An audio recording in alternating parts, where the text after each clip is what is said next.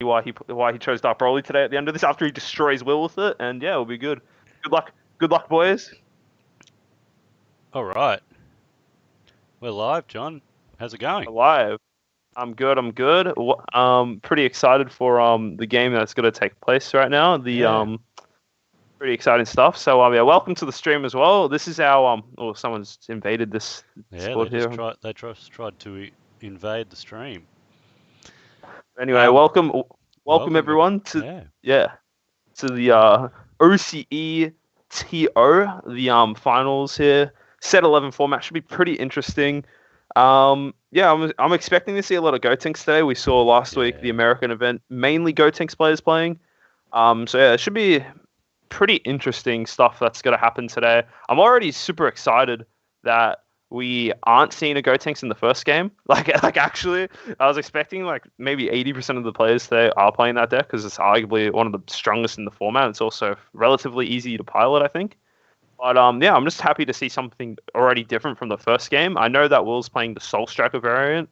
I'm the AOD variant of Soul Striker, sorry, and the Dark Broly was a deck I honestly was not expecting to see today because I don't think it's that good. But the fact that Yanni over here, who has played well in the other online events with the Vegex deck, he's playing it. It's pretty interesting. I'm curious to see what he does with this deck. Yeah, for sure. So, I guess best of 3 today. So what's obviously Gotenks did well last weekend, but what's your thoughts on sideboard options for players against Gotenks? I think for sideboard options players for Gotenks, I think one card that everyone should be having in the sideboard today is definitely Max Power Kamehameha, the one drop from the draft box. Yep. Since not only does it double as a negate, it also functions as a way to clear strong boss monsters that get played out in the early game, and it's just so useful in such a large variety of matchups. It's just such a generically good sideboard card.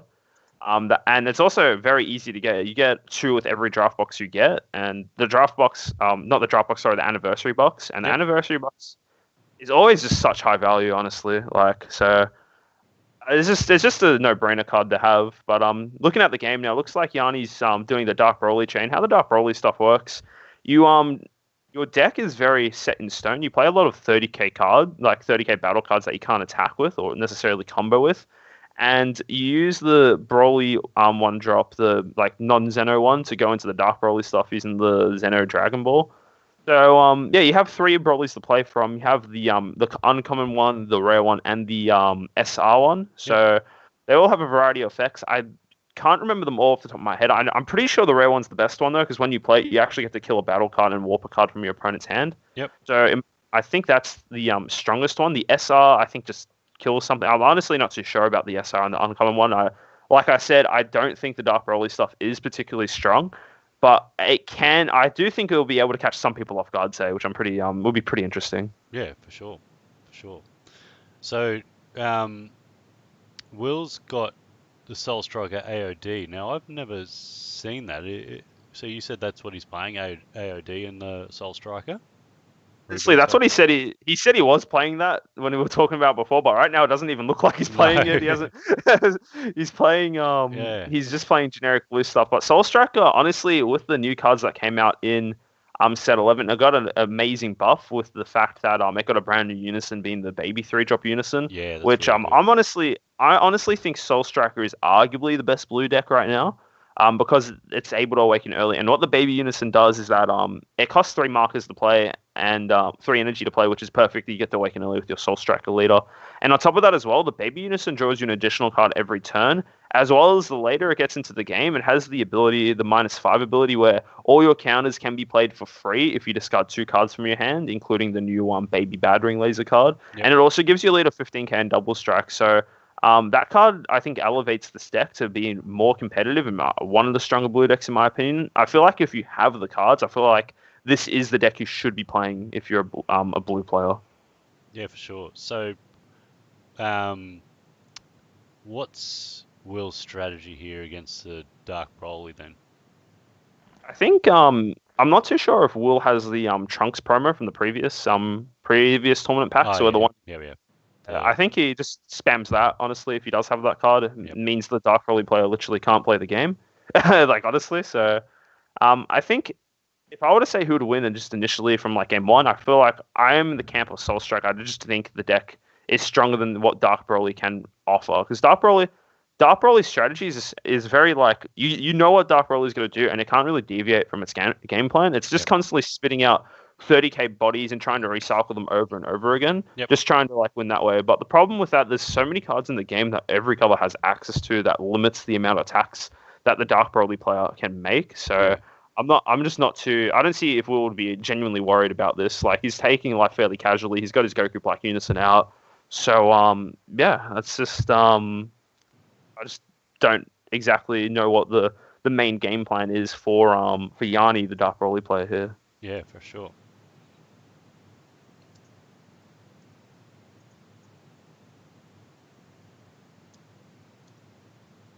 Just quickly making a post on the Facebook page saying that we're commentating, trying to get some of the Americans in here.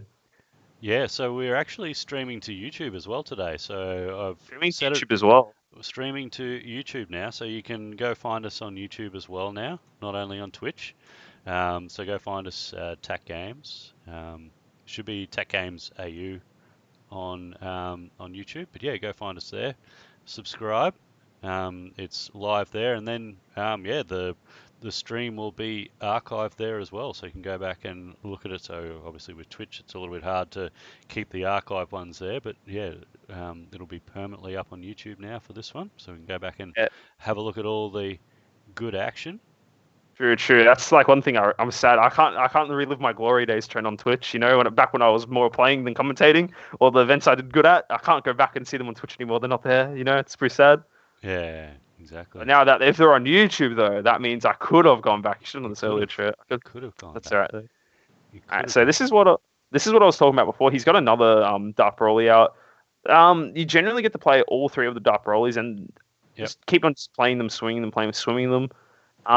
It's a very linear strategy. There's nothing like too crazy or like too out of the ordinary to it. You know what's happening, and it's fairly easy to deal with. Like Will seems to have a fair amount of negates. He's got the Goku hits as well. He commented them off before, and yeah, I just feel like the longer this game goes, the harder it is for Yanni to do stuff. It's just yeah, it's kind of just cut in stone what he's doing, and it's very just yeah, it's not particularly strong, I think.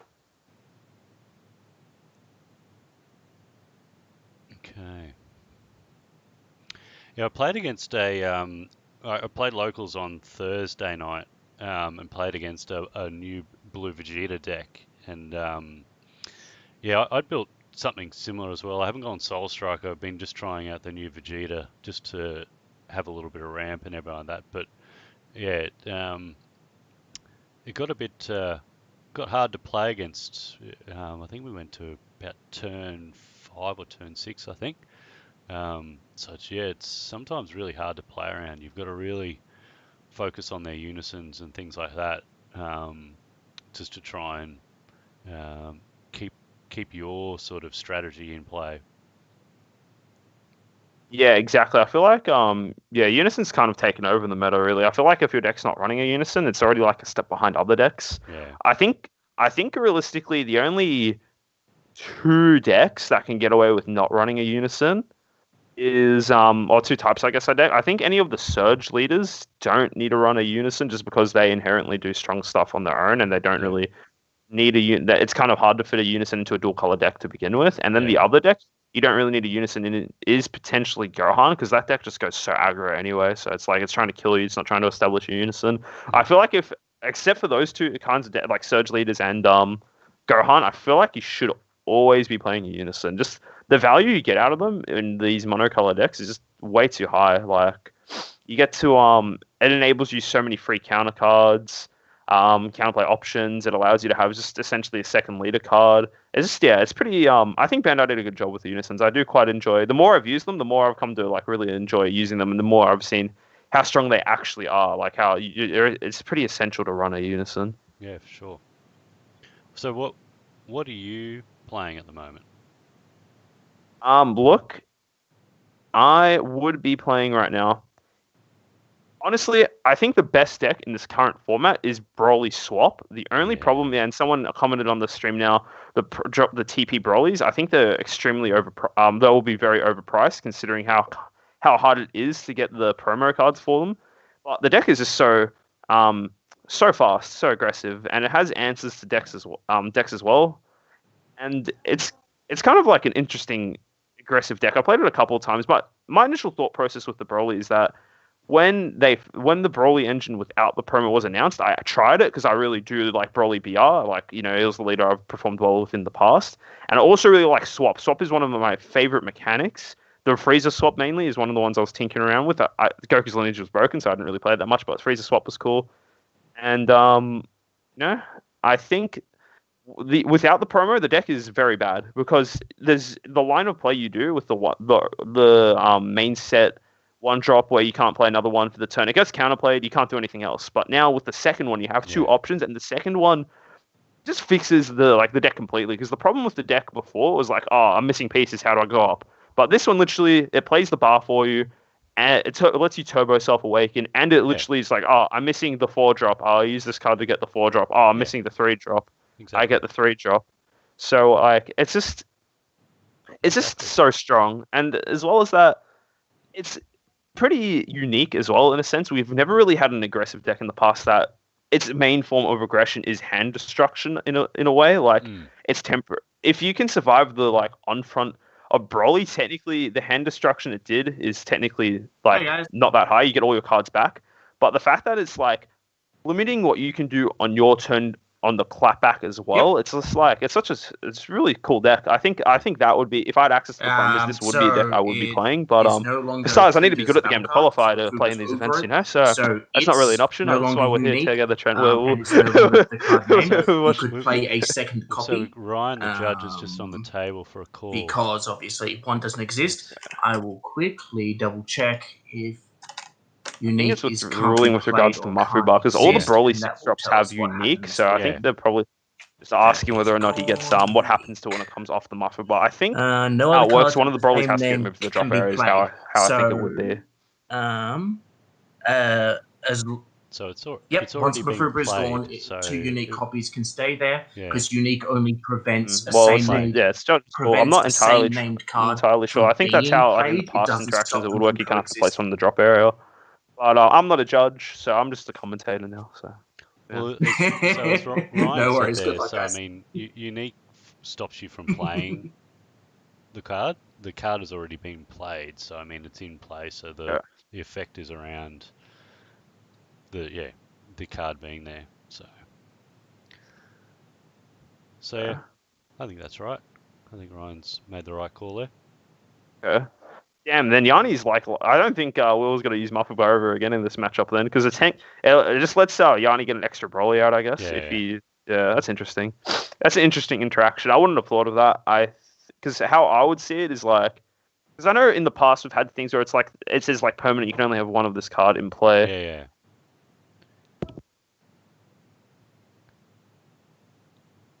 What was I saying? Sorry. I just lost my train of thought completely. So how in the past this worked is like if you had a card that says, oh, you can only have one of this card in play, and it gets like cold bloodlusted, for example, so its effects like gets negated in that.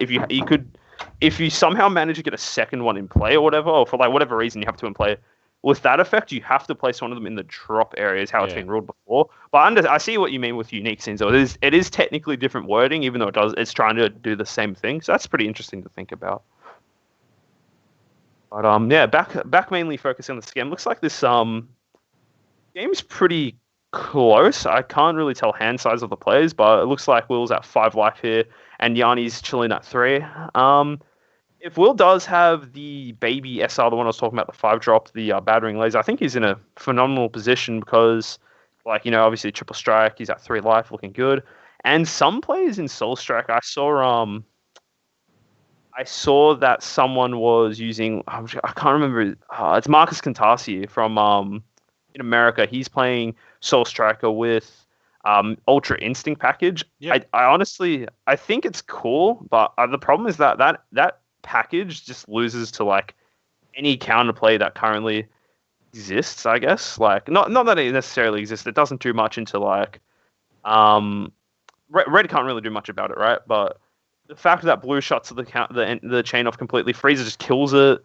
You know, it's a very very susceptible chain. So I'm surprised that is an option you can run. Like here, for example, would be perfect. It's an auto win in this situation, right? Like black cannot answer the Ultra Instinct card. That's the chain I'm running in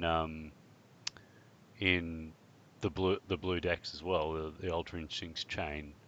But my first target is for the 4 cost is the trunks from Unison Warrior 10. Unison Warrior 1. So the 4 drop, which you can play for 2, and then that I figure, okay, well, if they're probably trying to free play, counter play, something like that off having Unison in play, so hopefully the trunks there with the 2 costs to give it +10 and triple strike, you can try and, if there is a Unison in play of markers and you're worried about that, maybe you can clear the Unison before you start your chain.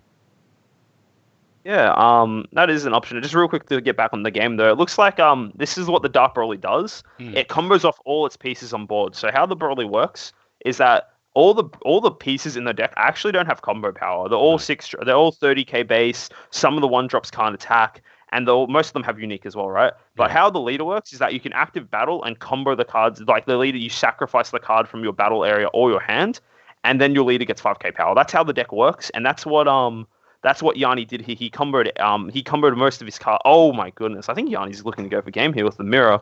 But you get to swim with all your cards and come with a moth. So that is potentially pretty strong. Wow. Yeah, nothing more to worry about. He just negates that. Yeah.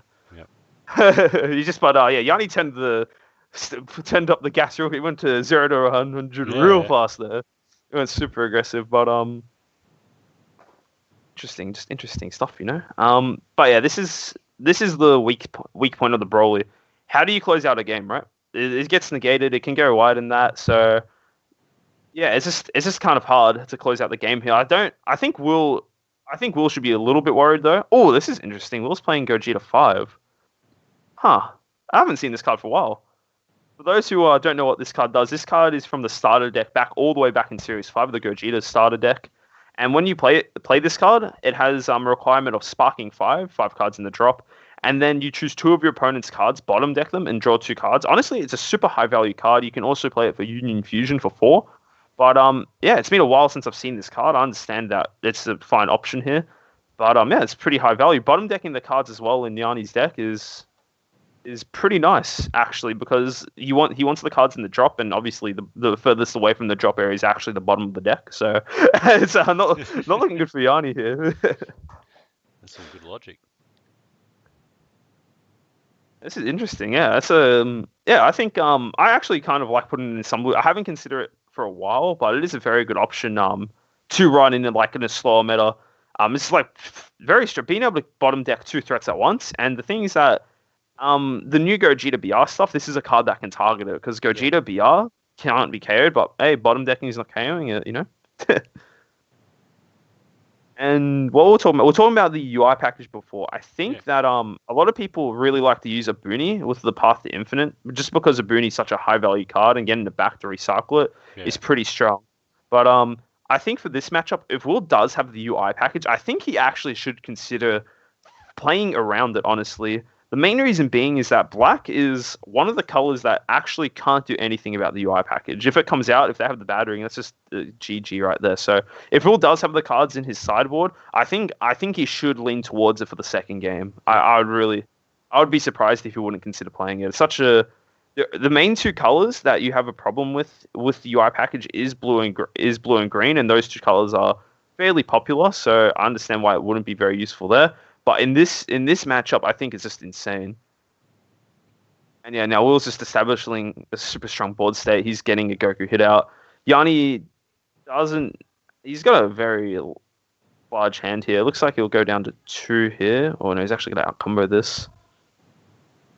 He's in the new Vegeta super combos. I love the new super combos, by the way. I think they're super awesome. Yeah, I think, honestly, my only complaint about the super combos is that they're res. That's the only complaint about them, because, obviously, everyone's going to want to play set up all these super combos, right? Yeah. But, yeah, and I think it's just, it's a nice thing to have, because essentially what happened with Set 9, they released these dual-color super combos, right? and all of them had really unique effects. I think that was really cool they decided to do that because how it's always been up until set 9. All right, my super combo is either a super combo that allows me to draw a card at 5 life or less, or it is a super combo that lets me draw 1 card at 4 life or less, or it lets me draw 2 cards in warp or pitch one. Right? It just draws super combo. It's very generic, but now it opened up these options for like unique deck building. Obviously, they made a mistake with Bibbidi and they've eroded it to a much more like fair playing field. But now I don't think you play Bibbidi anymore. I think the Vegeta super combo is just way better.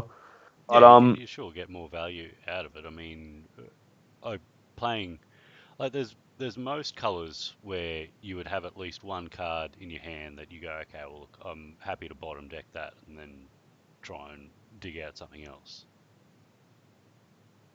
Yeah, exactly. Yeah, I think I think it's just cool. I think considering from where the game started, because I've been a player that's been playing from set 1, right? And I've been like, I'd like to say I've been fairly decent from the start, and I've been like fairly competitive and seen like what the best decks are. I think like for the first now, like, I do suck now. That's why I'm in the commentators booth. I can't even qualify anymore. Best of ones is actually not for me. I've always have done so bad in best of ones, even in best of threes. I always majority of the time I'll actually lose game 1 in best of 3, then win the next 2. That's how I play. You know, I like to live life on the edge. You know. But you like I think like time. That's what you're telling me. I don't go to time. I play aggro. How do I go to time with aggro? I just get greedy game 1. But yeah, I think like people people who've been around from the start will have seen the progress that Bandai's made with like design philosophy and that. There's been some things that is like questionable. I think like recently, obviously, Vegex is the questionable thing. But like, let's just say now, I'll use Gotenks for example in the green deck. Gotenks is arguably the strongest deck right now. Yeah. But the thing about the Gotenks deck, it's obviously it's like strong, but it doesn't feel like broken, if that makes sense, right? It does something. It plays a very strong card. It accumulates value over time. It honestly just feels like a Dragon Ball Super deck, like a deck you'd consider like that best reflects this game. How it's a fair deck. You draw a lot of cards. You do things that are very basic, just very effective, and it just feels really good to play. And like, you know, it just feels not like fair, I guess. Yeah. Best way for me to say it. Whereas other decks like they're a bit like different from that. Vegex is like you're spitting out cards for free, right? It doesn't feel as fair, but like, you know, it's not that big of an issue now. But like I don't even know what the point I'm trying to make. I think I'm just rambling now, Trent. But the point is that Bandai are pretty good at making card games. That's the point I'm trying to make. What do you reckon, Trent? Do you reckon Bandai are good at making card games? I think they're pretty good. Pretty good. Pretty good. Alright, looks like they're just checking out the drop areas. Yeah. I think Yanni should try to push for game here. I feel like Will's not going to give him a second chance after this. It was also interesting too. Yanni was running the Bardock SS4 Overrealm card.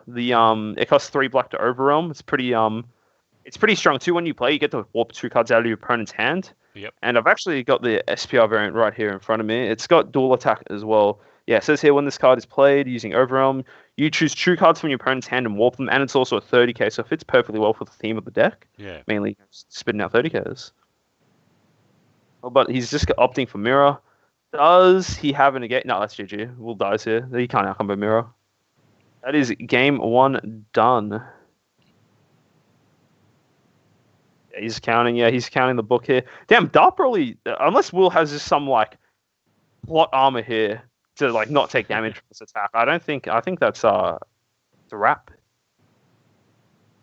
Yep, and Will knows it as well. Yeah, damn, Mirror clutching out there. That's pretty cool. Honestly, I'm quite surprised. To me, this is an upset in my mind. I feel like that Blue is well equipped with cards to answer Dark Broly. I don't think Will has any Trunkses. Yeah, that's what I was just about to say. It didn't look like he had any Trunkses, so yeah, that would make it hard. But damn, that's pretty cool seeing Dark Broly take game 1. That's I think we saw Eggman in the chat before. He's like, oh my god, Dark Broly, he's hyped. Eggman's pretty cool. He does his YouTube stuff's pretty cool. I do watch Eggman a fair bit. If he's still in the chat, hello Eggman. Alright, here we go.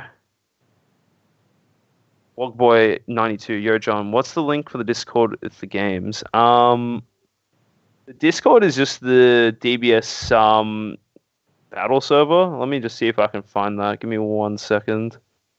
Actually, no, I don't think I have it. I can't actually link people to this Discord. while we're waiting for them to sideboard, so we have we'll do it over a few breaks. So we've got a few reveals coming Oh, up. yeah, these cards are cool. These cards are cool. Yeah, Yeah. had to show you. So yeah, so got some reveals. So after this one, we'll do some reveals. Then yeah, in between each round, we'll do some reveals of the pricing for the next lot of online tournaments. So yeah, should be good.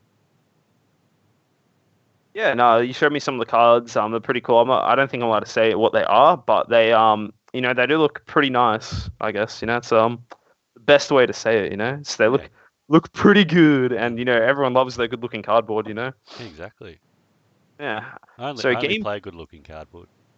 exactly. I only buy max rarity every card. Look at my bank account in the negatives, but it was worth it. My deck I'm not going to play for a little bit. Looking good. Did you pick Alrighty. up the SCR for the Broly? I actually got lucky enough to pull the SCR for the Broly, and Nice. I'm looking for a Hachiak because I don't know why, but people are hating Well, on Hachiak for some reason, and it's arguably one of the best SCRs ever printed in the game. I don't well, understand why. Will didn't actually see. Does Will run the SCR in this one? I think I think right now what I've noticed, and knowing Will as well, I just simply don't think he has more of the expensive cards. I don't Yeah, think he'd okay. have the Hachiak SCR, and I don't think he'd have the Trunks promo, the one that's in the gate. Yeah, okay. So I think that it's going to be pretty rough actually for because obviously these cards just answer the Broly perfectly, but if you simply don't have them, like it becomes the story's different, right? Yeah, The story's that Yanni over here, he has a very strong deck, and the strong Dark Broly deck who's just presenting a lot of strong bodies. And normally it's like, oh, I have to worry about Trunks the Hero Prospect. He just stops my turns. But now it's just like he just does whatever he wants, right? yeah, Now it's more of like not really Yanni getting stalled. It's more like Will having to try to survive is the yeah, story now. yeah. That's pretty interesting that that's happening.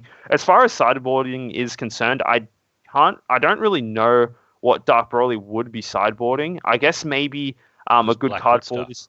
Black Yeah, good stuff. exactly. Black good stuff. One Yeah. card would be the from set 8, I think it was one of the Ghost Warrior cards. You play it for Oh, one, you yep. draw a card. Yep. And if your opponent wants to untap energy with, the Yeah. Soul Striker leader ability, for example, you warp 5, and that would just simply. I think if Yanni does have that card, Will doesn't have a chance in this. Like, considering what we've seen, I think it's going to be like fairly hard for Will to be able to win if Yanni does have that card in his deck. Curious to see what Will's sideboard. If he is running the UI stuff, I think that is a great option here to deal with what Yanni has. But again, just simply looking at Will's cards here, he didn't even play the Trunks Unison. So I'm interested to see. It looks like this is just more of a budget version of the Soul Striker deck.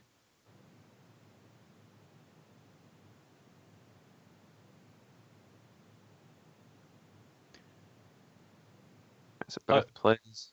I mean Yeah. the yellow blue multi super combo is really good value in the current format though. Like even towards the end of the Vegex sort of period, and now with Gotenks and Broly and all the two Brolys obviously here with the dark one and then the red one. I mean, it's still a very good option for some of the aggressive decks to combat the aggressive decks. I mean. Yeah, definitely. I think it's like one of the strongest super combos they've printed out of that like set 9 all those super combos that they did add in the game during then. And it's just it's perfect. It combos very nicely with the Goku hit, obviously. You Yeah, get for the sure. combo of that, then arrival, you essentially stop up to 3 attacks, right? Yeah, You tap something, you out combo the attack, so that's 2, and then the Goku hit functions as a blocker twice during the turn, so 4 attacks actually potentially. So it's a very good defensive option. But again, the problem is that the fact that Will can't really do much to do with the Bros, and even this Mafuba ruling now that's happening. That's just honestly it's honestly bad if Will plays Mafuba. I wouldn't have been surprised if he started it out actually. Yeah, it is an extra negate, but it's like, well, now you give him a 4th Broly, and normally Broly can only play 3. yeah. Making his deck better. Also, I do appreciate Will's using dice to showcase his life, and they're making it easier for us to see what is happening. Seeing the life totals there. Will always makes it easy for us. Very, very good. Very good. Alrighty. Looks like Will's taking some of this early aggression. He's not too fussed about it. Yeah, and we've got Yanni going up the Dark Broly chain again. Yep. Interesting to see what Dark Broly he plays. You know, I'm gonna do a smart thing. I'm actually, like I said earlier in the stream, I genuinely don't know enough about the Dark Broly stuff. I have a general idea of how it works, but I've never tested the deck for myself, and I can't remember exactly what all three of the Brolys do. All I know is that the rare one can warp a battle card and make your opponent warp a card from their hand. So let's have a quick look here if I can find it online. Let's have a quick look under Vermillion Bloodlines. Actually, it's so helpful having two monitors to have a look at this thing and see the games at the same time, Trent, you know? That's it. Here we go. So the uncommon one, the 6-drop, is that you can't play any more copies of this card for the turn, and it's also a blocker, so that's the defensive one. The rare one here is the best one, as I thought. It is when you play this card, send a battle card from your opponent's drop area to the warp, and you warp a card from their hand. That's super good value, actually, because a lot of people are warping cards. Yeah, that's Espero TV here saying, yeah, one's a blocker, one warps something, and then, yeah, and the 6-drop warps a battle card. Okay, so they'll actually have different effects. So the SR one warps a battle card in play. The rare one warps a battle card from the drop area and a card from your opponent's hand. And then the uncommon one's a blocker. So you have 3 genuinely solid effects. And especially since you can split them out fairly easily, how it works is that you send 6 battle cards from your drop area to the warp, then you get to play it from your drop area. So, or you use the Dragon Ball, the Dark Dragon Ball to just evolve the 1-drop into it. Yeah. So yeah, it's interesting stuff here. Obviously, I think the one you want to spam out in this situation is probably the one he's played, the rare, because like obviously it's just a free card from the hand, right? Yep. Sure. And then we also have, I feel like it's kind of weird actually. I feel like the rare should have been the SR. I feel like, I don't know, for me, I think that one's the best one. That's just, maybe I'm just crazy. I don't know. That's just how it feels from just looking at it, I guess. Like, being able to warp a card free is pretty strong, right? So, or am I just crazy? So that's the tournament pack Gogeta, isn't it? The one that The will have. Unison. Yeah. Yes, that's the one he currently has in play. Yeah. That card is pretty good. What that card does is it has a permanent ability where as long as this card is in rest mode, as long as you have a blue Sane card rest mode, and your leader's a blue Sane as well, your leader is immune to damage. Pretty good. Only thing about it is that it doesn't actually have a way to gain markers. It also has it's also 20k dual attack, so if it did have a way to gain markers, it would be pretty strong. Yeah. But like that's just one downside about it. And the -1 effect's also super good. It lets you play a 2-drop saying from your hand or less for free with its skills negated for the turn. And it also lets you bounce 2 of your opponent's battle cards back to your opponent's hand. Very great board clear, honestly. And just overall strong card. It is fairly nice looking as well. And it also fits nicely for the Soul Striker deck. It is something you should consider playing. And I think it's also smart that Will's playing this one over the Goku Black Unison. Being able to apply more pressure with the Unison is nice, and as well as the fact that there is a way he can get it out and use it defensively, like so he doesn't. Obviously, being able to play Blue Sane and not take any damage is huge for Will here, because he just he doesn't have the tools we were talking about before. It appears to stop these attacks, right? Yeah. He needs to be able to stop them another way, seeing as though he does not have the trunks.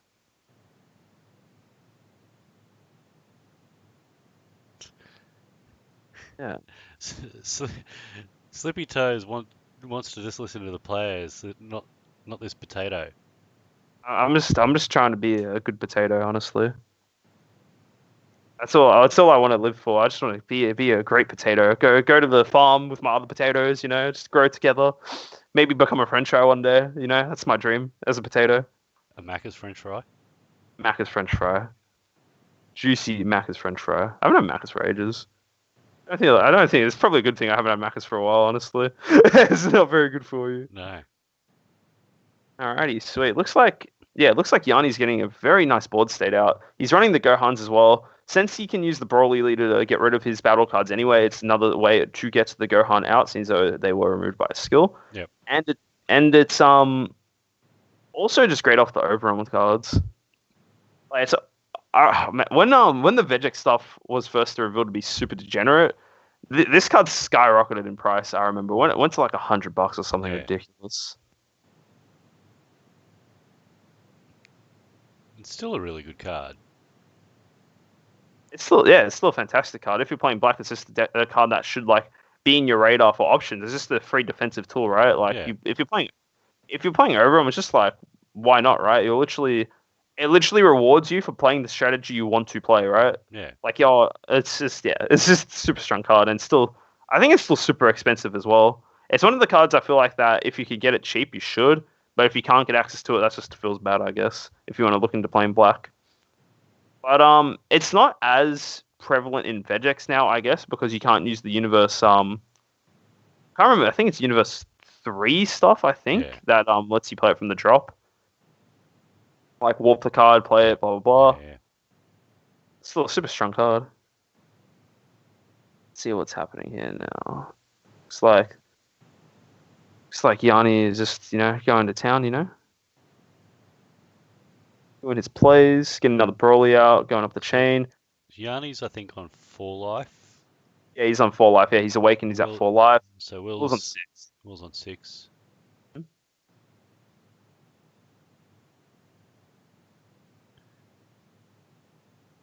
So Yanni won first game. Yeah, Yanni's up currently 1-0 right now versus Will Soulstriker. Well, talking about before, I think a big reason for it is that Will just doesn't have all the more expensive cards, I guess. Yeah. For the blue deck. That's one thing about blue. A lot of the cards for it that you need are expensive, right? And especially for us in Australia, for the promo specifically, it's really hard for us to get promos here because there's not as many events as there are like in America, and on top of that as well, it's relatively like more expensive as well, just because of like how our currency is, I guess. So the cards actually do cost more. Yeah. And plus, I don't think everyone wants to drop a lot of money to play the Dragon Ball Super card game deck with COVID going on, right? Exactly. What I might do, because I completely forgot we were playing best of 3 today. I am going to fix it up because I've still got my best of 3 stuff on my. Oh, you're talking about like have the showing the scoreboard and that? Yeah, so I'm just gonna flick that over. Just one moment, guys. There we go. Refresh. We'll fix that up. Oh wow, I was using he's a Booney Yu-Gi-Oh tokens. That's pretty funny. That's pretty funny. Oh, there we go. 0-0. It should be 0-1. Trent should be 0-1. Yeah, just getting to that. That's pretty funny. Yeah, cool. Nice to see that Will does have a Booney though. It didn't look like he had the chance to play it in the previous game, but this will just help him do some be a little bit more aggressive. Yeah, he can't really answer the can't really focus on the killing the 30 drop Broly's. His deck is just they're too tall, right? But being able to just get some aggression, force him to combo them off so they're not on the board is also nice as well. Yeah. Latin America shooter promo. Yeah, I feel like honestly it's kind of OC is lucky, honestly fairly lucky when it comes to the Dragon Ball Super card game, mainly because one of the distributors here, Trent and Crystal, thanks Trent. Good distributor. Seems like they're part of TAC Games, and TAC Games is obviously in here in OCE. We get, I'm sure behind the scenes you guys are doing some good stuff for us to get more cards, right? That's right, Trent. Is that safe to assume? That's our bread and butter. We just make sure that everybody has access to what they need. So that's been our philosophy since TAC Games was created. We just want to make good tournament experiences for everyone, and that at the moment means getting access to the right cards. So so we're pretty lucky in that regard, and obviously Trent and Crystal, you guys have done some of the American events as well. Actually, I remember you guys did Gen Con, I think last year or start of the year. Pre-COVID, better days. But so I think OC is a little lucky in that regard, because I think from my perspective anyway, the regions that get most love, obviously Americans get the most love, right? We have PPGs up in there, and obviously the most players that play the game are from America. And then I think afterwards, OC probably gets the second most love. I think I could be wrong. That's just like what it seems from my perspective, though, right? Like of who gets the cards and like who Bandai is like focusing. Like, I could be wrong. That's just like how I see it, though, right? So OC players are still lucky in effect, but it's still relatively hard to get the promos, though, is the thing, right? It's not easy to like You can't go to like as many locals as you want. You can't really get like You can't even go to locals at the moment, can you? Yeah, exactly. Like our state, where I'm from is still in lockdown. Apparently, I don't know why, but anyway, that's a story for another day. But yeah, it's just hard to get promos, right? They have changed the promo pool rates as well, since you get the winners one now, as well as like them being like 20 promos now for the set. But yeah, you can't really like do much about it. Just like get all the cards you can and play what you can, I guess. Fun fact: here it's North America. Here it's not. Yeah, that's pretty funny. That's pretty funny. Oh.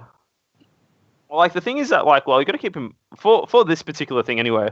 Obviously, America like is just obviously the bigger country, right? So there's going to be more people playing there, so you're going to need to get more stock there as well. So like, yeah, it's just I don't know, and there's also that also leads to like more people having a voice about it. I guess I think it kind of like how it works is like, let's just say now you have 100 people versus 10 people, and you give them the same thing, right?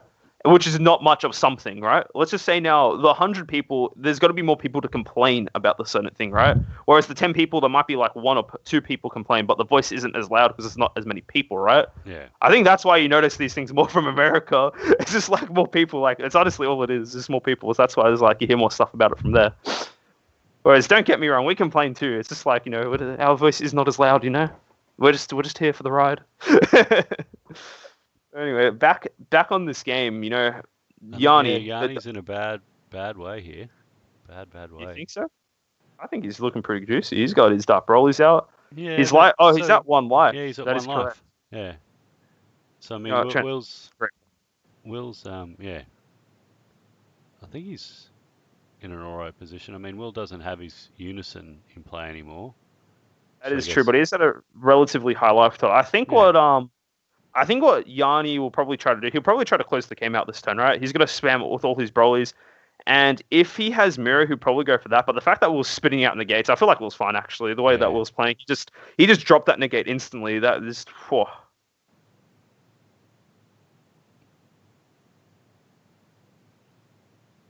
Yeah, Alistair, I completely agree with you 100%. Like, that's a fact right there, what you're saying. 100%. The thing that kind of sucks too about the promos, there's more promos, but some of them are just like unplayable, right? Some of the promos are just really bad. If all the promos were like decent, I guess it would be fine. But I think it would have been alright if they did it like for locals anyway. You do the winner promo and they only do 10 cards.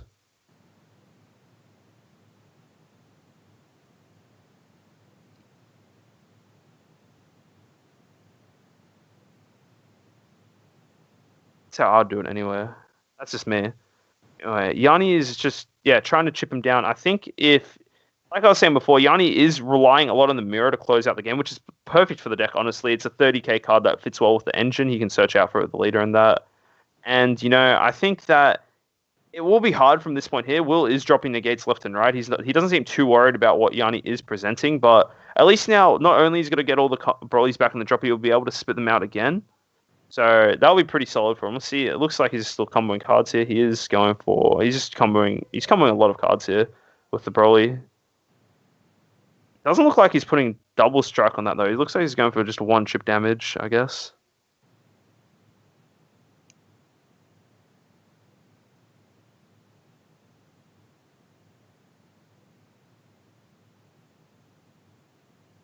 Does he go any higher? There it is. There's the double strike. Will is definitely taking that. So now this just tells me Yanni has a Mirror, Creator, Absorb, and another double strike Chomper in hand, right? That is just what that tells me. Yep. I wouldn't be surprised if he decides to play the Brolys out first because, he might as well get the Brolys in the cards Thorpe anyway. You might as well get them back out on board, right, before you overwhelm everything. Or is he just going to go straight for it? That is the question.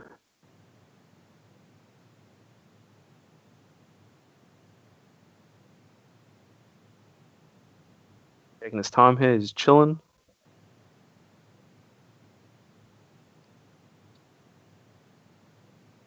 Okay, now he's just grabbing another ball back with Toa. That's fine to do.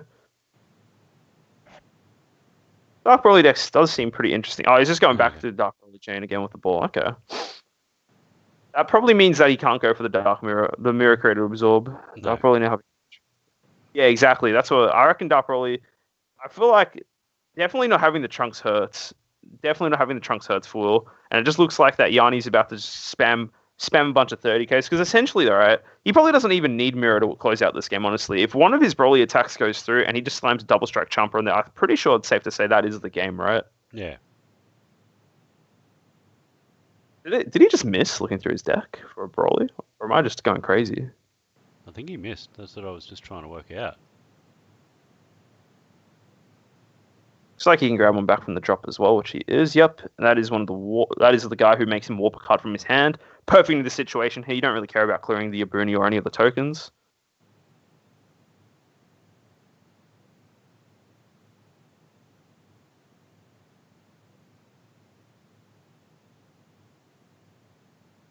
Does Will have a negate here is the question. You'd got to think he's got something. I mean, he had a lot of open energy. There you go. Yep, another waste. Yep, and then, yeah, this is what we were talking about before. He's just going to be spitting out Broly's left and right here. He's getting them all back. Yep, here's the SR one. Warps a battle card or whatever he needs to warp.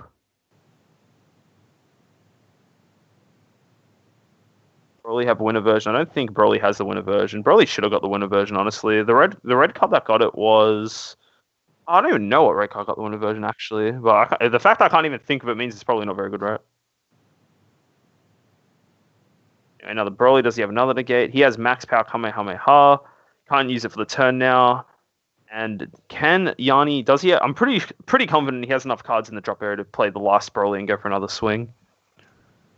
Although all the Brolys do have the effect where once you play them, you can't play them again for the turn. So I'm pretty sure he did not play all of them. He played them all last turn, I'm pretty confident. So yeah, he's getting the last now. Yep.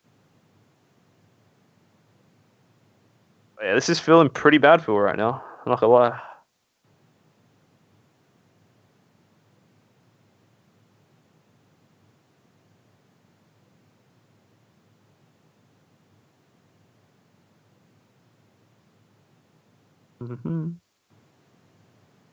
Oh, he's going for... Okay. Yeah. Maybe he doesn't have enough cards for it. Maybe he's just trying to bet another negate here. I can't really tell the size of Will's hand. It doesn't seem that large, right? Yeah, he's going for game here. So we got... Oh, okay. Very light combo, okay.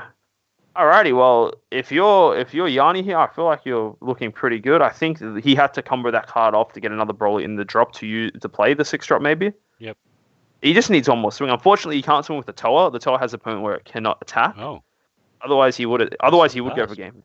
Has passed. All right, that means he couldn't play the last Broly. Yeah. Will's in a pretty bad spot though, right? He just got crippled there. Honestly, Yanni's in a worse spot actually. He just dumped everything that turn and couldn't close out the game. So I feel like I think he's only got 2 cards in hand now, isn't he? 2, yeah. 1, 2. Yep. Yeah, all his cards tapped. He can combo. He can use the Broly. There's 15k combo power on the board with the Dark Broly effect. He can combo the cards in rest mode. So yeah, it'll be interesting to see. So the 3 tokens match that combo power, right? So I feel like the play for Will is just swings with all his cards. The only card that's problematic is maybe Protector of the People, if Yanni has it. But what's going to happen here? Will's going to swing with the token. He's going to combo 5, swing with the token, combo 5. Maybe super combo or something, so he gets value out of Soul Striker. Power Burst there. Gets another 5k back. I feel like we're going to game 3, guys. We're going to game 3. This is this game right here. It's the Broly. That's 5k combo power right there with the leader ability. Another 15k swing. No negates, obviously. Will dump hand here, or will he just take his time with this? Honestly, it really doesn't matter. Like, it's got to get to the point where it's just the GG in this situation.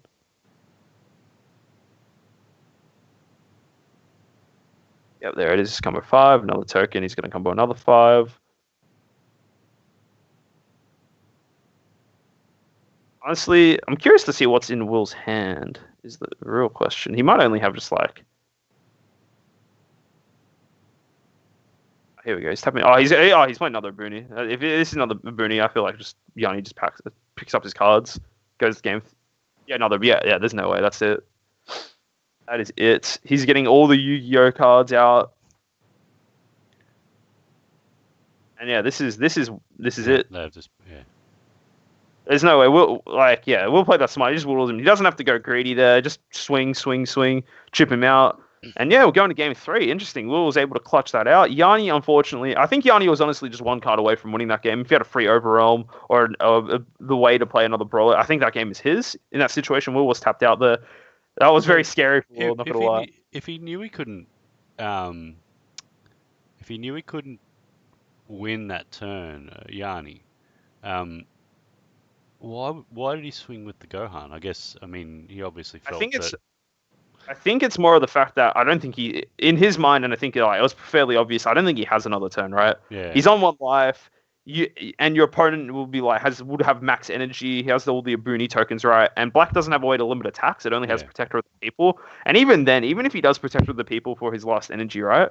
Then he just goes for game, like just dumps like with his leader, right? He gains the 5k, whatever, right? Just combo everything on the leader swing, and yeah, I feel like that game was just free for Will towards the end. It was fairly close though. I'm honestly fairly impressed with this Dark Broly though. But again, that relates back to the point I keep on making. Will just does not have Trunks Heroes Prospect. That is honestly what's making this so hard for him. If he had that card, I feel like this matchup is a completely different story, right? Yeah. Will just stalls him out completely. He can't. The Dark Broly player can't really do much about that. And it gets to the point where Will's able to actually play his just spam his Aboonies and play his Android 17, the turning the tide, which he's been charging his energy. I don't think that he's ever getting to that late into the game. I can't imagine. Yeah, it just feels like that Will is just trying to hold off the Dark Broly stuff, and just hoping for the win. This time though, this is the first game that if Yanni does opt to go first, it is the first time we'll be seeing the Dark Broly player like us just going first. You know, simple as that. Yeah. I think that's huge, right? Yanni's turn 2 is going to be ridiculous because how this the first couple of games played out. Will's been able to defend fairly easily the first couple of turns, right? Because he hasn't really had to worry about much, right? No. But now it's going to go. He's going to be going into his opponent's second turn of the game, sitting on 1 energy. He's just going to get slapped left and right by Broly's.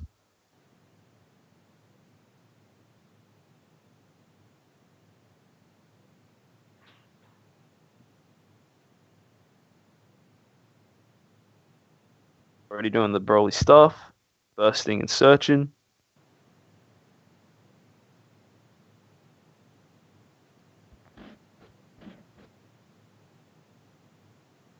Yeah, Eric, I do agree. It would be nice if some of these cards could have got reprinted a bit earlier, but at least we can at least be grateful that we are getting some stuff, right?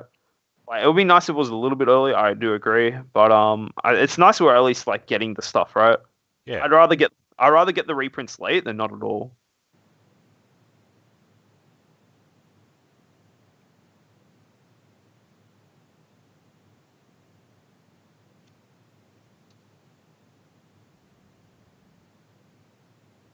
Alrighty, going into Dark Broly players turn 2.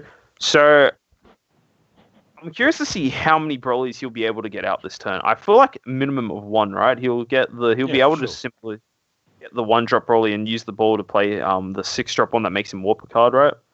So I think we're looking pretty solid. We'll probably have to negate maybe one of these attacks, maybe not. It's just kind of going to be rough because Will's been able to awaken, I think, at 6 life the first 2 games with his Unison. I don't think he's going to get that luxury this game. I feel like he's just going to get pressured way too hard too early on. We're seeing it right now. He's going to play the 6-drop, force into warp a card.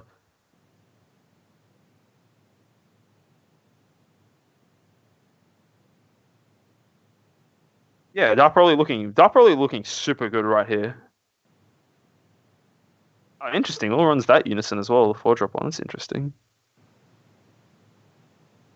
Yeah, I feel like that. What if I was in Will's position? I feel like Oh, this is clean, clean from Will, crispy clean, too clean. Jesus. All right, that was just actually a perfect response to what the Dark Broly 7-1 aggression. That was beautiful. I was thinking about that before. I was actually thinking about that.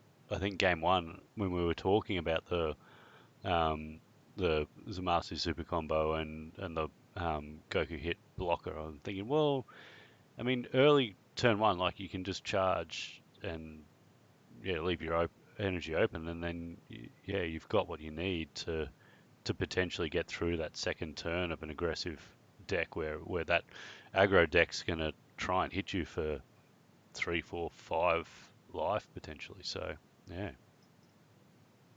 100%. This is like honestly, that is the perfect response Will could have had in that situation. It's like, you just catch people sleeping on that sometimes. Like, obviously, it makes perfect sense. You'd want to swing with the 10k first because they're probably not gonna be able to out combo it, and then you swing with the 30k for more value. But like, we're just like, no, none of that in this game. Will was laughing there. That's just like a perfect response to Yanni's turn one. That was just fantastic.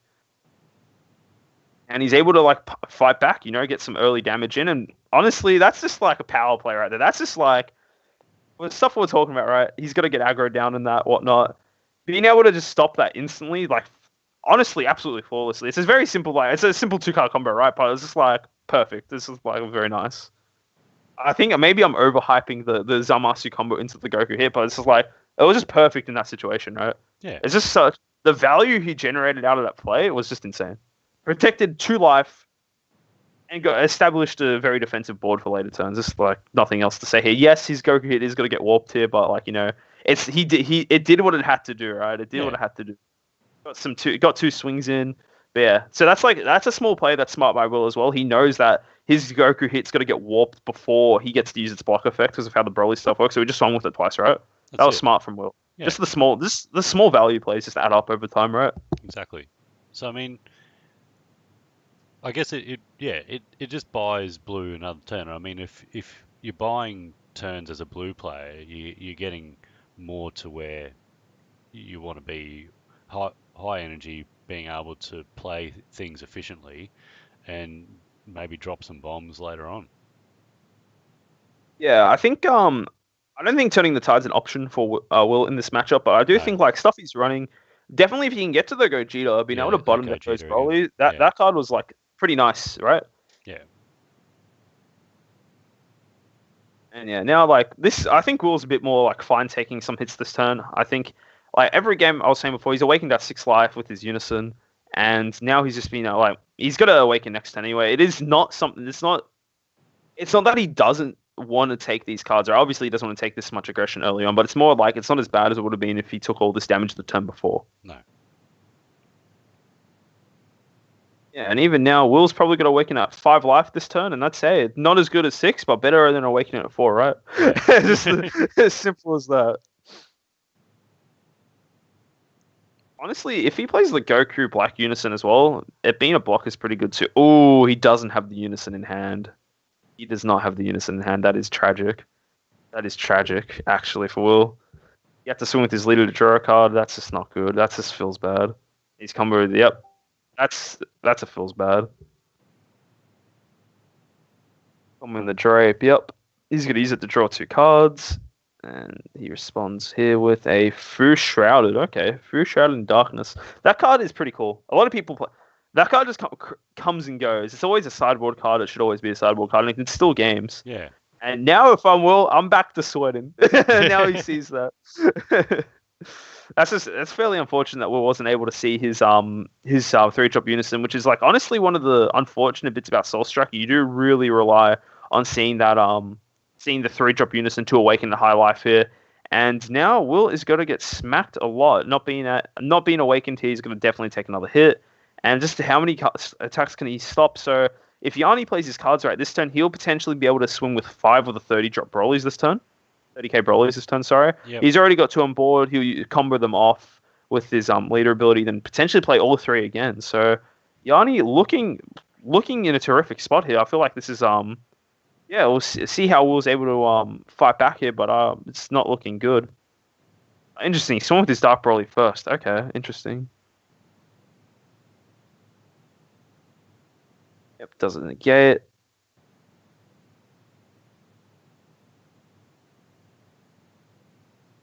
Yep, we're just spinning out negates here. Getting all the Broly swings. This is terrifying for Will, right? Like, opponent 4 energy. Interesting. Playing Meki. Yeah, this is the one problem of being able to listen to the players, right? Or commentating. I don't know what card he's choosing to declare he's not playing ever again, right? And I think it's a Bruni. I think he said a Bruni there because that's Will grabbed his tokens. That's my guess is I literally can't hear what they're saying. Definitely not Trunks Hero's Prospect just because like he doesn't have it, right? Interesting that he's running that card. It's a very cool design card. It's one of its kind, I guess. Being able to play it, declare that hey, you can't do this, and I guess it's also high value in the Dark Broly deck because it does actually allow you to search for Dark Dragon Ball, which is just and the fact that you rely on those, essentially you get a free 5k combo and an option to go up your Broly chain. We'll Senzu in here. He's awakened. This is why I was actually surprised that that Yanni swung with his Dark Broly first, because to me it makes more sense to swing with the 230ks and then swing with the lead so it becomes a 25k, right? Yeah.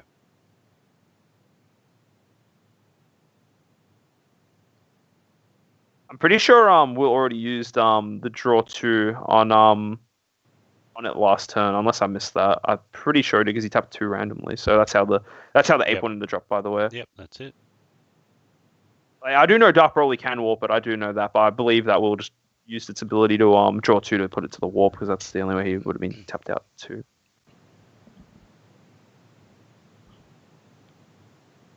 Yeah, here we go. Another Dark Broly on board. Senzu Bean's kind of not going to be doing much here, right? His Brolys are all 30ks. He can play 2 more potentially. This is not looking good for Will right now. And if Meki did target a Booney, that's Will's next turn. That he could have done stuff. Yep. Yeah, Yanni dictating the pace of this game. That's for sure. Okay, Broly swing max power. Yep. Yeah, it's just like all Will can really do is just say you're swinging. I negate that. That's all he can really do. And he's past turn. Yeah. Did okay. Yeah. Fair enough, I guess. Fair enough. Oh no, he's not passing turn. It looked like it was with the hand signs. Yeah, it sounded like it. Oh, it seemed like it. Seemed like it. Yes. I was about to say Will can definitely. Yanni can definitely do more stuff here. Yeah, he's getting warping some Broly. He's about to play another one.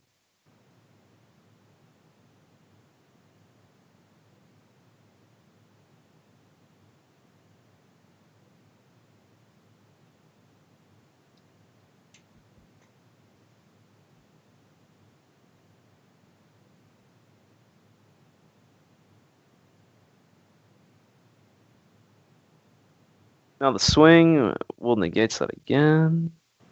And now it's Will's turn. Yeah, this makes more sense to me now. This is the way to use it. So what can realistically? I'm thinking about it from Luke's from not Luke. I don't know why I said Luke. From Will's perspective, right? Yep. He's in a pretty rough situation here. He's getting this Trunks Unison out. That's interesting. He hasn't his Gotenks Unison out. Sorry, this Gotenks Unison is pretty solid. It dual attack blocker. It lets you draw 2 cards and also lets him clear 2 threats. Right. I feel like Will has to clear the 2 threats here. Yeah. But the fact that Yanni played Meki and said no Booney, right? I feel like a Booney is the better play here. Actually, maybe not. I don't know. If he bottom decks the 2 Dark Brolys, right, that's huge for him. Actually, that means he doesn't have to worry about those next turn, right? But he didn't really have the option for a Booney. But I don't think Will minds actually. The fact that this Gotenks is able to bottom deck the cards is fine. Curious to see if Will tries to go for border control here or to just deal some damage. Like clearing Meki is good because Yanni is grabbing a free 5k combo with every turn, grabbing the ball, sort of like the skillless Goku one drop, right? Yep. Battle coming that off. Yep. He's going for some leader swings. And yep, he's going to swing with his dual attack Unison. I do feel a little bit bad for Will, honestly. The fact that he's running sub-optimal cards, I guess, just because he doesn't have them, kind of sucks. But he's making them work. He's making a lot of his stuff work, right? Yep. Oh, he's swinging both times with the Unison. Okay. No, you got to use it for a blocker effect on the following turn. That's fair enough. Just trying to clear the board. Makes sense. Oh, of course. I'm so dumb. The leader lets him untap. I'm so dumb. Yeah. Of course, it makes perfect sense to swing with it twice if it untaps. Very good, Will. Very good. Oh man, that's funny. All right. So now this is kind of like solid for Will here. He's been able to bottom deck two of the Brolys. I do think he has the SR and the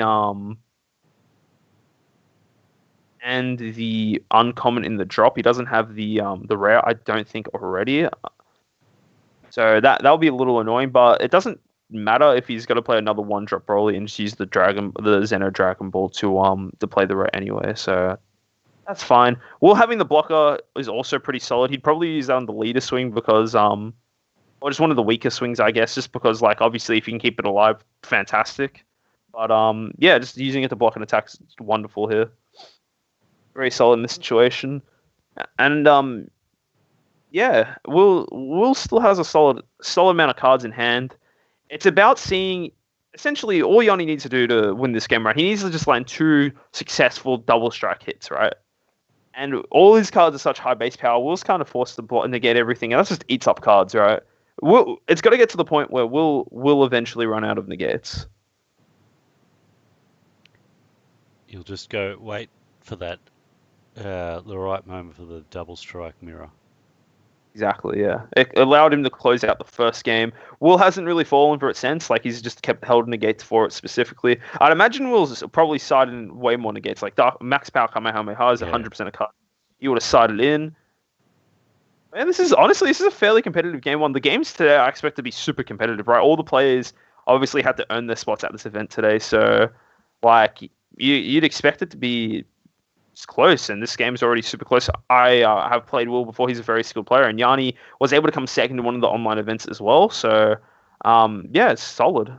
We'll take him. Will's. Ooh. Okay.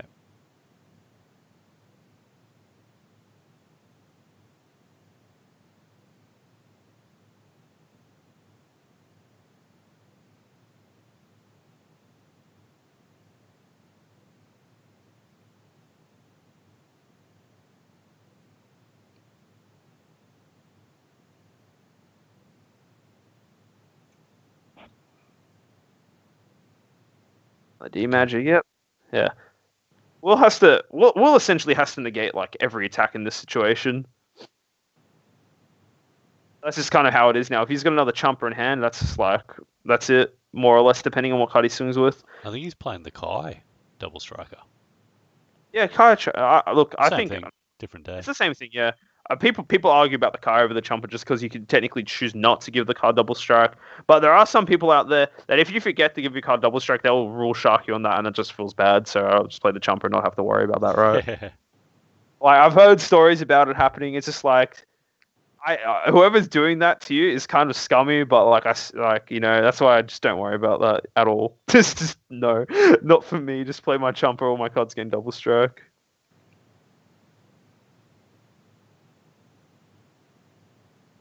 Yanni's hand is also massive here, by the way. He's got so many cards in his hand.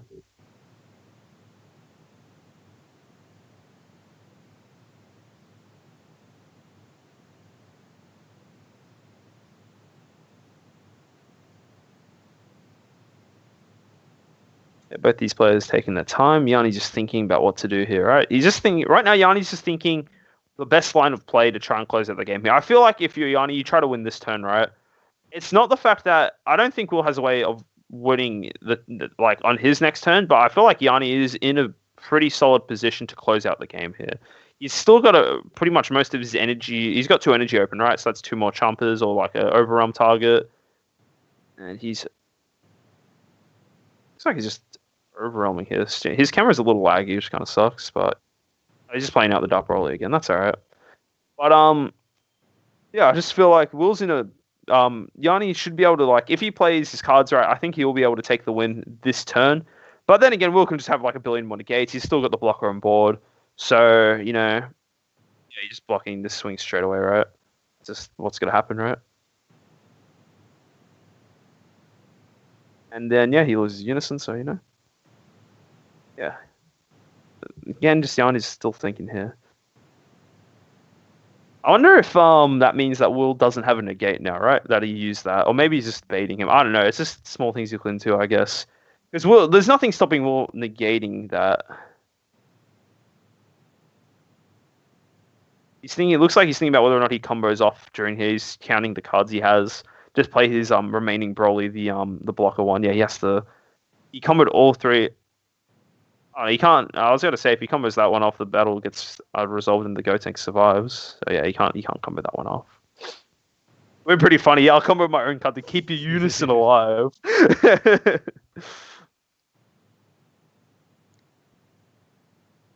Here's the last Dark Broly, the uncommon blocker. Can't play it for the rest of the turn. Does Will have a negate? The question in everyone's minds. Even if he does have a negate, doesn't have a negate, Yanni's tapped out now, so it's no threat double strike. Yeah, it looks like, Yanni just going for the safer option. As I was saying before, Will probably doesn't win the game this turn here, so Yanni just setting up defensively. And now Will needs to make a power move this turn. Like this is scary for Will. I feel like Gogeta 5 is perfect right here. Bottom deck the 2 Brolys. Don't worry about them again. Force him got the Zeno chain, draw 2 cards. But can he win this turn though? Let's see what he decides to do. Because I feel like if it gets to another turn of Yanni's, Will's not going to be able to do it. Yep, here comes the Gogeta instantly slamming that straight on the board. Here it is, bottom deck, both of them, draw 2. Now, the next thing in response to that, if Yanni has the Gohan in hand, he gets just to play it for free, and it's a defensive thing, right? And it's close to impossible for Will to close it out here. I do agree with Alistair here. I do think it's Dark Broly's game to lose, right? He's in such a prime position. He does not have the Gohan. He's swinging with the Gogeta first. What is he going to do here? Is he going to Sparky negate this, or what is the play?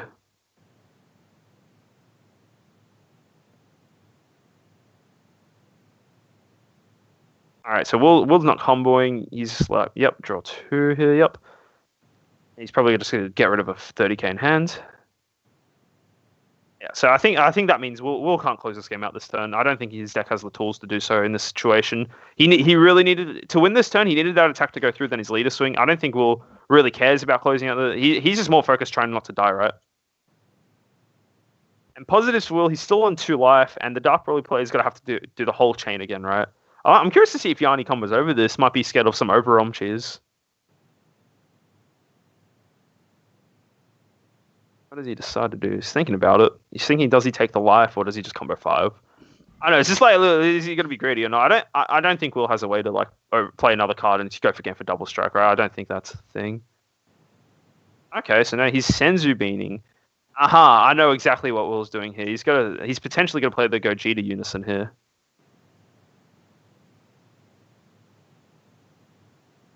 Yeah, chat, Broly's looking good here. Dark Broly looking really good here. I wonder what Will decides to do here. He's beamed aggressively there. I think this is Gogeta Unison here. Goku Black Unison. Actually, fair enough. Going off the 3 markers. Yep, that's all right. Let's see what happens here. I think Gogeta Unison would have been interesting as well, because that means he's immune to damage. He's in the lead.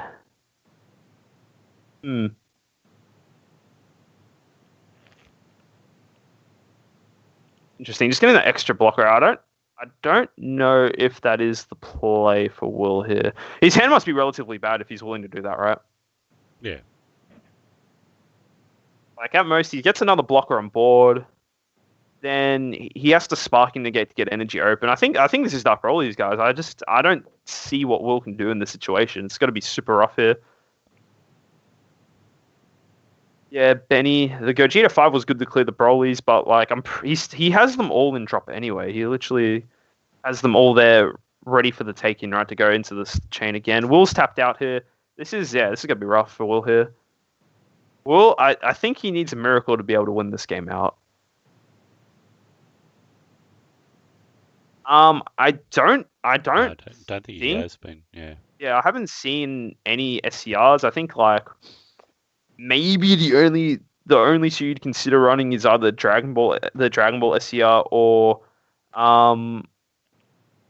the Smoke Dragon, but I don't think you really care about that. You're an aggressive deck. But yeah, exactly, Alistair. He needs a Dimension Magic here, or it's doomed, right? He already blocked a thing. Yep, he's blocking that attack. Demigra maybe. Yeah, Demigra's actually a good option as well. Damn, Demigra's such an old card, actually. That's set 4. It's ages ago. But yeah, Demigra's another decent option too, Eric. There's another decent option as well to run.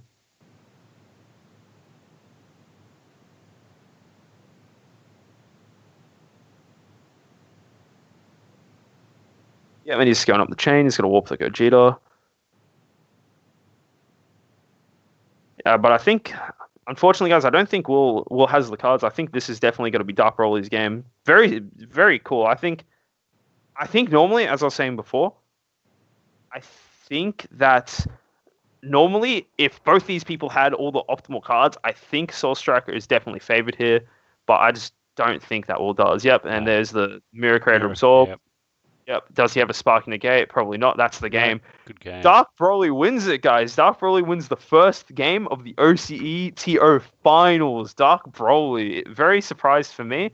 I was expecting to only see a bunch of Gotenks mirrors today, and already right off the bat, we have a very exciting non-Gotenks mirror matchup. That's pretty cool to see. Honestly, congrats to Yanni here winning it with a deck that I'd consider to be a bit of an underdog in this tournament, but he made it work. And yeah, it was nice. Very, very exciting best of three, all three games on the distance. No, awesome game, first game today. Hopefully we have more exciting games like this. Yeah, so I'm just checking out. See, so we're just about to go to time in the round. There's three other tables still active, so I guess we've got a little bit of time. So what we'll do, we will head over.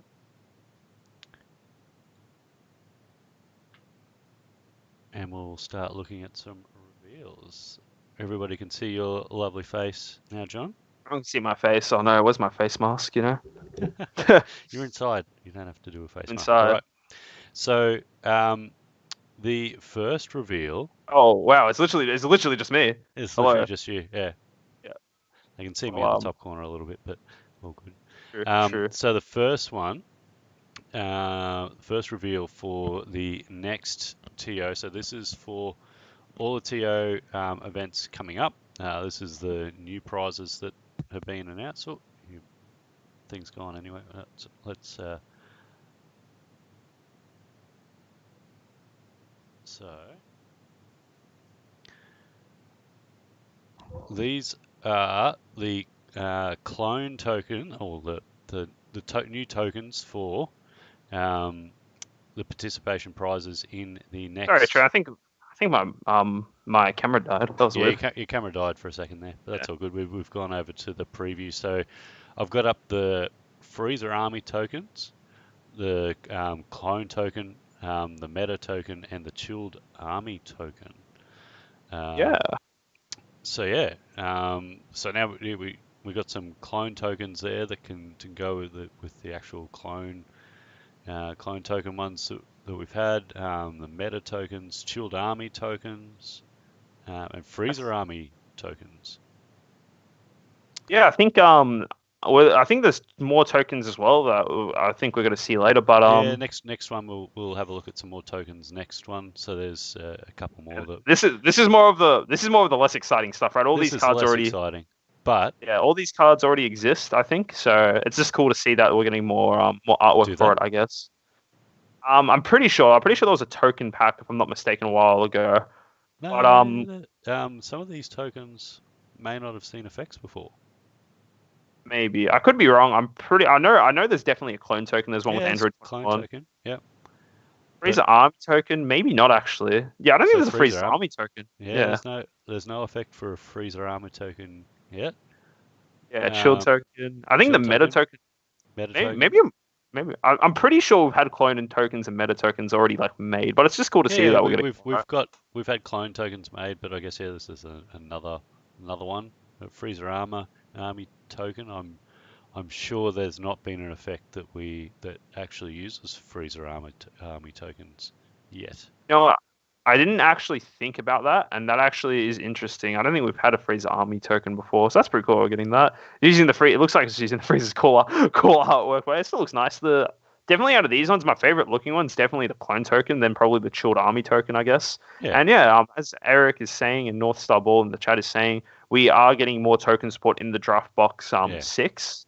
So now we're getting tokens for them as well. So it makes sense. You put 2 and 2 together, you see what Bandai's thinking. Chilled reboot incoming 1,000,000%. No, for sure. Sure, that'll be pretty cool. That'll be pretty cool if they reboot Chilled. But I just want to look back on that. These cards are cool. But I just want to talk back to that first game. It was pretty exciting stuff. I really hope the rest of the games today are like this, and I'm also excited that players aren't just opting to play Gotenks, because I think Gotenks is arguably the safest deck to play because it's just a generically strong deck, and it'll be able to do a lot of stuff, right? It spams the Grim Reaper of Justice.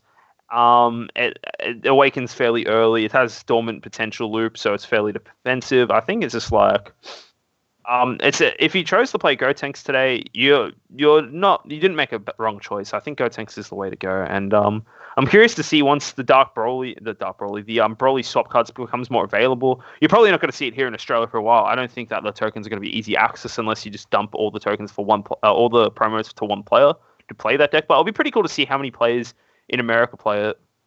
For instance, is saying green have a lot of support. Yeah, exactly. Green's great. Green's a super strong color. And it's kind of interesting. I was saying before that I've been playing the game since set 1. Green's honestly been arguably the weakest color for such a long time, right? Green was mainly used as like a secondary support color to blue, and then eventually red, and sometimes yellow. For the majority of its time, it's been very rare to see a green deck that's just green that does well. The first one we saw really like this was the Cell Chain, which got like nerfed, and then the Broly BR stuff, but it's never been like the god deck, right? Green's never really been like you have to play green or you're like not taking this, like not playing properly, right? Mainly Cell and Broly BR in the past, but it never felt like it's like the deck, right? It was strong, but it was never the deck. Green is like the deck this time around, though. At least that's how I see it, anyway. I think once those tournament pack Brolys can get out there, that swap engine's really, really good. I think once people get to understand what the Gotenks deck is doing, they can probably find some answers there to hopefully get through it. I still think the blue decks are very good against it as well. They've still got lots of options, so it may have just been a case of, well, it's come out of not out of left field, but obviously it's a strong color anyway, but it's the first time people have seen it, so hopefully people can find some answers now. Yeah, exactly. I'm looking at the chat here. Where was it? Yeah, Broly BR back in the day lost to the Janimba. You get milled out. That was pretty fool's bad because that leader just drew like 6 cards a turn, and that's like pretty good for Janimba, the mill deck back in the day. Red's so weak now. Eric says, yeah, I don't think red is. I don't think red's not as strong as it used to be. Red used to be best color. Now it's like maybe second or third. Like it's not the greatest right now, and that's definitely a large part due to the Yamcha counterplay being bad.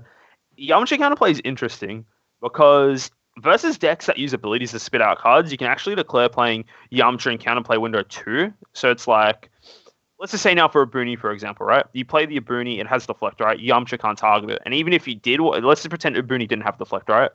As this example, your opponent plays a Bruni. If you want to play Yamcha in response to them playing a Bruni from your hand, you can't do anything about it, right? There's literally, because Yamcha technically comes into play first and his effect results first, you literally can't choose the Bruni as a target.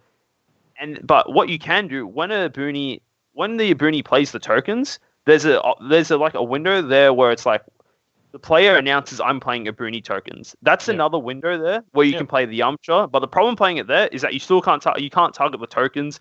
You can target the Bruni though in that window, right? Yep. But then what you do, the second counter window is that when the tokens come into play, right? Then you can actually say I'm playing my Yamcha in this window here. So why this ruling exists is because back in the day, Cell Chain got countered by Cold Bloodlust, like so hard. It was actually unplayable. Your opponent would commit the resources to go up the chain. You just Bloodlust it. That's it, right? What they've done now is that they've given it when you're playing with cards with skills. There's the counterplay window of your opponent declaring I'm going to play a card with an effect, and then the second counterplay window where I am playing my card with the effect, right? So if you want to stop, the reason why there's 2 windows is that the second, if you want to call Bloodlust the card for its effects to be negated, you have to counterplay the first window here, because the second counter window, the card's already in play and the auto goes into pending. You can use Bloodlust to negate the effect, But if you were to do that, the order of when this card comes into play would still resolve, right? Yeah. Because the card's in play. However, if you're doing the first window, the problem is that if you bloodlust that, your opponent just declares, I'm going to play a card with a skill, right? Yeah. They haven't told you what card you're playing. They've just said, I'm going to play a card, right? Then if they look through their deck for the card, they'd be like, I choose, my card's not there. I'm not playing anything. And you just kind of wasted the bloodlust. And then they can use the skill to play it again. And then, you just bait out the card. That's why this ruling exists for those who don't know. Just joined the stream while we've seen tokens. You missed round 1. These are new tokens coming out for the tier online qualifiers. You can get them as part of participation playing. And you missed the first round, which was Broly Dark Broly versus Soul Striker reboot.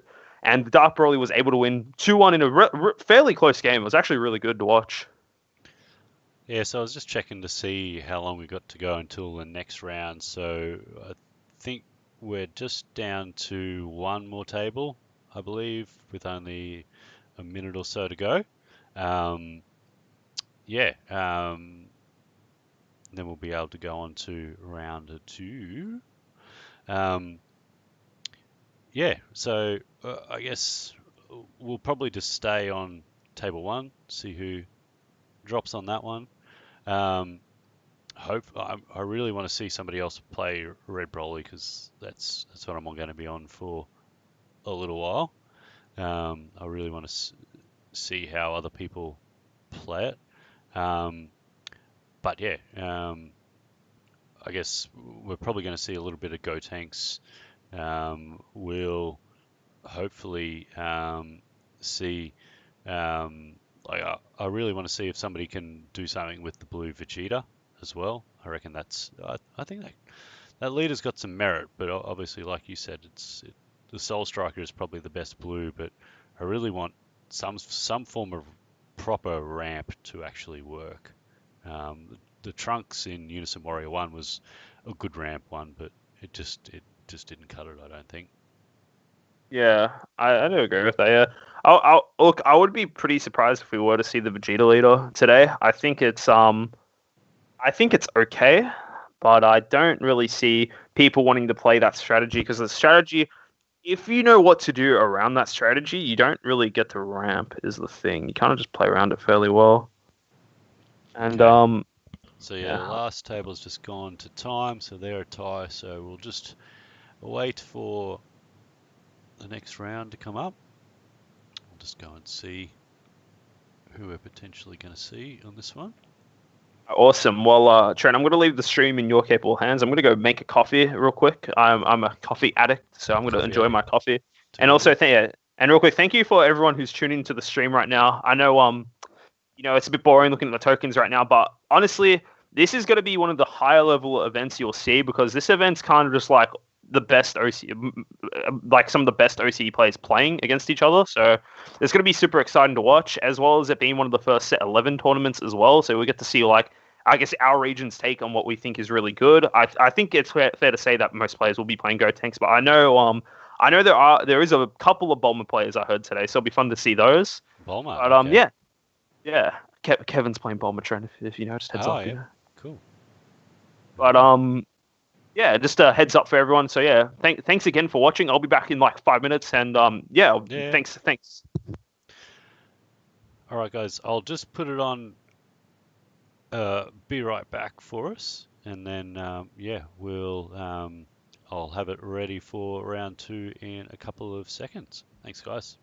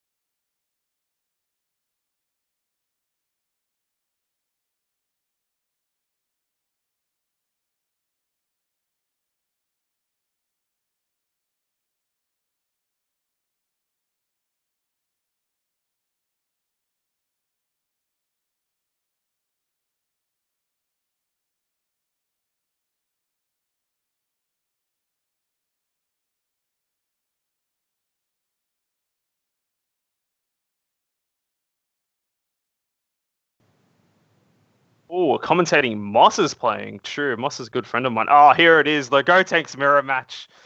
Oh, no. Oh, we're not on the stream now, are we? Yeah, we've gone over the stream now, mate. Welcome back, everyone. I've got my coffee, and we get to do the thing I've been dreading the whole time today, the Gotenks mirror match. Gotenks mirror match. Gotenks mirror match. So we have Sam Russell. He is actually technically the only player to win a regional event here in Australia this year, just because we've only had one, and he won does that that mean one. He's better than you now? No. Listen here, Trent. I might be washed up, but people lose to me all the time. I'm just waiting for my time to come back. Did you go to Adelaide? No, I did not go to Adelaide. No, I didn't think you were. Yeah. I was planning to go to Brisbane, but unfortunately, that was literally the day we booked our flights for Brisbane. That is when they announced all the travel bans, so that was it feels bad. Getting the money back for accommodation is kind of sucky. But man, it's actually kind of sad. I think that meta when set 9 meta, I think would have been so much fun to play. Yeah. I was like, everyone hated versing me at locals because I can play I could play Surge really well, Surge Q really well. I can play Invoker really well, and can play Gohan really well. So people hated versing me at locals. Got to play a different deck every week, and I just win.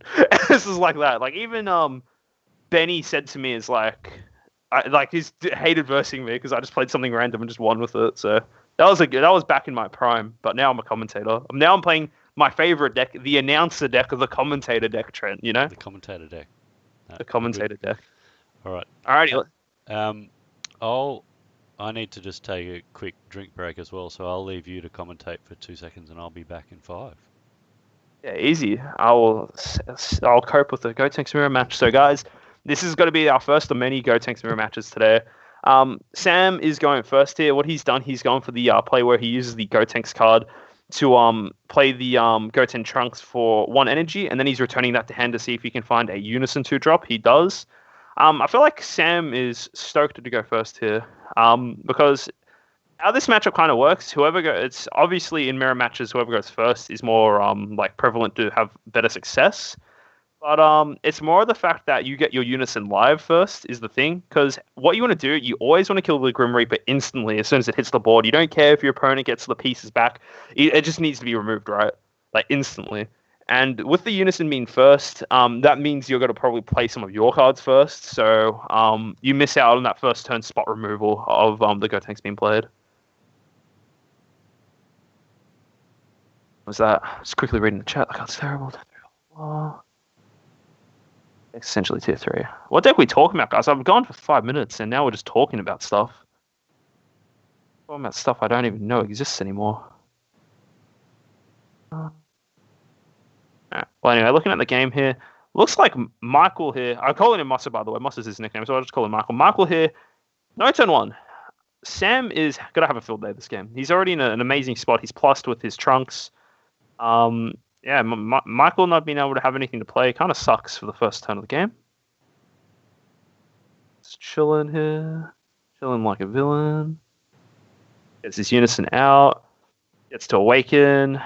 I'm curious to see if Sam decides to spit out tokens instantly here. I don't think he does. I don't know if he does or not. I don't know, it's interesting. These 2 attacks here, I don't even know if Sam will attack with the Gotenks Unison. I don't think it actually matters here because unless he's going more aggro, because Gotenks awakens at 6 life anyway, so you don't really mind being hit down to 6. Like Michael just snap took those. Can't really see Sam playing anything else here. Maybe just a free blocker. I'm not too sure. He still hasn't ticked up with his Unison yet. Oh, he is going to play the leader ability here, I believe, to get 2 tokens out, is he? He's thinking about what to discard. He's paid 1. Yep, he's paid 1. He's getting the 2 tokens out. Oh, no, actually. Interesting. He's actually using the Goten here, so he's running the Goten and the Trunks. Yeah, Eric, it's pretty funny. Only 2 markers, yeah. So it looks like he's using the Trunks to play the Goten Trunks here. So it looks like Sam's trying to go a little bit aggressive here. Just, get some value. Yeah, Capetta, I know, dude. I literally, when I shared this post onto Facebook, I said, I need you guys to help me cope with this mirror match. This is the first of many. This is what I was expecting the whole day to be, honestly. I wouldn't be surprised if we have another mirror match later down the track. Got to tell Trent off, or he's the one who chooses the games, not me. So be sure to leave some comments towards his decision making here, making us watch watching a Gotenks mirror early on into the day. Because I don't know how I'm going to cope. We've got so much more of these to go through. But anyway, he's So what's happened here? He's played the used the Gotenks effect, played the trunk, swing with it, get no damage. He found another unison, tucking under his unison. He's gonna take up with his unison. Oh my god, just too many things happening at once. Yeah, this is solid turn 1 from Sam here. He's got turn 2 from Sam. Sorry, he's got his markers on his unison up to 5. He's got a blocker out with the revenge.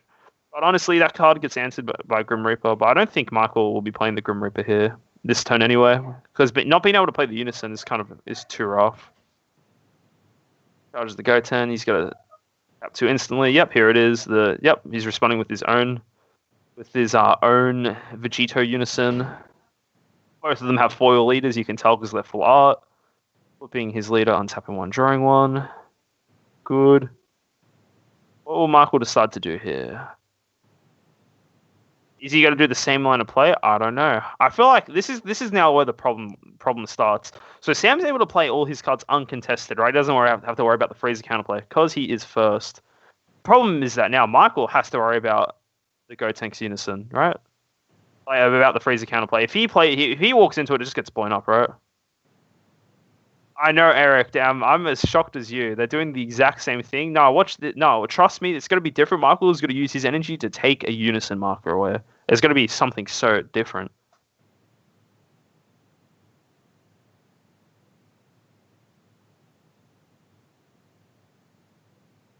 I'm curious to see if any of these players made adaptations to the deck. Surely this just gets Freezer counterplayed though, right? Or maybe Sam doesn't even care about this. Like, okay, play your Gotenks and blow it up next turn, maybe. Yeah, he's got his Grim Reaper there. Nice, the foil Grim Reaper, very good. Yeah, guys, look, I know it's a big ask, but we need to get through this game together. We're going to be watching the mirror match of the Gotenks here. It's just we just need to get through it together as a team. I know it's not exciting seeing this matchup, but I believe we can do it. Honestly, I have hope that we'll be able to do it. I have faith. Get going. Yep, Freezer counterplay. Yep. Yeah, so Sam's got the Freezer counterplay. Got to blow up the Goat. Oh, interesting. Sam actually saved his Freezer counterplay for the Gohan blocker. That's pretty smart. Makes sense. Well, that's the one thing I don't like about Gotenks. They have to do certain sequences to make their play. Yeah, exactly. The reason why Gotenks is a great deck is that it does what it wants to do consistently. I wouldn't say it's completely degenerate. I don't think this deck is a degenerate deck. I think it's a fair. What it does is like fair in a way, right? It's gonna do what it wants to do, but the problem is that you just know, like, it's just going first is huge in this matchup. You going first means you're uncontested on your plays, but going second means you get you have to play from behind from the get go. You have to worry about all these counterplays. Like, already we've seen it turn one. Like, in the perfect example right now, yeah? Sam doesn't have to worry about his Gohan getting blown up, where Michael does. And I wouldn't be surprised here if what Sam ends up doing is chipping down Michael's unison to 1 marker. That way, he won't be able to resolve Frieza. Just going first in this matchup is just so huge. It's actually just insane how how advantageous it is for the player going first. Like, we're going to see here, yeah, Michael had to take the thing down to 2. And what's going to happen here? Is that Sam's going to play. Say I'm using my leader ability, remove a marker, and then he can't blow up anything. And honestly, I wouldn't be surprised if the unison just gets killed here. It's just this is very rough, just from the dice roll. Oh, interesting. This is some interesting tech. So Sam is running Toa. One of the promo pack cards. I have not seen this card for a while, and this is an interesting card to add to the deck. What this card does is that when you overwhelm it for 3, your opponent has to drop a card from your hand, and your leader gains 5k power. Interesting decision to run this card. You generally don't want to be overwhelming early on into the game as the Gotenks player, just because you want to get your Grim Reaper cards back. But I think the sequencing of doing it here is fine, just because of the fact he hasn't fusioned down, and yep, he's doing it now as we speak. So yeah, kept Capeta, greetings from Mexico. Hello, Capeta, if I'm saying your name properly. Tell me if I'm wrong. Welcome. We're playing in OCE, you know? Well, that's a surprise. Yeah, guys, this is so different. This is like not what we're expecting. It's hand destruction stuff. Yeah, it's fairly surprising to see this tour played. Hello, John. No, Yo, welcome back, Trent. Welcome back. We're just seeing the Gotenks mirror match. Sam is in a just insane... Oh, thank you, Capeta. I'm happy I said it right. Thank you. Yeah, all right. Right now, Sam is just in a very unfair situation. This is him going first versus Michael going second. This is actually a dice roll difference right here. He's able to do all his plays uncontested here. Nothing, honestly, like Michael could not do anything about it. There's realistically nothing Michael could have done better to change what just happened to him. This is just sometimes it just happens, right? This is super rough start.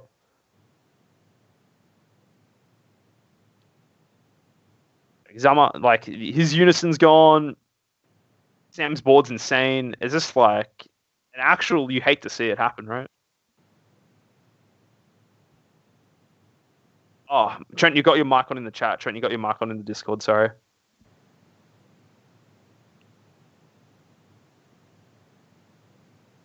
The heads up. If you can, you need to mute that real quick, Trent. There we go. Muted. Right, cool. Yeah. Sorry about that to the players. Yeah, so this is honestly the difference from going first versus going second. Sam is taking this game. Like, with these kind of matchups where going first is insane. You get to play Unison first, and that's pretty much the deal breaker here. Whoever plays the Unison first probably wins this matchup, just straight up. And on top of that, like, Sam's Unison, very high markers right now. Michael's Unison, he played it, died instantly. Like that, right? He already... it's just crazy.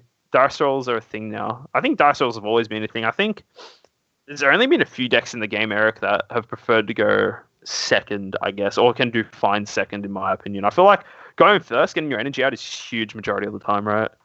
I think like a good example of a leader that likes going second is like maybe Broly BR, because you get a +2 when you swing. But I think majority of the time, I think it's fun to go first. It's just such a massive advantage going first.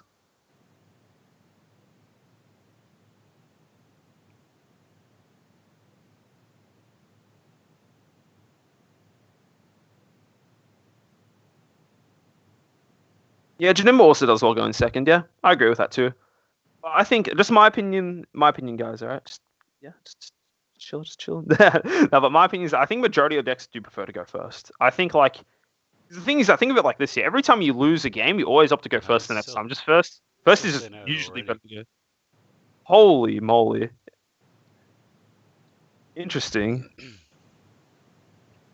Sparking the gate, Jesus. I was not ready for Celzino turn 2, by the way. Turn 3. This guy is insane. Holy. Well, a good thing Michael calculated and had a negate. Fun. I think... that was interesting play from Sam. Sam doesn't have that many cards in hand now. I think Michael has a lot of cards in hand. YSL is dead out. Is a dead knot. I feel like that was a little bit of a... is that a throw? I don't know. This is interesting. The problem is that Michael doesn't have his Unison. But he just plays... Yeah, exactly. He just plays Grim Reaper and kills it straight away. If he go tanks and kills the cell, it turns the game 100%. This game just became spicy. Whoa! Dark Broly, actually. This is even better than playing the Go Tanks Grim Reaper. This is even better. Holy, because he just kills it and makes him nega card. Cell is not... Boys, yes, chat. Cell is not balanced. But Dark Broly, this is good. Yeah, I like this play, because that means all his... This is better than Grim Reaper, because all his Unison stuff is live, and it's also doesn't get killed instantly. Yeah, dude. Damn, guys, we're doing it. We're surviving the Gotenks mirror. We were expecting a snooze fest. This is a fiesta if I've ever seen one. This is great. This game's exciting as. There's already just some... Both players going crazy. Sam turn 3. Zeno. Mysa, Dark Broly. That's gone now. Cool. It is gone, man. This is the spicy stuff. And the best part too, Dark Broly's super value here because the Gotenks lever can never just negate markers, right? Yeah. you can't remove Marcos from it because guess what? You're just playing yourself. You're forcing yourself to discard cards. Damn, not this is good stuff. This is nice. You know, from it being doomed to Mossa being able to bring it back, it's pretty good. What's Sam's hand size? It looks like about 5 or 6 cards. Mossa definitely has the hand advantage in this situation. The only thing I will say, one thing for Sam though, he's got the life advantage, right? Mossa has been set so far behind. I do agree, Billy the Kid. I think Sam was bloodthirsty. He's like, damn, I'm doing everything perfectly here. Let's just kill him here, guys, in the game. It just happens, right? But the reason why that cell was so bad, he doesn't have it for the rest of the game now. He blew up his really strong board state with the Grim Reaper and the Gohan, and he just, doesn't get cards back from Grim Reaper. This is, I feel like if Michael is able to stabilize this game, it is huge for him. It is huge. This is, wow. I'm pretty surprised with this, not gonna lie. Nice, the Gohans. I think, Dark Broly's good for this. I think it looks like Michael is on. I think he's on 2 life. I think Michael is playing the Toa and Destruction. Yep.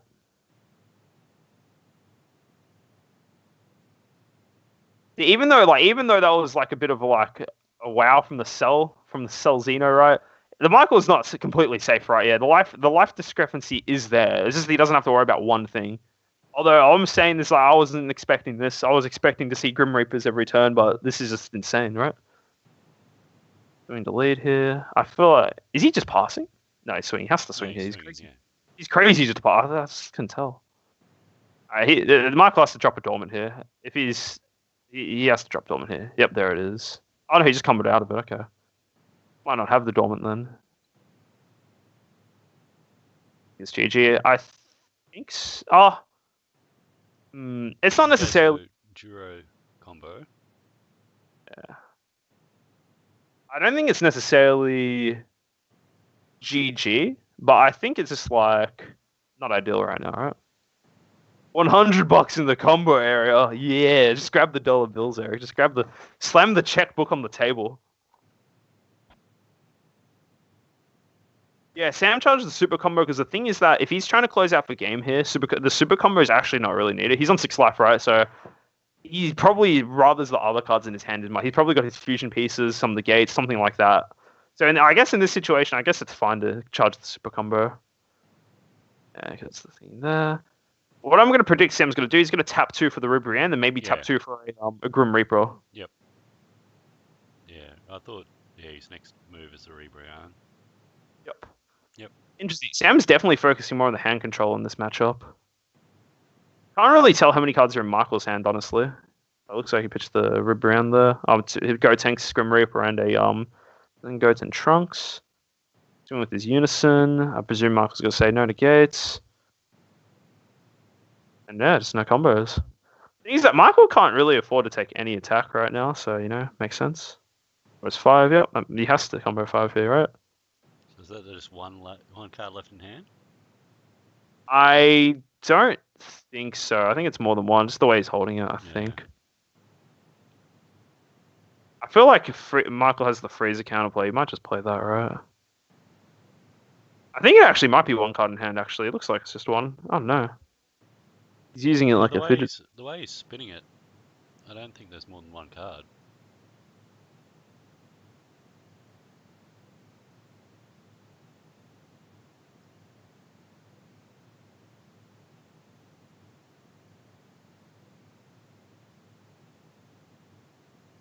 I get what you're saying, Billy, but it's not entirely true. The thing is that he's only got 1 energy, right? So he can only do that 1 time this turn. And if Michael just has the freezer, he just kills it. Did he just whiff on that? I think so. I think he just whiffed on that. That's hilarious. Wow. That is a feels bad. That is crazy. Wow. Alrighty, let's see how Michael copes in this situation. Michael is still in a horrible spot, right? Like, the Cell Xeno was a bit of a troll, I think. But I think, Sam, the fact that he's been able just to dictate... He's literally just said that we're playing this game under my rules, right? I wouldn't even be surprised if Michael just doesn't charge here if he doesn't have cards. I will play, dude. The whiff, dude, insane. To be fair, that's pretty funny that he whiffed there. He did troll a little bit. He's counted his deck a lot. That's a misplay from Sam. He should have known.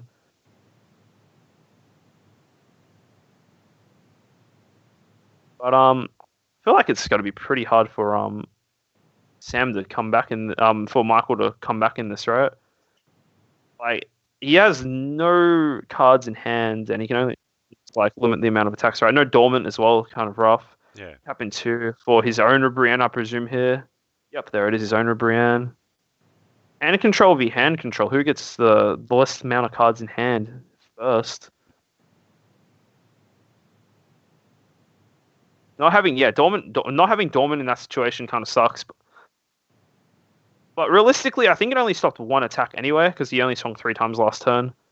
So yeah, I think it's kind of interesting situation. Michael has no. They both players have no cards in hand, right? But I think Sam has a lot less options because he's already gone through a lot of his things. Selzino's gone. Most of his Gotenks pieces, he doesn't. He literally doesn't have the Gotenks pieces. Is the thing, right? Let's see what happens here. But Sam can just chill, right? Sam's still sitting on 6 life.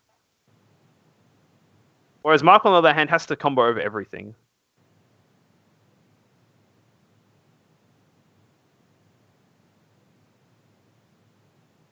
The Annie box trunks in deck for the Reaper. I agree. Yeah, I feel Billy. I 100% agree with you. Sam's gone through his deck multiple times. He should have known that he didn't have any more trunks left in the deck.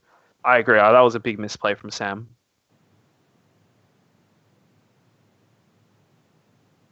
So Sam's down to nothing in hand now. Nothing in hand. But the thing is that what does Michael do here? Michael doesn't really have cards either, right? I think he's chilling on 2 cards. Yeah. Not a lot of options.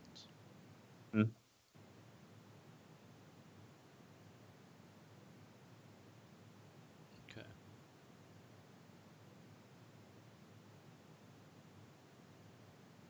Let's drop. Oh, the Paragus are there. That's funny. Charge the Paragus, 2 more in the drop. It's funny. He can go to Zarbon in the drop, yeah? He can definitely do that. I think he must be... I think the reason why he hasn't done that, he must have a Dormant in hand if he's doing that, right?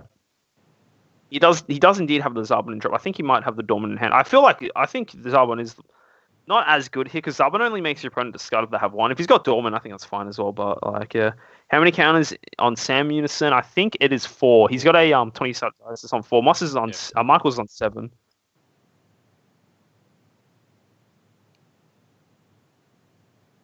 Yep, there it is. Vermillion from drops, combo thing down. Maybe he should have. This is interesting. I think Sam just wins here, right? Michael's on 0 cards in hand. He's got full board. He just swings, combos 5, swing combos 5. Yep, takes a card. Yep. And that is most likely game. Yep, so Sam takes game 1. So this game was decided in the first 2 turns of the game.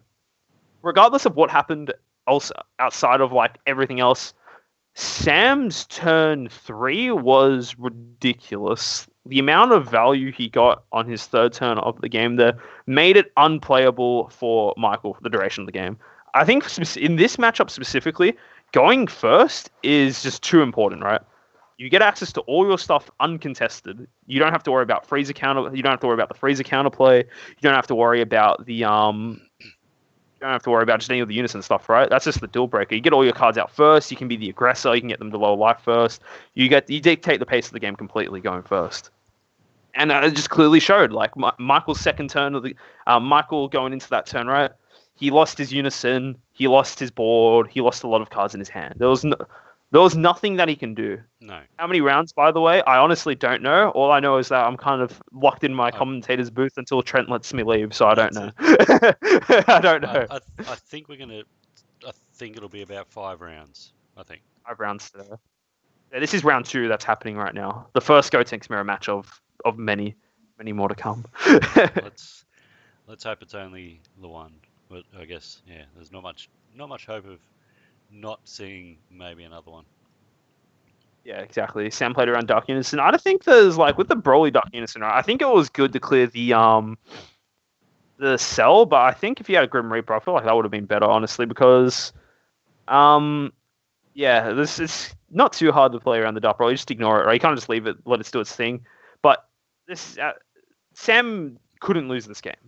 from how his third turn, even though he kind of inted with the Celzino, the thing is that if Michael doesn't have a negate there, he just wins the game, right? There's a lot of what if scenarios. It's like I respect it. He understood the situation he was in. It's like, no, there's no top cut. This is just 5 rounds today. It's just like, yeah.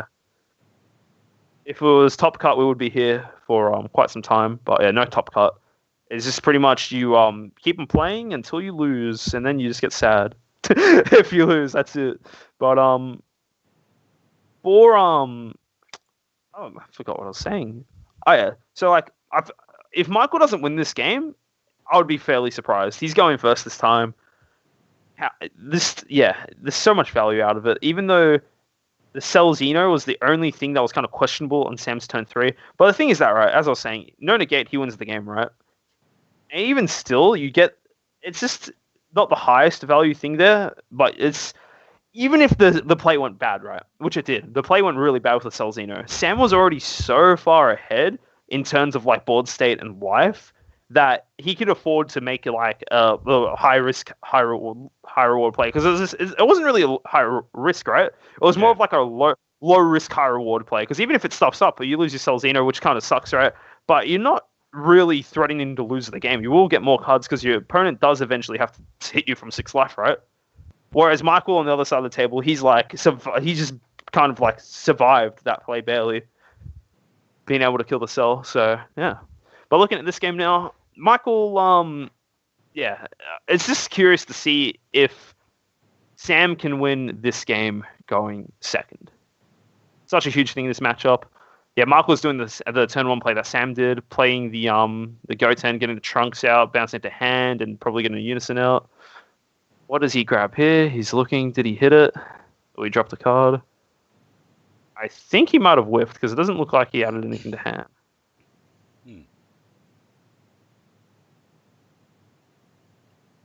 Just bounce. Oh no, sorry, he didn't even add it yet. He's doing it now. Got too excited, Trent, for the mirror match. Yeah, there we go. He's got his Vegeta. So yeah, Musta's already set up for success, right?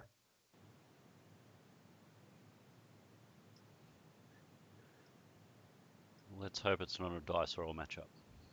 I'm pretty sure it is a dice roll matchup. It's kind of hard to see. Like we saw there, like that turn 3 was insane. It's a turn 3 thing, Trent. Huh? Turn 3. Turn 3. Dream. Right here. Yeah, going to Sam's turn here. Yep. Oh, he's going for Gokul this time. Probably doesn't have the pieces in his hand. Gokul's fine. You get your Grim Reaper out from it, or the other 6-drop SR from set 11, the one that Union for 3, you draw 1. Then you KO something, ignoring barrier, and you remove 2 markers from the opposing unison. But yeah, Grim Reaper is the way to go. It's just infinitely better, and also much easier to get, because you only need to buy an anniversary box with 2 of them. Yeah. Actually, such high value, but yeah. And if you're lucky, you might get 2 foils. So you get the playset from 1 if you're super lucky. Well, that's probably not going to happen, let's be real. Yep, going into Moss's turn. Big surprise. He's playing his Vegito Unison. I know we're all fairly shocked. He's got to Awaken +2. Again, very surprised. No one saw this one coming. I'm honestly in shock that he decided to do that play. So yeah, he's got uptick now. Now I wonder if he's got the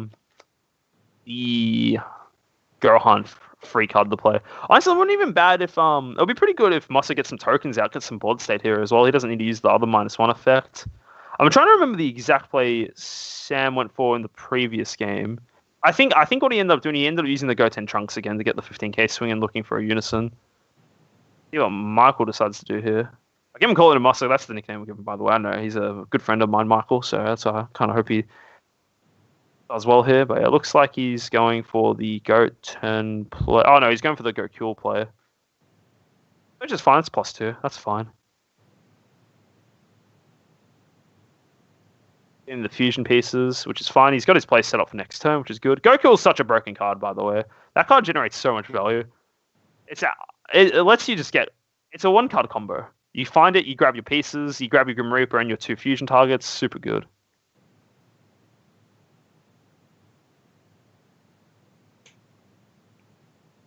And both players are rocking the foil Goku, so that's pretty good.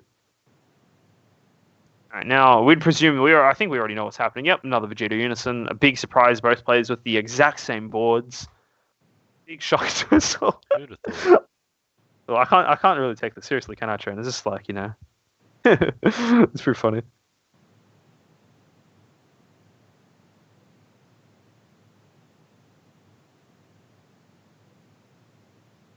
Top 10 surprises. Gotenks players doing the exact same thing in the mirror match. One thing I will say though, Michael did not see the Gohan free blocker. Do I think that matters? Not really, because what's probably going to happen is that he's probably going to kill the Vegeta Unison anyway. So what does Michael do here? He swings with the Trunks here. There's a marker down to 2. I know, Capetta. We are watching a very exciting game. Very exciting stuff here. Down to 2. Sam is going to tick up. 1. Oh, wow. I feel like that Michael just uses Dormant here to kill that thing, not worry about it. Wow. Interesting. Sam is pretty smart here. That was a good play. He used all the options he had on board to kill the Vegeta Unison so he didn't get countered with.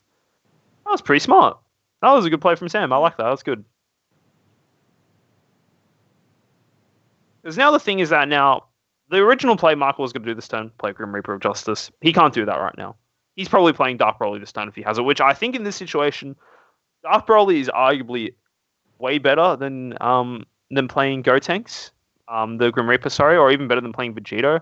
It just kind of sucks that he's being forced to do that in this situation where he is going first. Sammy's playing this pretty well though. Like you can't take that away from Sam. He's doing this phenomenally well. He's got the Gohan free blocker.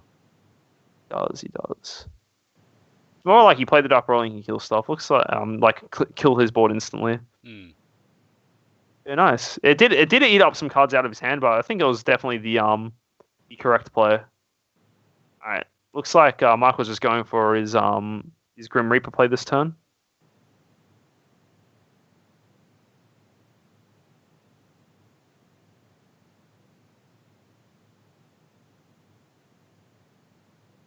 Getting the fusion pieces, getting the Goten and the Trunks.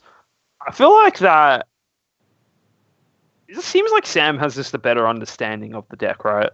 Like, no hate towards Michael, right? But what Sam did in the first game, right? And what he's done this turn as well, he's been able to deal with the Unison almost like seamlessly, right? Yeah, well, and I mean, we were talking about that before. I think once that Unison is on board, and that's where sometimes going second can be good, is if you do have the option to clear a Unison, it does potentially swing a game a little bit more in your favor if your opponent then has to waste energy on their next turn to get a Unison in play so that they can play their free stuff. I think that's the best play you can do if you're going second, is just make sure that you're then making them waste the energy that they're potentially up by. 100% I agree with that. And here we're just getting Freezer counterplayed. Yep. This feels rough. So, question for the streamers. I can't remember who your names right then. What's your favorite deck? So, I am John, and we have Trent here. My favorite deck to play is actually the Vegito leader from set 2. I don't play it often because the deck's honestly really bad. But that's been my favorite deck of all time to play since set 2. I just really enjoy playing that deck, and it's just something that I like. I think the Union Potara mechanic is cool, but I just don't think it's very playable. Even with the new anniversary box support, the anniversary box stuff is really good, but the real issue with the deck is that the leader just kind of sucks. That's the actual issue with the deck, and that's why I don't play it as much as I'd like to. Wait, Utron, what is your favorite deck? I don't have a real favorite. Like for a long time now, I've probably been sitting on the Broly Surge. I've sort of put it to the side until some of the next draft box stuff comes out, because there's a few things you can add there. Goku's insane. Yep. Yeah. They're good. But Red Broly, is my favorite at the moment. I really like the swap stuff and being aggro. Yeah, bro, that Broly deck is pretty strong. But yeah, looking back, I'm just gonna go back to this game real quick. What I was saying before with Sam looking like he just knows the matchup better. Um, so I want to compare it to the first game, right? What in the first game, Michael had also he could have done the same line of play what Sam did to kill the Unison. However, he didn't, and now you look at the board state. Now Sam was able to, Michael was able to kill. Michael lost his Unison both games almost immediately when it got played out, right? Yep. So I feel like if you want me to be real, I feel like Sam has a better understanding of what needs to happen, what he needs to do to win in this matchup. The Unison comes out, it generates the point I was saying before while going first so good. You get your Unison out and you can do things uncontested. What Sam did that was super smart here. He used the pieces he already established on his board combined with his Unison to kill the Unison.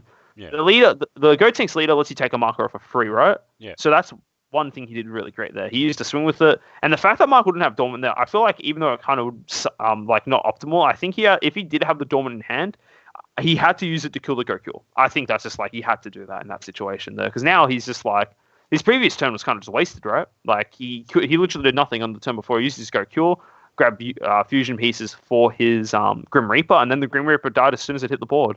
And now he's going to be behind because obviously Sam's deck is probably a little bit more hand control, yeah. Yeah, hand control and stuff like that. So yeah, he's gonna lose those pieces that are in his hand because he hasn't got the board. Yeah, exactly. And now, like even here, we've got Sam with the Grim Reaper out as well. It's a completely different. Like it's just the night and day almost. Like how this game's going on. Like what Sam's doing his stuff all for free. He's controlling Michael's board perfectly, whereas Michael is just struggling to get things out and just keeping them alive, right?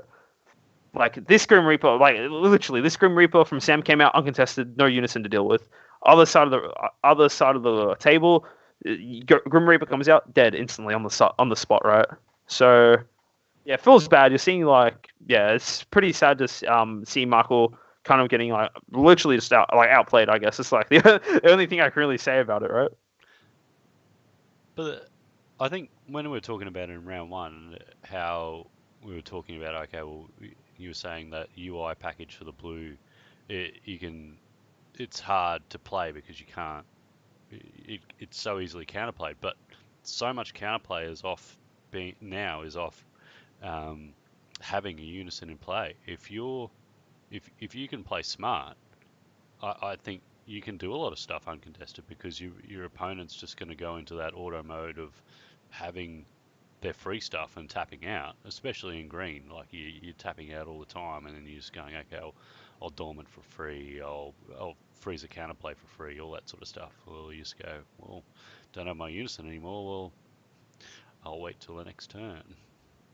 Yeah, pretty much. Yeah, I do agree with that.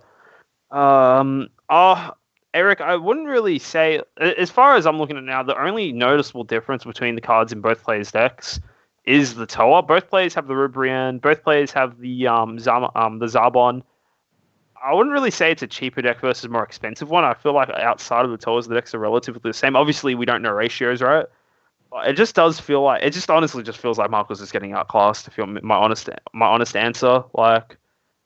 No hate towards Michael because I honestly want Michael to win. Right, he's a good friend of mine. We play at the same locals and that. But that's just my perspective, right? One player is like Sam is just dominating this game so far, and honestly, it's good. It's good to see that like the more experienced player in this matchup can take control. I would do agree though.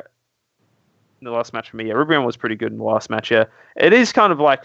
Yeah, I'd be interesting to see the exact difference on list because there could be the fact that maybe like Sam does have the perfect ratios of all the cards.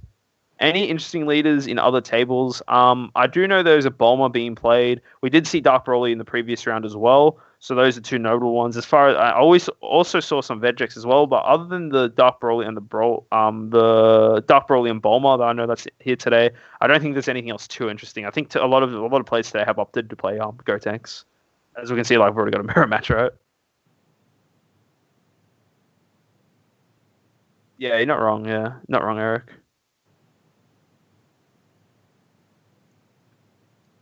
Get Bulma on stream. Yeah, we'll see. We can get the Bulma on stream. Maybe I don't know. I'm not the one that makes these crucial decisions. It's all on Trent. He was the one who was very excited to see the Gotenks mirror match. That's why he put it on the stream for us. We'll find the Bulma one next turn. Yeah, easy. There we go. Bulma on stream next game, guys. Yeah. Let's just see. Now it's just time to see what Michael can do. What Michael can do in this situation. He's very behind. He's put his Unison back out now. He's at 4 life. It's gonna be it's gonna be it's an uphill battle for Michael here. It's very uphill.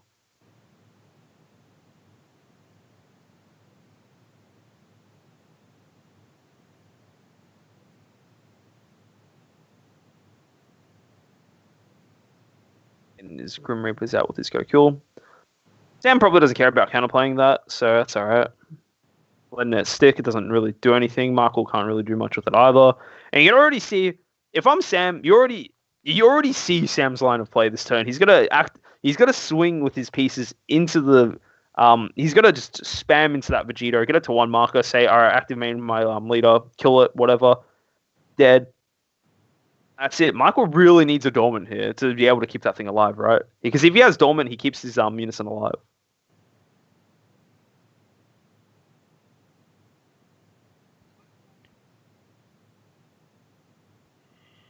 Let's see if he has the dormant. Sam charging here. He's thinking about it. He hasn't put a card in his energy yet. Oh, no, he has. He put the super combo in. That's all right. Yeah, so he's swinging. Is there a dormant here? There it is. We did it, guys. We found the dormant. Yeah, the playmat that Musa has is awesome. It's one of the better looking playmats. But yeah, finally, he's got a dormant potential. Michael is just thinking now whether or not he discards a card for it. He should, really. It's the only real way he can keep his Unison on board. He needs to pitch a card here with the dormant. And being able to kill the 2 cards off board is also nice as well. That's just value right there. What's his hand size looking like though? Michael's or Sam's? Michael's, sorry. I cannot tell you. It looks fairly big. Sam's one doesn't look that large, but again, it's kind of hard to tell. Yeah. Dormant, great card. And yeah, then obviously the next smart play from Sam here, just with the leader, draw a card, and then just use the leader, neg a marker off the Unison, and yeah, just pass. That's it. On 2 now. I wouldn't be surprised if we see Sam slam down another Grim Reaper, right? Puts the Unison down on 1, so frees the counterplays offline, and then just get another Grim Reaper out uncontested, right? It doesn't matter, you can't swing with it, but I think just being able to get it out before it can get contested, having 2 Grim Reapers on board is pretty solid.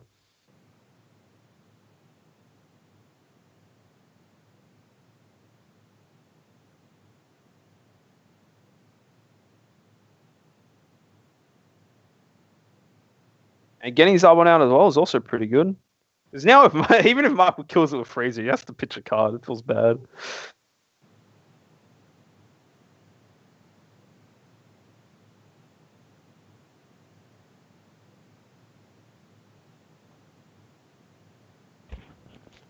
Waiting here patiently, seeing what people decide to do.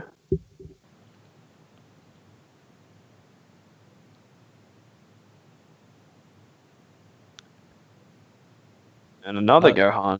I think Michael's just doing enough to stay in the game though at the moment. He's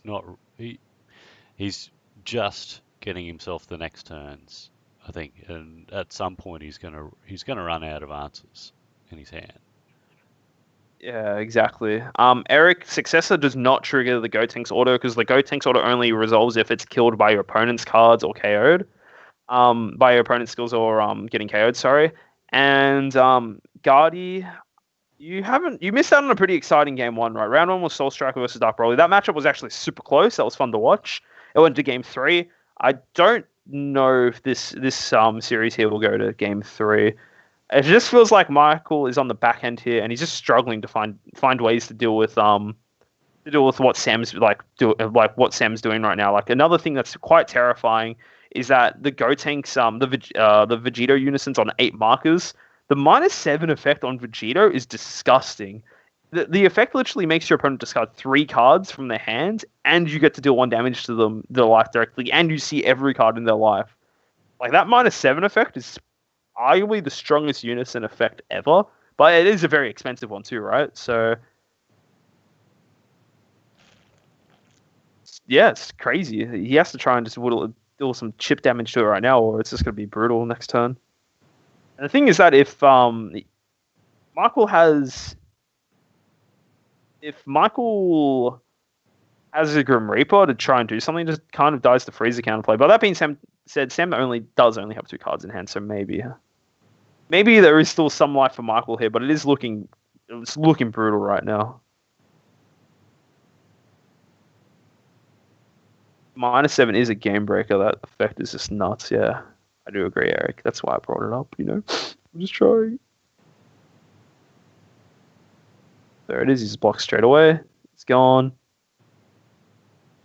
I wonder why I didn't block with Zarbon first. That's interesting. Zarbon makes him discard a card. I feel like it's better. He probably thinks he. Oh, well, it'll be fun to do the -7 over webcam. True. Lift up your life, show it to me. All right, dude, the one on the right. we were actually talking about that a while back around the cam stuff. So yeah, with that -7 effect. So yeah, it would be very interesting. Well, that's pretty funny. And it finally looks like Michael is getting a break here. He's able to play out his Gotenks uncontested. Finally, Sam only has 2 cards in hand, so no Freezer for him. Maybe this could be good that Sam doesn't really have cards in hand. Maybe Michael is able to finally get something going in his way this series. Curious to see what card Michael decides to KO, because there's 2 options to KO something aren't that high value. It's either you kill the Zarbon and you pitch a card, or you kill the Gotenks and give them 2 cards, right? Choosing the Zarbon here. Yeah, so that's probably Sam's first misplay, is not using the Zarbon to block just before, and now he's lost it. Yeah, I do agree with that. Yeah, because Michael swung with it twice already, right? Yeah. I guess Sam didn't want to completely lose his board, and yeah, Michael. Yeah, nice. Finally, Michael's having something go his way, being able to chip down the Unison, very good. And now Sam is playing with limited cards in hand, so it's not completely doomed, right? We don't know his 2 cards. His 2 cards can be like game warping cards. We know it for a fact it's not the Freezer, because I don't see why Freezer wouldn't have been played there just to keep his stuff alive. But yeah, you never know. Never know. But yeah, Michael finally in a decent, not the greatest position. It's kind of hard to see how many cards in hand, but finally being able to get some footing back into this game. Michael has Dormant. I think he does. I think you are right on him having Dormant. He did use the Gotenks and the Rubrian on that turn, so yeah. And Michael's hand, honestly, looking a little thick there. Looking thicker than what do you want to call it? Looking thicker than PG. Something PG. Something PG. It's looking good. It's looking pretty good. I didn't say anything, Trey. I didn't say anything. I was saying he's got cards in hand. Thicker than Robin Thick. Whatever happened to True. Thick? Do not know. But yeah, I think you're right, Billy. The fact he didn't Dormant there probably signifies that he does not have he does have it in hand. Sorry, they didn't use the Roshi to grab it back. I do agree to that.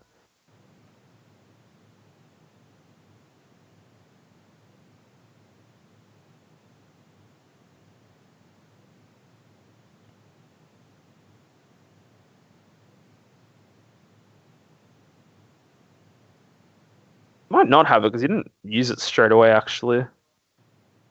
Kind of letting his Unison die here, it looks like.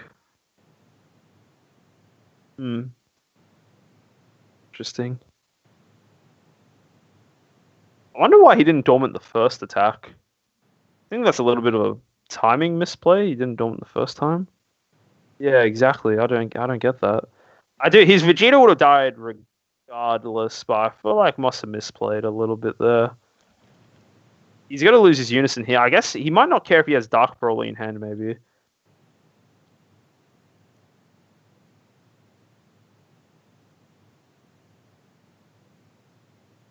What is Sam going to do here?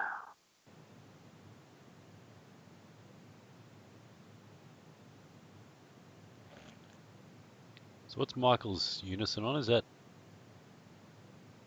It's on one marker. It's about one marker. Yeah, so it's going to die. Now it's dead. Yep. Okay. Brienne neg 2. Yeah, you're correct, Billy. I think that was a fairly big misplay from Michael there. That's the pitch 2, discards another Vegito. The thing that's kind of crazy to me is that Sam is still on 6 life. Just by the way. Just by the way. Oh man, this is just rough for Michael. Michael's on 4. Who's it 3? 3. He's on 3, I believe. Yeah. It's kind of hard to tell with the sleeves, but you can clearly see that Sam's on 6 life still. Yeah. So, I feel like the optimal line of play for the Michael here is playing another Grim Reaper and the Broly 6 drop. I think that's kind of like what he has to do. Or maybe if he's got another Ribrian, that's an option as well. Get his cards down to 0. But I think he just needs to get rid of that Vegeta, right? Something. As the Go Team Spirit. Honestly, game 1 was pretty interesting because Sam just dropped the Cell Xeno turn 3. But the rest of this is just like interesting. It just feels Sam's like got energy up. That 3 energy up. Unless he obviously didn't have much to really use last turn. Yeah, exactly. Also going to drop 3, drop lots of misplays. Yeah, there's been a fair few misplays.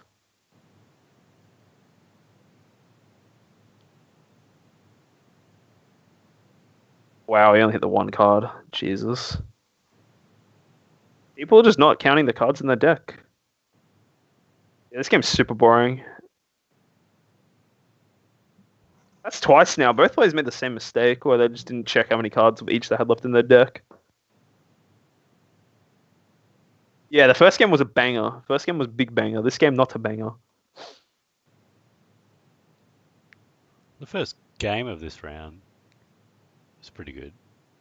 Yeah, it was solid. First game was pretty exciting. Now it's just like both players just trying to not die. Yeah, you can already tell what's gonna happen. That's the thing. Like Sam has the ability, it has a better ability now to not die because he's got life, and they're going to be doing similar things moving forward, which then Sam has potentially better quality cards to be able to see. So honestly, I wonder if Moss has got to use the +0 effect on the Broly just to kill the Unison outright. No, he's opting for the Scarred effect. Fair enough. Just KO it, yeah, it's alright. Oh, I guess the Broly does have double strike, so I guess he doesn't really need to use that +0.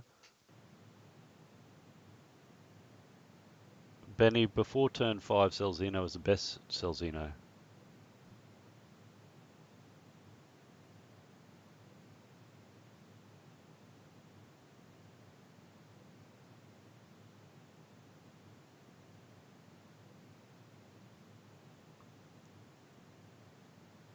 Using the Roshi, grab back another Dorman, I'd assume.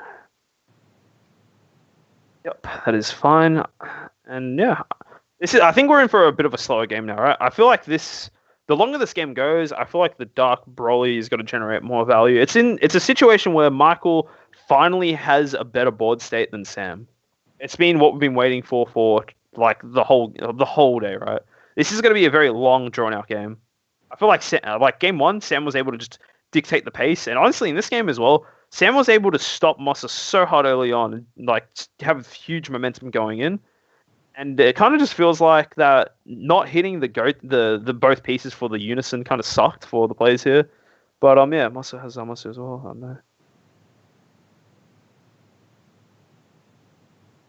I'll probably pass. It's the play. It kind of feels that way.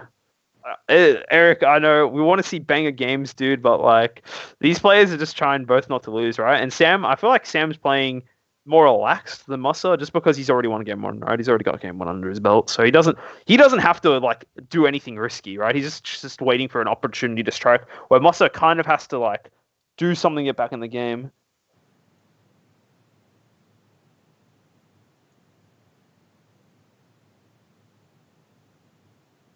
Potentially, yeah, but we don't know if he's got another Goku in hand. If he had another Roshi drop, I think that would have been a fine play to do too. Just getting cards is important here. He's taking it. Interesting. Okay. Moss's hand must be pretty average then.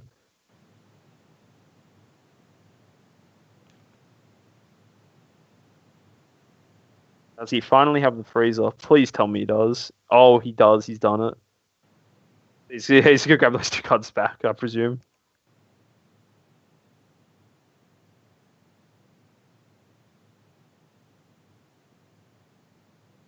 Well, not entirely true, Benny. Massa did lose game 1. He kind of got, beat up a little bit the first game. So, yeah, freezer counterplay is good here. I presume what's going to happen is that he's going to blow up the What Sam's going to do is probably going to kill the Go Tanks. Then they both get their 2 fusion pieces back. We do know Michael does have a Grim Reaper in hand. He did add one to hand before. So yeah, they're just both chilling.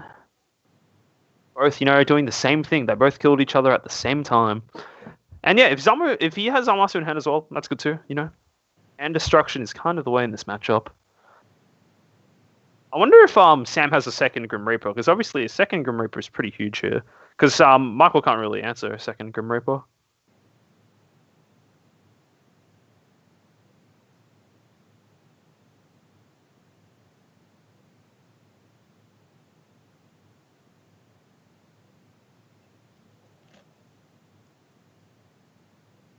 There's another 3. Ooh, this is Dark Broly returning. Ooh, he's fusing out this one. Okay. This is interesting. He's more or less saying, if you don't have a negate, I win the game. So he draws 1. He's probably going to choose not to neg the Broly Unison any markers, just because of the sheer fact that means he loses cards, right? Yep. But KO on the freeze is 100%.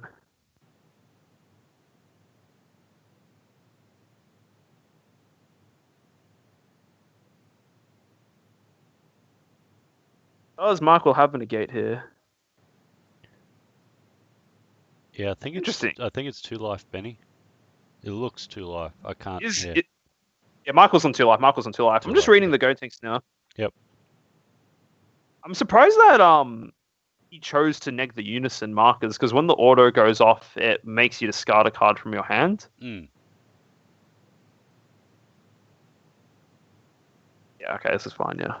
Yeah, that's just kind of weird. I wouldn't have chosen to neg the Unison markers, right? Because when you neg the Broly Unison markers, you lose a card from your hand. I feel like that was a bit of a misplay, right?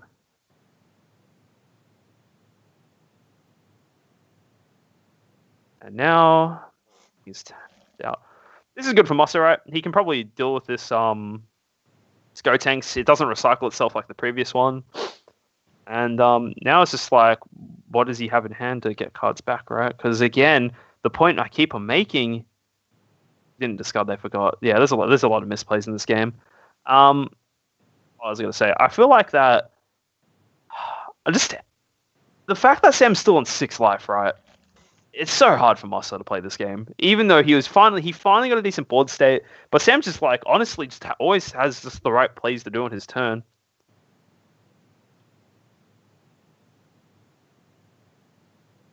He's hardcasting the Goku. He's playing Zeno Bardock.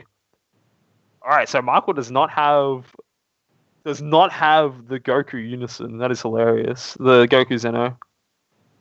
That's hilarious.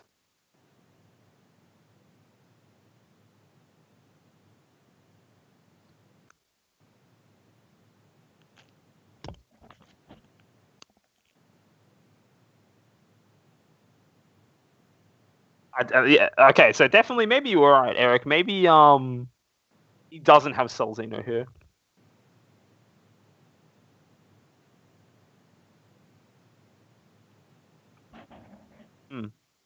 Interesting. I think Musa actually wins here. The reason why I say I think Musa wins here is because he just swings with his Dark Broly, deals the 2 damage. Unless Sam has a Sparking Negate, right?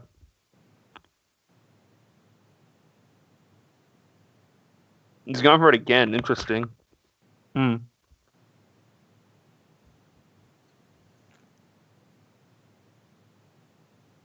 Just got to eat that one. I feel like he swings with Dark Broly first. Dark Broly is... No. I feel like Michael's just panicking here. Like, he's making... These decisions aren't... Because the thing is that if he swings with Dark Broly first, combos 5, you either deal the 2 damage and then have the Bardock ape, right?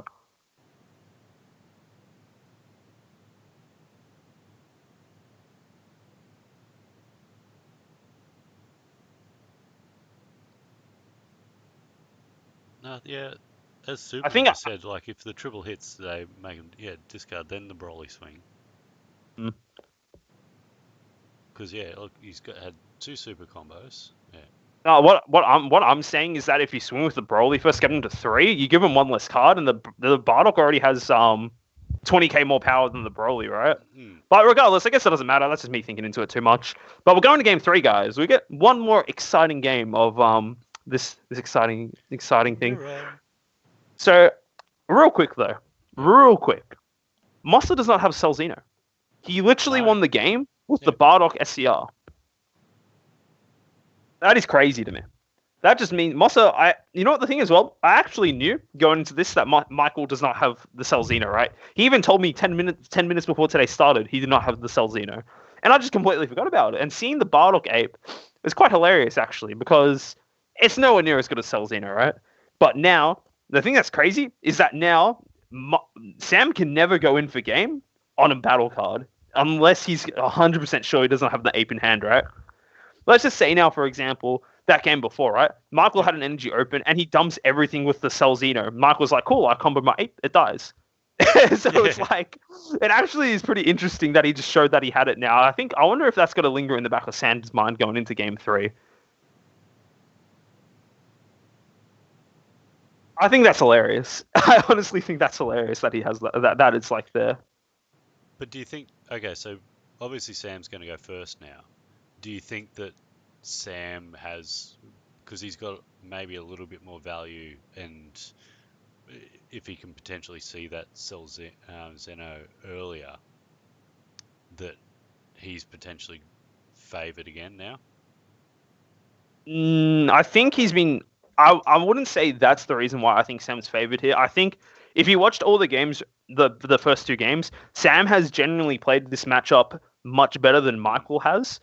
It's just like that last game, because Michael did end up going first. He was able to have some extra time, I guess, to get back into the game. But these first 3 turns from the game, both times, Sam just has made the correct play every time. He's been able to kill the Vegito Unison that Michael plays as soon as it hits the board, right? It legit just dies. It has not been on the board when Michael has played the first one. It has not been on the board for longer than 1 turn, right? Which I think Michael has to adjust to that. And I think almost Michael does what Sam just did to him the previous game, right? He played his Goku turn 1, got a body left on the board, got his Vegito Unison out, and killed it instantly. I honestly think that's how Michael has to approach this. Because as we saw before, Sam was able to snowball the game crazy the first time, right? It was like impossible for Michael to come back in it.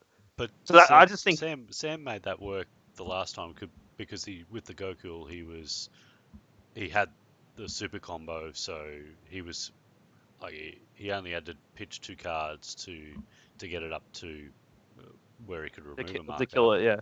So yeah, I agree. If so, Michael's got to hope that he sees something like a super combo as well to be able to play the same thing. So there's probably a few questions.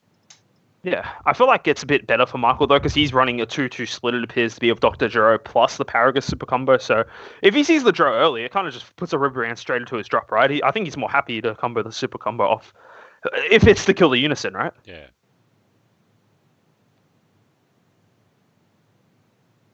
Yeah, I do agree, Eric. I do think the ape is heavily underrated.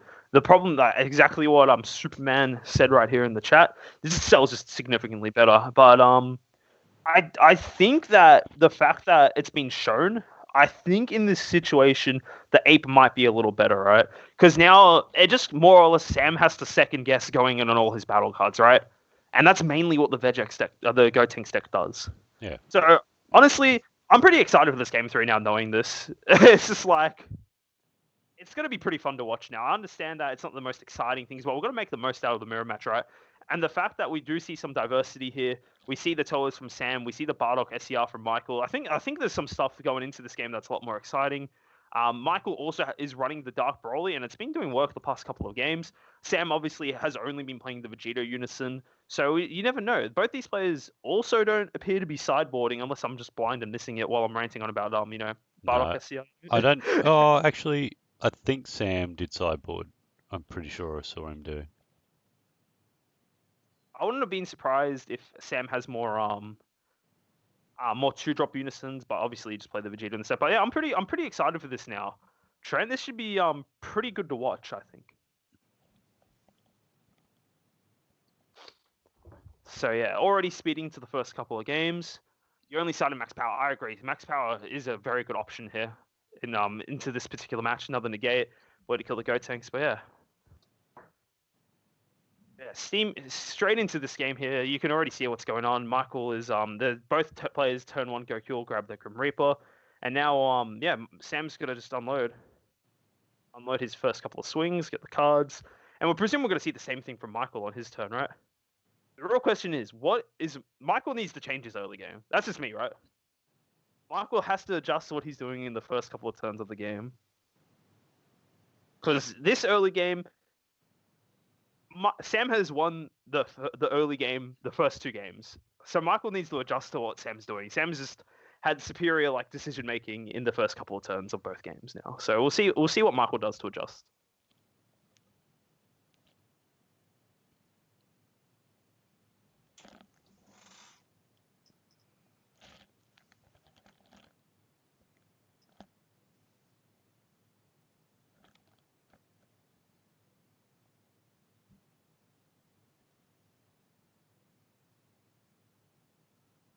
So yeah, we're just waiting for Sam to grab his fusion targets, and then we're gonna go straight into Michael's turn, see what he does. And also, welcome to everyone who's watching the stream. Hope you're enjoying the Gotenks mirror match. You know, we've been getting through it. Game 1 was fairly exciting. Game 2 not as exciting, but you know, we enjoy watching some children's card games. And Game 3, hopefully Game 3 is really good. Like that's all. I'm just interested to see if the SCR matchup is actually a thing or if we're just crazy. To offset how exciting this matchup is, I was going to show the other tokens in between the next one. So, but I might mix it up. Might show one of the participation and top 16 cards in the next break. Yeah, next break. Next break. Hey Eric, look, I'm trying to make it as entertaining as possible here. That's all it is. I'm an entertainer at heart, you know. Just trying to, put on a show. Oh, okay. All right. So literally, I'm just looking at this, and both players have done the exact same thing. Oh my goodness! Oh, I can't believe this. This is happening. This is actually happening. But that's the way the deck plays. I mean, it's the same with red. It's same with Red Broly, really. I mean, the plays are almost the same if you're playing the mirror. Yep, not wrong. But now we're just, experiencing it firsthand. Oh no. That's funny as. Literally perfect. There is a perfect mirror on the board right now. The most beautiful mirror I've seen. Just beautiful. This is crazy. Blocks, yep.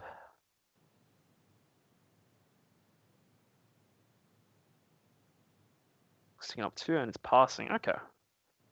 Alrighty, so let's see what this plays out from here. We're back. Sam's turns 3s. The first 2 games have been insane. He's got a massive hand. Yes. Both players' hands are ridiculously large. Does Michael drop Dormant here to keep his Unison? No, he doesn't drop Dormant. Okay. Well, this is Marker. So, fun fact, Michael's Unison is probably going to die again this turn. This is what it is. But one thing I'll say here that it's pretty good for Michael here. Michael is for once, not really getting pressured from his life so far. But that could be completely changed as soon as this turn plays out. Wouldn't be surprised to see if okay. Surely you just freeze at this, right? If you're Michael.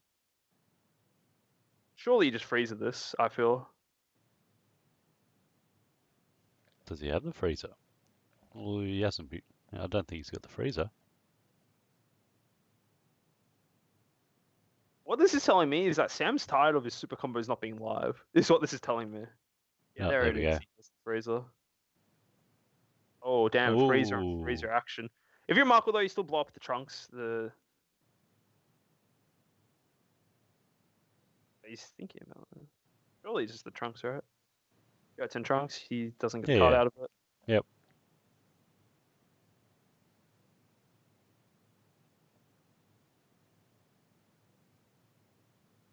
And I wonder if this is a bait from Sam. He might have the Zarbon from the anniversary pack. Not the anniversary pack, the draft box. All the time. Okay. Interesting. Seems like Sam really does enjoy the hand destruction approach. He's just constantly whittling down at Michael's hand here, and again, Michael's Unison's gonna die this turn because he can't really answer it. Goes down to 1. Yep, and then he's just gonna swing with it with Fraser or use his thing. Nope, Grim Reaper here. Yep, and yeah, now this is just bad for Michael here. Jesus. Don't think Sam could have didn't. That's all. The timing of the thing didn't matter there because Michael already used the Freezer counterplay to kill the 3-drop, which is like fair enough. It's a reasonable play. Just means that Grim Reaper just sticks out, right?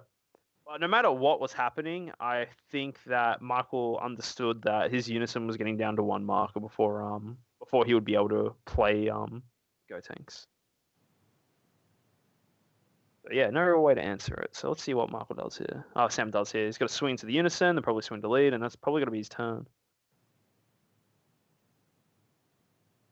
Yep, he's gone. Then he's going to swing again.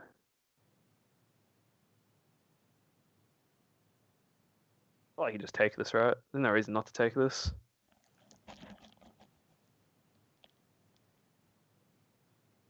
Yeah, Superman. Michael, I do remember seeing Michael have it in his drop area. I don't recall if I've seen Sam with it in his drop area at all today. I think the answer is no, but I could not, like, I could be wrong. It's another Gohan out, sorry.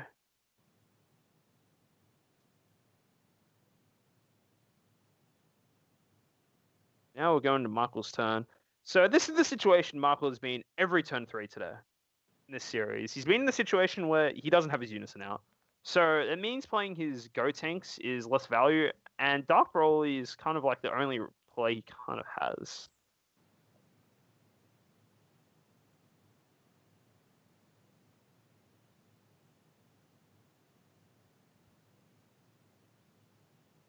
Oh, he decided he's playing the Vegeta out again. It's fair enough. Shock and Death Ball. Yep. Yep. This is just very standard plays here. I really wish Michael was able to find a way to keep his Unison alive. No Dark Broly turn 3 Eric. He does not have it.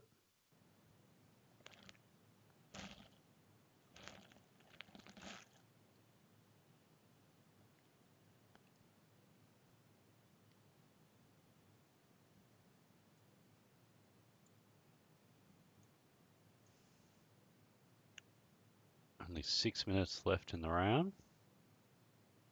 Not wrong at all about that. Michael counted his drop. Not too sure. He might have an overrun card here.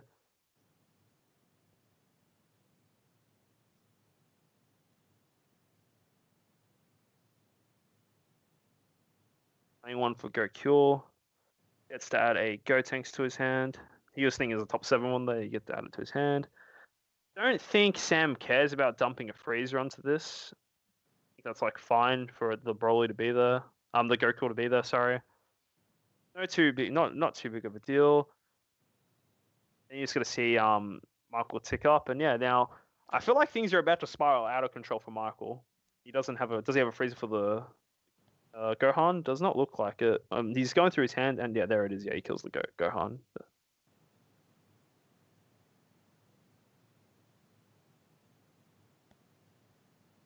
Yep.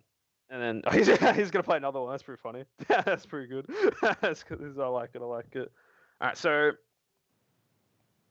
looking at it, Michael's hand not as big as Sam's. I don't think. Sam's board is also ridiculous as well. It's just Sam's just playing this a lot better, and he's got this time the advantage of going first without Michael being able to do the same strategy that Sam used to kill the Unison instantly. Can he find the Celzino? Honestly, the Cell Xeno play is live. Even if he plays one more 1-drop, he can get it. Like, even if he plays Zarbon, he doesn't have to sack his Go Tanks. Yep. Big difference this time, though. There is a blocker on board for Michael. I feel like when Go Tanks attacks, he's going to be like, I block, has revenge, it dies, that's fine. We need to see Michael play a dormant here. That's just a mandatory thing, I think, at this point. Dormant has like not been used at all, like in this matchup. It seems like because Dormant's just so good. It's literally it doesn't necessarily. It does end your opponent's turn, but they're just not playing it. It's just not playing the cards.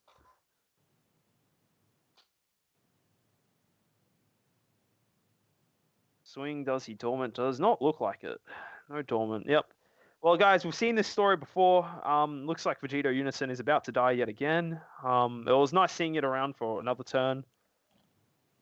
But yeah, I think it's just you just hate to see it. It's a Unison. I'd be pretty mad if Mossa Dormant's here. I'd be pretty angry react, Yeah, Sam Hand is absolutely outrageous. Yeah, it's massive. Hand count. No, we don't do hand counts. So we like it to be an anonymous, the hand count. And there we go. Now the Vegito Unison on one marker. So now Freezer counterplate is offline for Michael. Picking up with his, and the Unison underneath, going up to 4.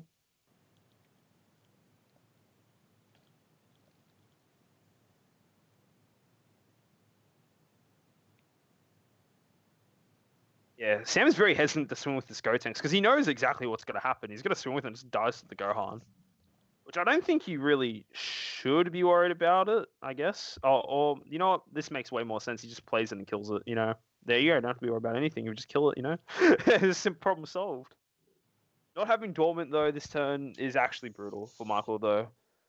Would it have changed the fact that his Unison's on one marker this turn? No, it would not have. But would it have changed the fact his Unison stays this turn alive? It does. So, yeah. I think it's just the small things adding up slowly. Then, yeah, KO's the Gohan here. It's gone, and now Michael has 2 Grim Reapers and a live Cell Zeno. I wouldn't be surprised if Sam tries to play a different 1-drop so he doesn't have to sack either of his Gotenks for the Cell Zeno. That seems just like the smart thing to do. But this is not going to be fun for Michael here. Dealing with 2 of those, he's overwhelming for a Toa. Well, I guess now he doesn't really care if the Grim Reapers get Cell Zeno, but I think Cell Zeno's in hand here, and he doesn't have to be worried about the Goku Ape.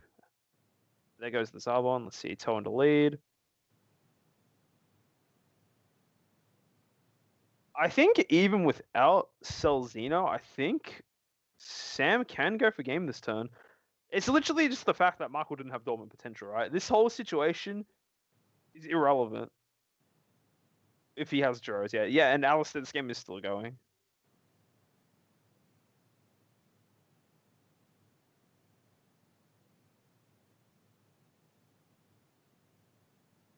Does he have the Unison? Does he have Cell Zeno is the question. I think it's safe to say that Sam's probably going to close this out, right? Like, in this situation here, Michael has nothing. His board is a Gokul. What's Sam's board? 2 Grim Reapers, 2 Freezers, stacked Unison, and the Gohan blocker. I just can't see the thing. And it also feels like that Sam just has a larger hand as well. Swing the lead here. What is he going to do? Will he... And yeah, now he's got to stop 4 25k swings into lead. Like, it's not an easy ask, right? Definitely more of an aggressive playing, like, aggressive, like, turns from Sam, right? The thing is that, like, Michael can be sitting at 4, and he can Zamasu as well. Yeah, exactly. He's got, it appears like, that he isn't running Zamasu, Sam. Sam doesn't seem to be running Zamasu. Or Michael is definitely running Zamasu. Go, comma, yep, 25. Comma's Goku, yeah, that's better. Goku.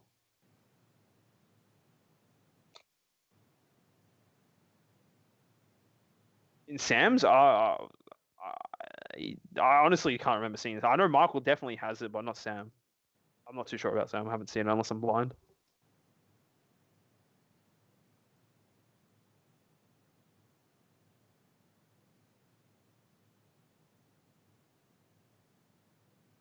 Keeps us swimming with the Gotenks here. This just feels brutal. Like, yeah, it's you just see the hand size difference right now. Got the Juro. There's no real massive board wipe effects as well in in the Gotenks deck. So the fact that these cards are out on board, it's not like they're going away anytime soon. I just like we'll have to see how Sam closes this out, honestly.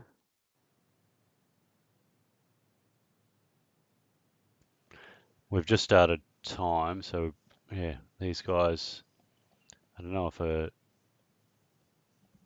haven't heard Ryan come in. Do you want to just let them know that they're in time for me? Oh yeah, just bear with me one moment. I'm gonna do that now. Give me a sec.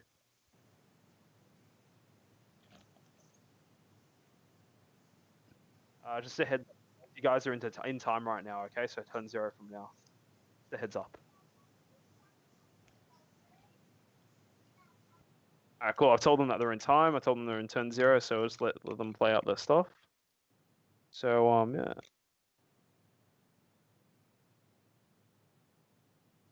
Yeah, I do agree with you guys. Those are two good options. I just don't think that we haven't seen them, right?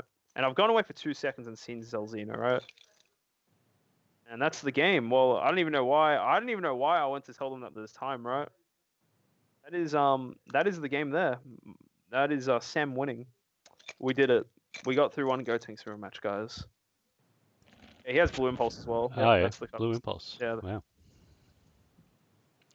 that's the card you guys GG. talking about.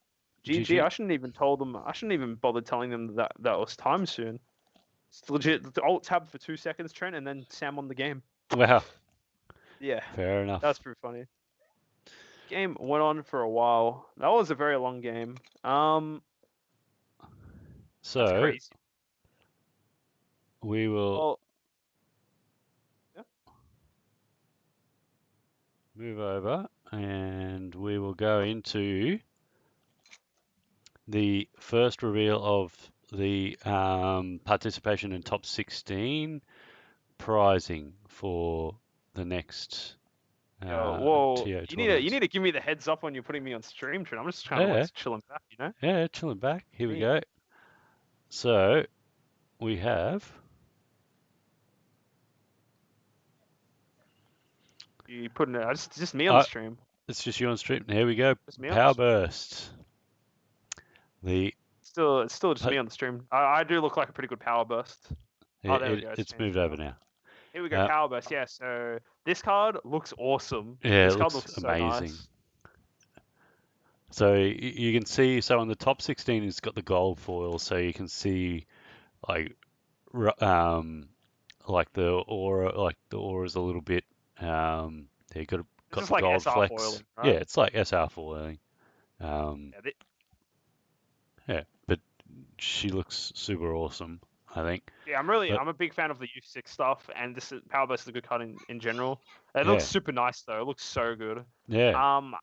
I think the rest of the reveals are pretty solid. This is personally my favorite one out of the stuff I've been shown. So, is this hinting at black U6 support? Probably not. I think it's just an artwork choice. Yeah. I don't think you'd want to go black with U6. So it'll be pretty wild if you were to do that.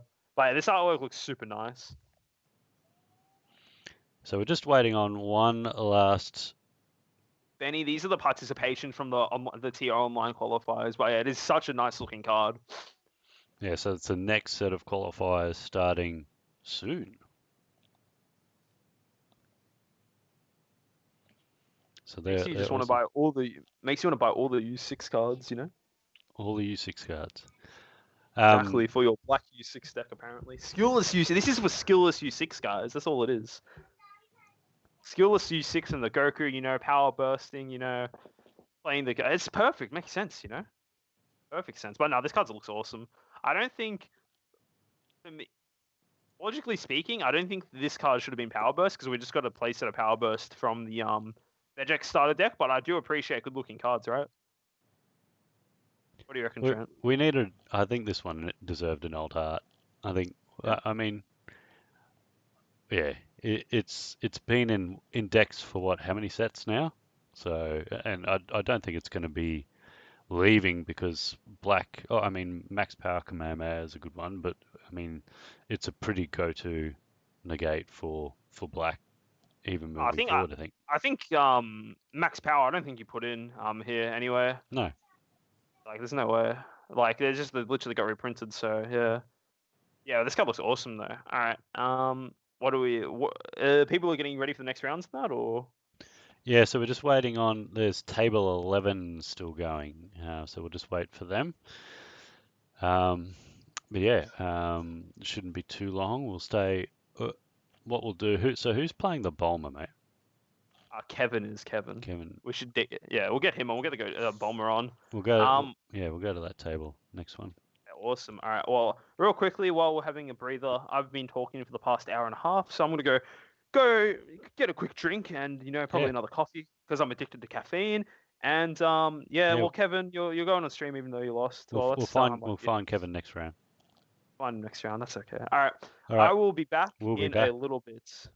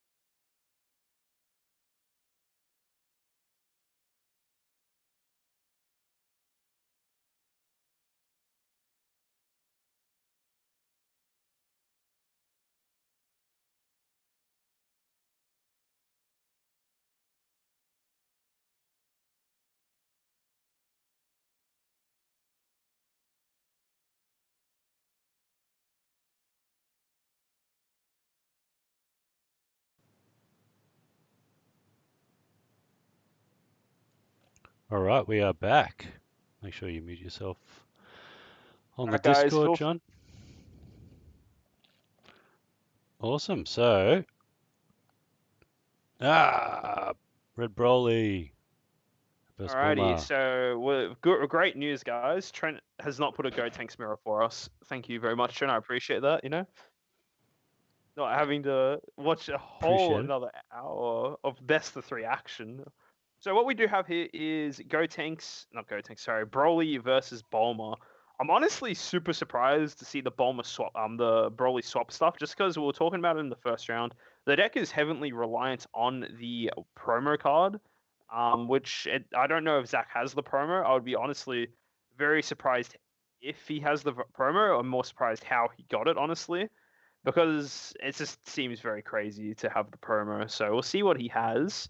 But yeah, both these players I think are 1-1 right now. We've got Kevin playing Bulma, I believe, or I don't believe. I know this is the a variation of the top 8 Bulma deck from the American event, the one that was running the Gogeta package. So it'll be interesting to see how it fares up into this Broly aggression. So yeah, it should be pretty exciting.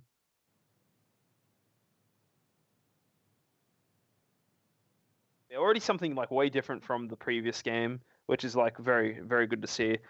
But yeah, diving straight into the match, looks like Zach's already just shone straight in using his leader to grab Planet Vampa, and he's got to resolve Planet Vampa now. This should be a fairly quick game. Broly is very aggressive, so let's see what he has. Does he? This is the telling moment. Does he have the promo here? Does he have the promo with Planet Vampa? He doesn't. He didn't see the promo, but he's playing a Paragus.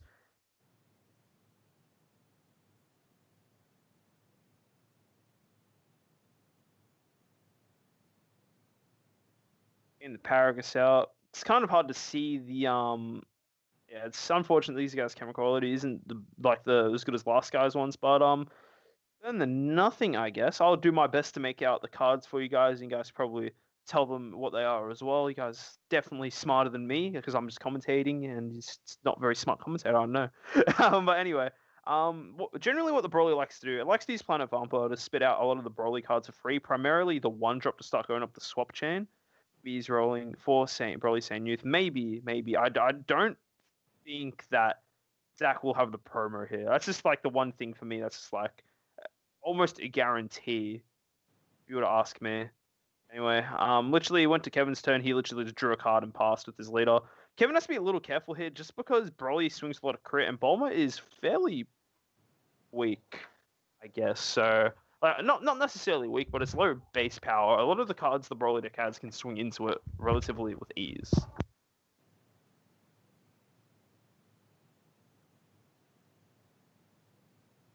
So I have to see how Kevin can play around it.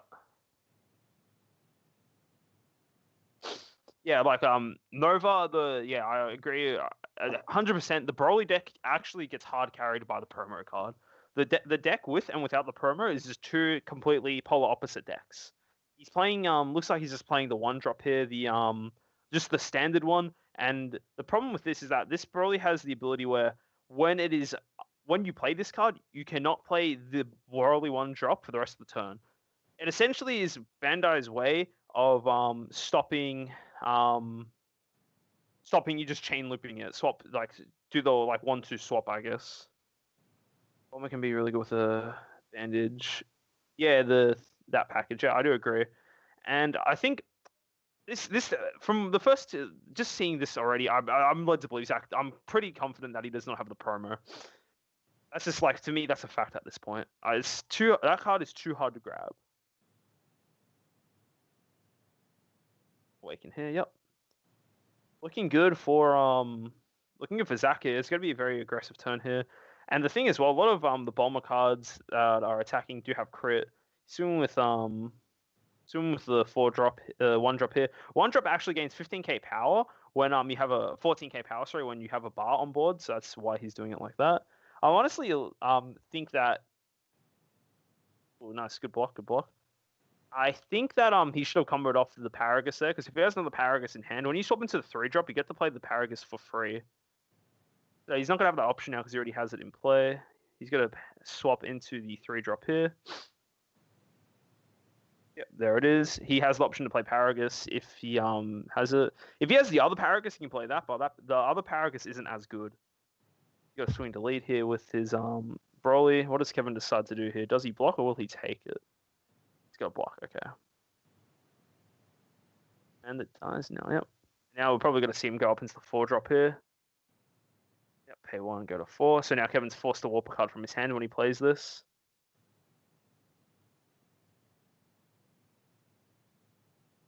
However, he does get whatever card he decides to warp here. He will be grabbing this card back at the end of his next turn. It looks like he's warped to the Jiren Unison. That's a fine card to warp. He's not going to be able to use it next turn anyway. At most, it's a card he can just put into his energy.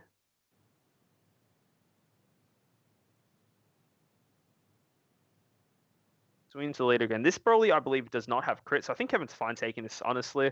But the only thing that's going to kind of suck right now is that Kevin will probably take a hit from the 6-drop here. Not the 6-drop, the 5-drop. Have to wait and see. He's got to swap again. Into the big boy. Yeah, and this one does have crit, and Kevin will be forced to open another card from his hand. Now, this time I cannot make out what the card he's warped this time, so can't really say anything about that. And a big swing into lead. I feel like Kevin just has to take this one.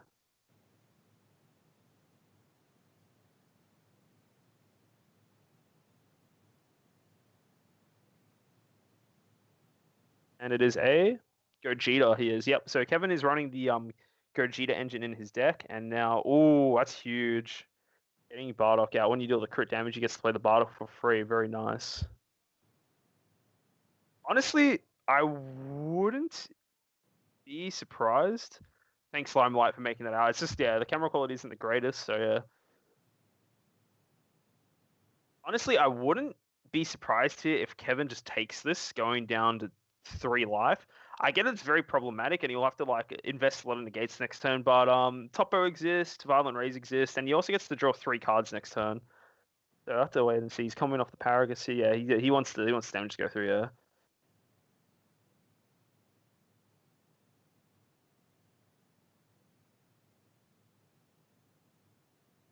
I believe that will be the end of Zach's turn here. I don't see him attacking with anything else here.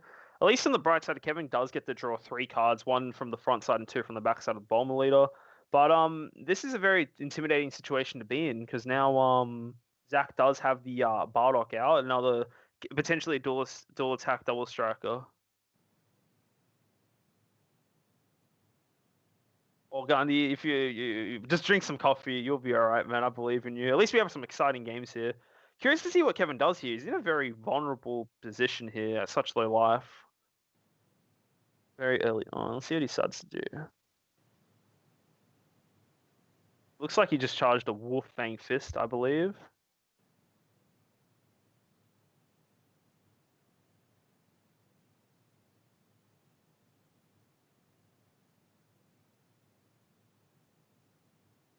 On the bright side, he does get the 2 cards from the Warp back this turn, so that's a positive. But now the thing is that Zach can go up the whole Broly chain again on his following turn here.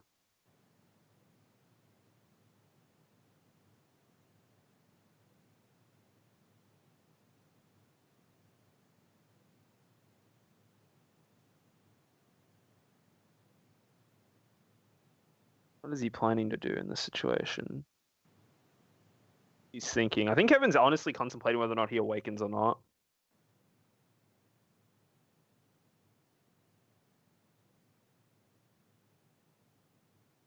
He's actually passing turn, it looks like. I think he'd rather keep his energy up for negates, it looks like, rather than drawing a lot. I wouldn't be surprised if we see just Topo instantly at the start of this turn.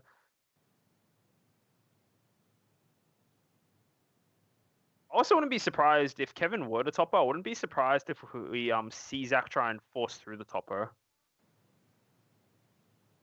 Mainly just being because, like, you see the life total of Zach. You see the life total of him being at 3 life, so it's going to be interesting to see.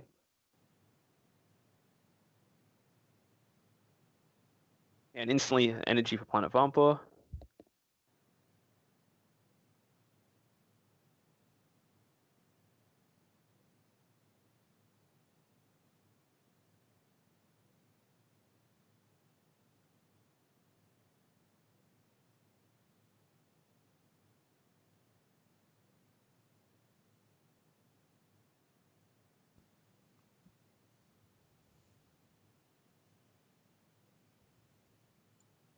Just to see, like, I feel like Kevin has to have a topper or a violent raise or something here in this situation. Sorry, I had almost 2 little mini announcers in here trying to help. Yeah, that's all right. We're just watching Zach just do the start of his turn. He's used Planet Vampa here, grabbing the Kale Unison off his brawl his Paragus that he played off of it.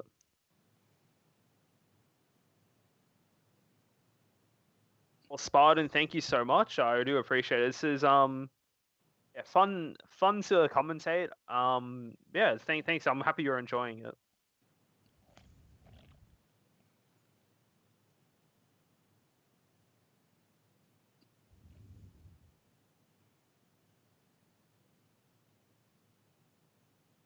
Yeah, it looks like the Zach's just patiently here. He's grabbing out a lot of pieces, and you look over at Zach's board, and it's actually huge. And the problem is that normally majority of his boards, what am I trying to say?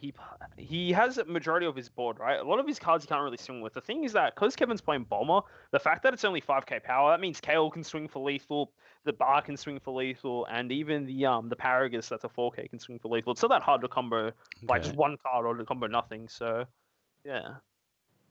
Interesting here. Looks like Zach's opted to play another Planet Farm, but looks like Kevin's just waiting patiently to see what's gonna happen here, right? And just KP, I didn't endorse anyone. I'm just saying what I'm seeing. Alistair, no, this Broly player does not have the promo Broly, yet his board is looking ridiculous.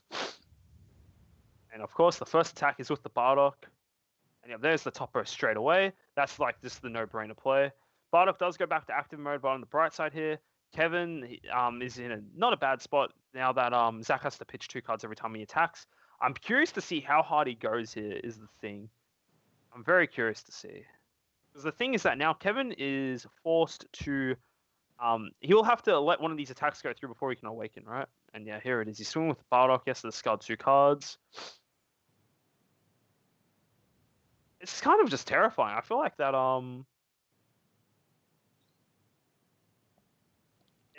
I feel like Kevin almost has to go to 1 life here. Is the thing, right?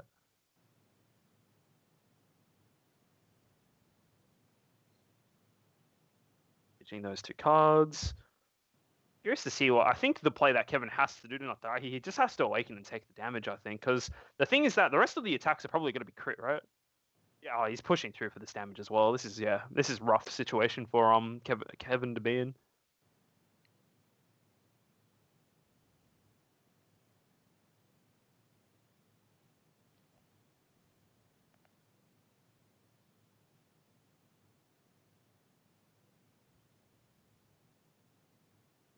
Ending up his combo power here. Wouldn't be, yeah, he's comboing stuff off the board.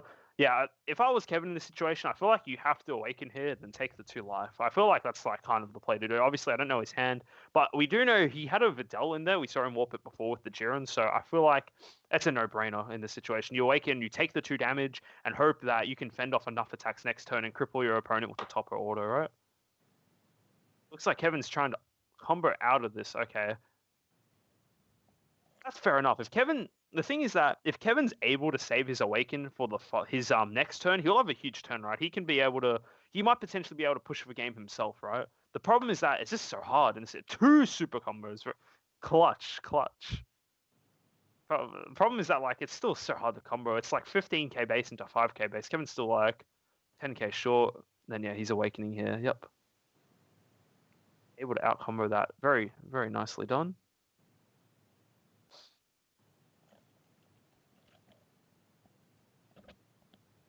It's a fair play to do. Going back into the Broly 1-drop. He's going straight into the 3-drop. Yeah, Zach's been smart here. He's just playing cards to get stuff out. You know, he's not being unoptimal. He's been very smart with what he needs to do in the situation. Yeah, honestly, I'm honestly pretty surprised Kevin attempted to outcombo that. I feel like that if you have negates in hand, I feel like you just awaken, take the 2 damage, then just spam negates if you have it. Maybe he just doesn't, because things that if he just plays Videl, that stops 2 attacks right there. I don't think Zach will have the firepower to get through it completely. Yeah, Zach doesn't even have that many cards in hand. I think he only has 4 potentially.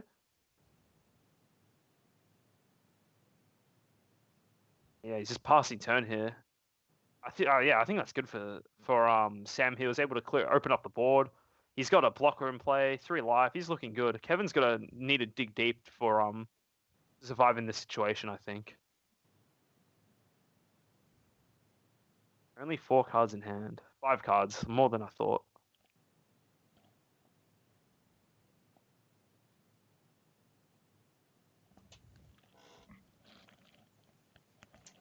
Kevin do here.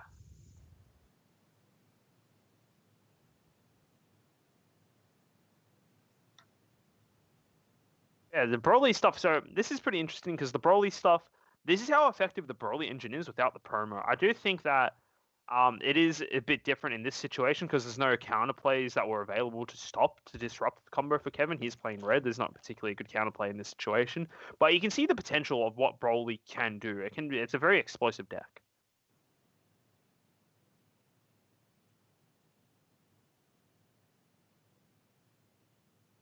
Just for the price to fall a little. Yeah, that's fair enough, Alice. I'm personally going for Kevin just because, again, he's another person I play with at my local, so I hope he does well too. I'll have to see.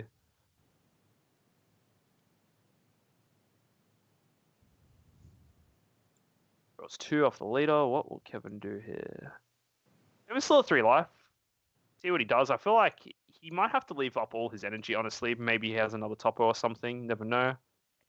Going flicking through his drop area now. Thinking about his options here. Honestly, not a bad idea to use his Bulma to swing into the KO. Just get a free marker off that. Just in case. Might as well not waste it. You don't want to sort of forget about the Kale Unison here because once it gets to 7, I mean, you're not wanting it really once you get to that 7, like you want to just use it, get that 5 drop on the field, and really go to town that turn. So he's got to really make sure that Zach can't get to 7 and play that 5 drop at some point in his next turn. Exactly. And another thing that's going to be quite problematic for Kevin on Zach's next turn, Zach is now able to play the 6-drop Broly. Yeah. Seems though the Broly has the condition where the 5-drop Broly can swap into the 6-drop only if either you have 4 energy or if your opponent has 3 energy, right? It's more or less saying if you're going first, you can't play the Broly 6-drop until turn 4. That's kind of what the ruling says.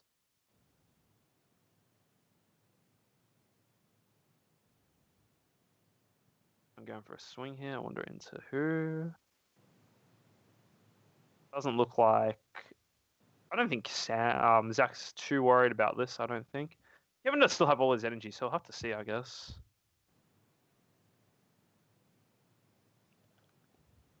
I'm moving a super combo into the lead here. But that's the thing. Like if you're on 3 life and you take one, you go, oh, I'll just take it. It leaves you in like a Strike range, yeah. double strike range for you. Obviously, he's got a blocker on field, but it always leaves you on. You just never know. With that much energy open, you just leave yourself open to a random double strike and you're gone. Yeah, exactly. Alistair, I do agree with you. The Broly deck is pretty hard to get right now, 100%. All the cards are from set 11, and it's also you need the promos as well.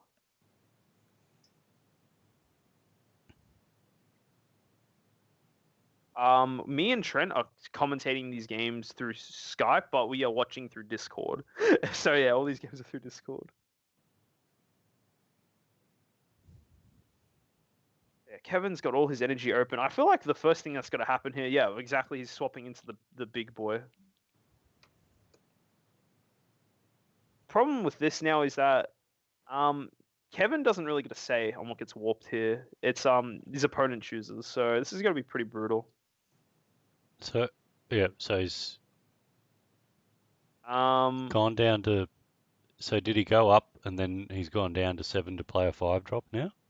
No. He's playing. He just swapped straight into the 6-drop. He's just resolving the effect of it. Okay. I didn't realize how big Kevin's hand is.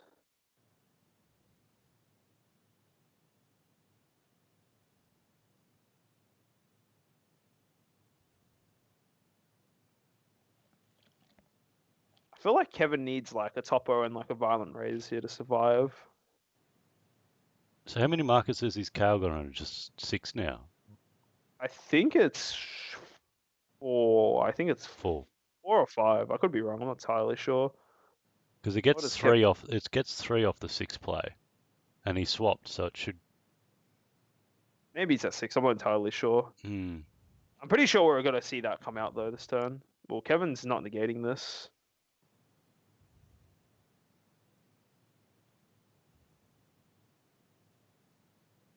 Yeah, I think he's scared of the counter, Alistair. I think that's why he didn't opt for it.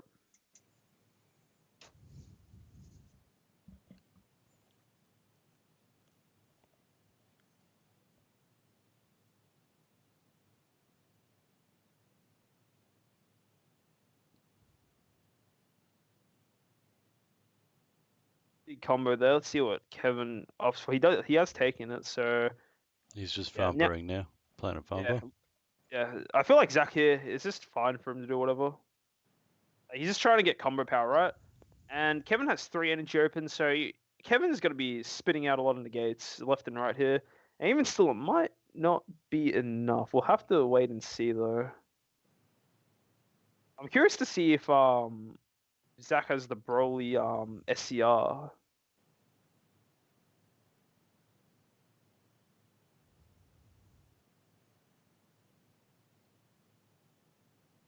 Have to wait and see here, I guess. Just both players taking the time.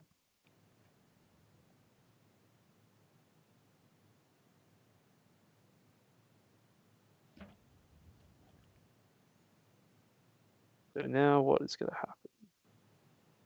Surely he just swings with, yep, swings Yeah, with 3 drop 3 drop. there. Does Kevin have a negate? You'd hope the answer is a fat yes. Yep, another topper. He must have just got this off live because I don't see why he wouldn't have used it earlier. Bardock gets to go back to active mode, but on the bright side, it limits the amount of attacks Zach has for this turn. If Kevin's able to survive this turn, there is a chance that he's able to win this game. Zach is only on 2 life. Yeah, And now every time. but remember, like he's still going to go up the chain again, so he's going to lose some more cards. So unless he's got a really massive hand, I think we saw Kevin's hand before. He had, I think, like 10 plus cards, I think. So even the -3 with the Broly, and then he's going to like get some cards here. I think it's if he just has the negates for it, it's potentially okay. But I guess at the end of the day, he only well, he's Zach got to only he's really got to keep the negates. I guess if Zach tries to swing. yeah, So I yeah, mean, he's got to drop his pieces that he would be using next turn to keep his negates to stay safe. So yeah. You're not wrong about that, Trey. You're not wrong at all, actually.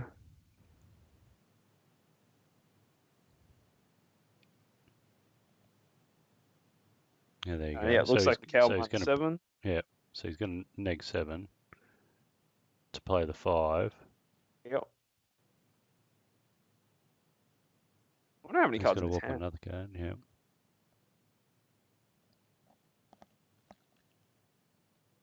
Realistically, Kevin needs a Videl here. He needs to negate this and then block it.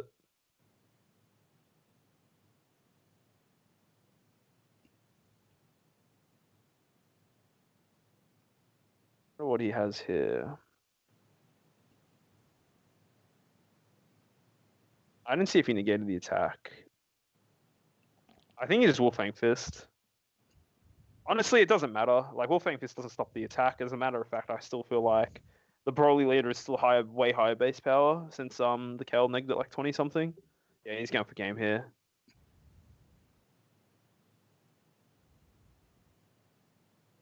Yeah, it looks like in this matchup, Bomber just simply wasn't able to really get to its like window to set up and get an establish a board state. Bomber kind of takes over the game from turn 3 when you get the Jiren Unison or the Gogeta SR out on board. But if you just don't get the chance to get to those turns in the game, Yeah. I feel like I feel like you get what we're looking at right here.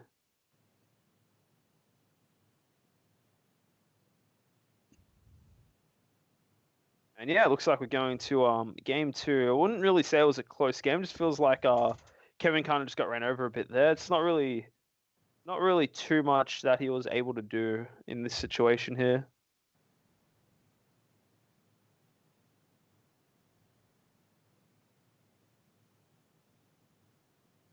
So yeah, it looks like Kevin is sideboarding now.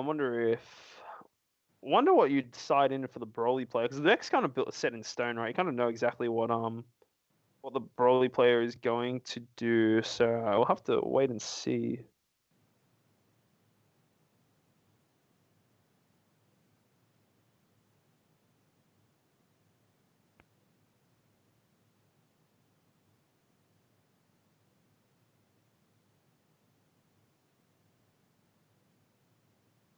Yeah, general takeaways from that matchup though, it just felt like that the Bulma play the like Bulma really couldn't establish like that much of a board.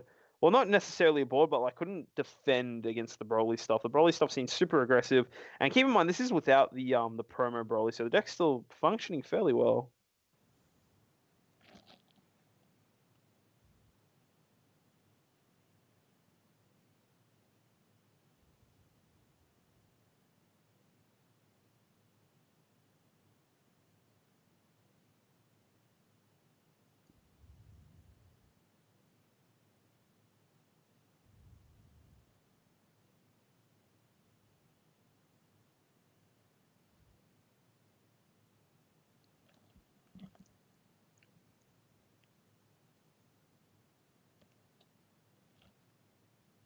See, and as a Yep. Broly player, you don't dislike going second because if Yeah, you no, get you get your crits active on the turn, so yeah. yeah, no, I agree with that. I think it's fine for the Broly play. I think it's just hard for the Bomber in general, right? Yeah.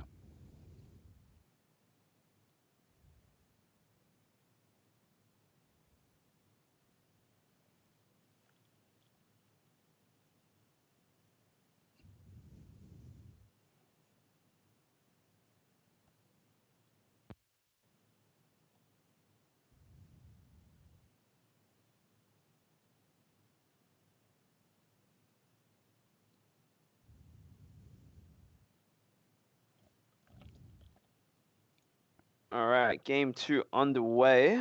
Broly did win game one. Zach was the winner of the first game. Now we're kind of just seeing what Kevin can do. Really, it felt like it was a very one-sided matchup. I guess it didn't really feel like there was a opportunity for like Kevin to really play the game. Honestly, so just gonna have to wait and see what ends up happening. What Kevin can do to adapt in this situation. So yeah, have to wait and see.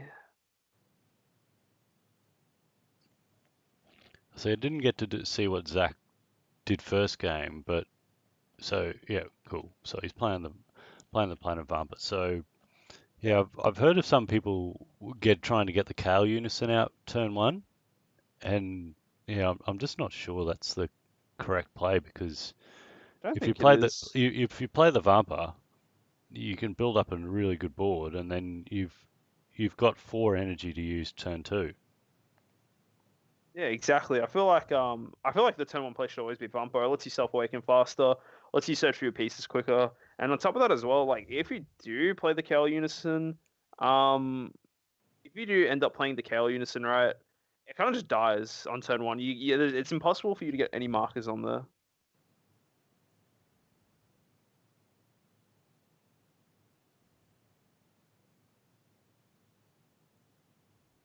How do you judge 420 quality? You just hope for the best, honestly.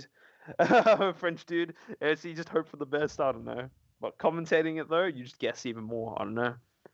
Ooh, feels bad. Critting a super combo's first card and Bardock's out straight away. This is big yikes already. On the bright side, Kevin does have a little bit more energy to work with in this situation, but it's not a great start. I wonder if Kevin takes this. Yeah, he's opted to take it. I feel like it's gonna be interesting because now the problem that we're having that Kevin had last game, like in this matchup, right? The Bulma player versus the Broly player, right? You didn't have the energy to stop a lot of the attacks going second, but now I guess you do. There's more negates available, all that stuff. Wouldn't be surprised if this is a pass turn here from Kevin after just doing that. Kind of sucks that he lost the super combo, but yeah, it's legit just charge and pass is what you kind of the game plan for Bulma. Alistair, cutting Vampa for more aggressive plays. I don't know how Vampa isn't an aggressive play because it's Like you only need 2 of in the deck, and it literally makes your board that much bigger. So I don't know how you could get any more aggressive with by having something other than Vampa in there. So Yeah, like I feel like this is what's gonna happen now. Oh wait, did he? Okay, he just hit the bar from the planet yeah, Vampa. So but that's the this is the thing. point. Yeah, That's why you need the promos as well. Otherwise, your exactly. Vampa's gonna whiff, or you're gonna Vampa get is less value. suboptimal. Yeah, Exactly. So if you have the promo, you just play the promo instead of the bar hit, and then it plays the bar anyway. Like yeah, it means you don't have to invest in energy in actually starting the swap chain. yeah,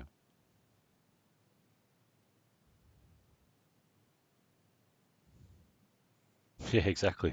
Vampa is the second best card for the deck. 100%. It is the The best Broly card. deck's kind of weird. I feel like the Broly deck's interesting because realistically, there's only like maybe 7 cards that you can put in that aren't a part of the deck and like main engine, right? You Yeah. have to run 4 of all of the swap cards, right? You wouldn't run more than 2 Planet Vampa, I don't think.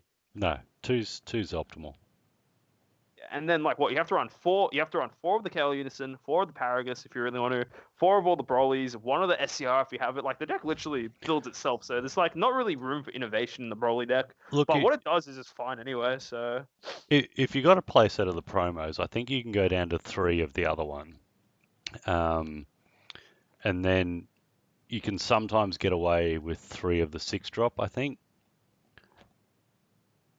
But because if you've got the promos, you're able to search for a lot of the stuff. yeah. You're getting more chance to hit the 6-drop anyway, even if you're only running 3. Yeah, not wrong, not wrong. And I think I'd probably just go 4-4. That's just like I don't know. I feel like it's maxing out and it's fine as well. But yeah, it doesn't really matter too much. Anyway, Kevin, getting the topper out here is pretty good. I'm curious to see what life total Zach will leave Kevin at this turn. If Kevin is able to awaken going into his next turn, I think that's huge for him because he'll be able to drop either Gogeta or the Jiren Unison without and then being able to untap 2 energy. You'll be able to draw 3 cards, and you also have like a like very solid cards to deal with this situation. His Unison will be live, he'll be able to free play the Yamcha, stuff like that. As well as Gogeta just clears the board here as well. So both the cards very solid. Paralysis technique is good. So yeah, I think paralysis technique is super good in the Broly. I don't think you'd main board. I feel like that's more of a sideboard card. Yeah, I do see it gets rid of that main card. Yeah. This one. What does he do here?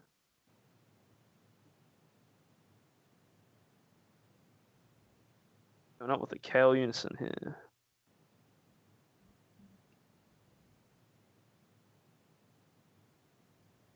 Looks like he's putting his cards underneath the leader just so he has a reference for it.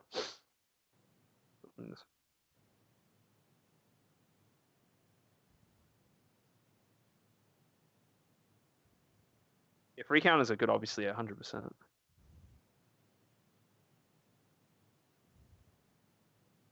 I don't think it's a bad idea running the free counters in Broly. I just think that I think it's more of a sideboard thing, right? Because essentially Broly kind of wants to do its own thing, right?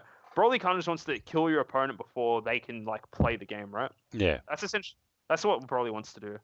So like running cards that don't really benefit that strategy is like fine to do, but let me rephrase that. I said that pretty dumb.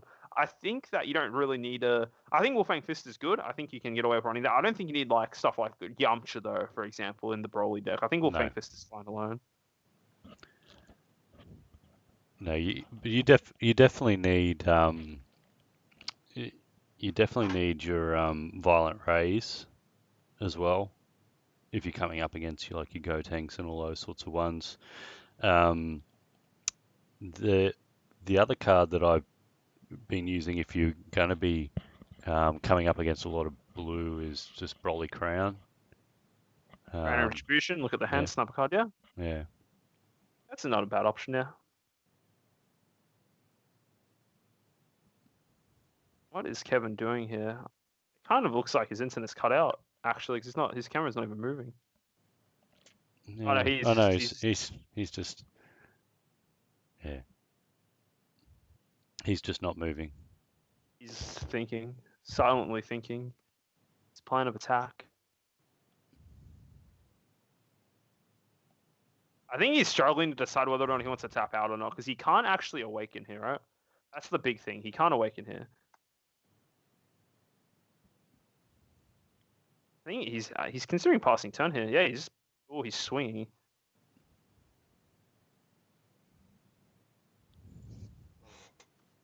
Probably, if I were Kevin, I'd probably swing to the KO, right? Yeah. Yeah, you got to do what you can to keep them as far away from that 7 as possible. Yeah, exactly. So he's going to it again. Fuck, okay. Honestly, if Kevin has the Gogeta 6-drop in hand here, I think it's not a bad idea just trying to go for game with that if he has it, but no, he's just passing, okay. What sleeves cards? What sleeves they using? I don't know. I don't know what sleeves they're using. They just look like just standard sleeves to me. Maybe katanas, maybe dragon shields, I don't know.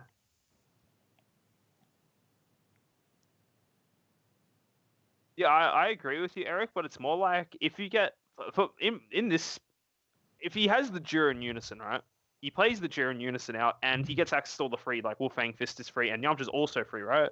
So I think that's like not bad, and plus it has the option to have the active battle nuke something as well. I think is good, and plus he can kind of go for game with it, which I think is also good. I get why you wouldn't want to tap out, but just trying to force something seems alright, and being able to, it's kind of not like tapping out because you get all the free counter plays is the main thing. Well, I wouldn't mind to see that, and same with Gogeta, I guess, but yeah, have to wait and see. Yeah, I do agree, Billy. It's this matchup's brutal if Zach had the tournament pack cards.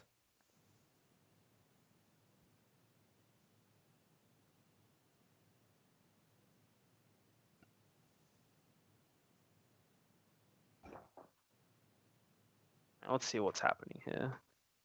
So the Broly 6-drop is live this turn as well, just because you can play it when you have 6 cards in your when your opponent has 3 energy, sorry. I'm saying that straight away.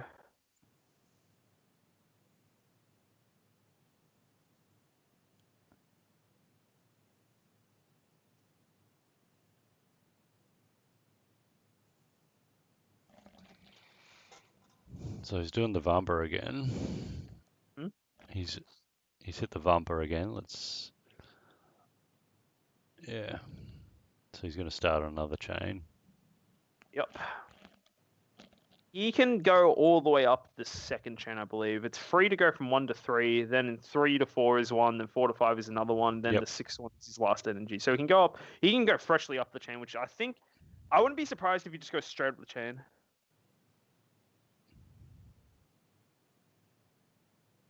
Geez, he's getting full value out of that 3-drop. Every time he's played the 3-drop, he's had the Paragus. Exactly, yeah. That's why I think, like, honestly, I feel like if you had the Jiren Unison, it would have been the play to go. Like, I get that, it is tapping out, but at the same time here, his hand is just getting destroyed, right? Like, he needs to try and apply some form of pressure, I think. Yeah, there's a 6. Yeah. Yeah, I think this is game. I think we're going to see Kevin's hand get nuked again here. His hand will get nuked, and I'm sure he's going to be able to get to 7 on the Kale and drop the 5 Pretty sure again. it's at 6 right now, and he has to have to swap up twice, yeah. Yeah, so he's only got to swap the 4, Hmm. and then he's at 7. So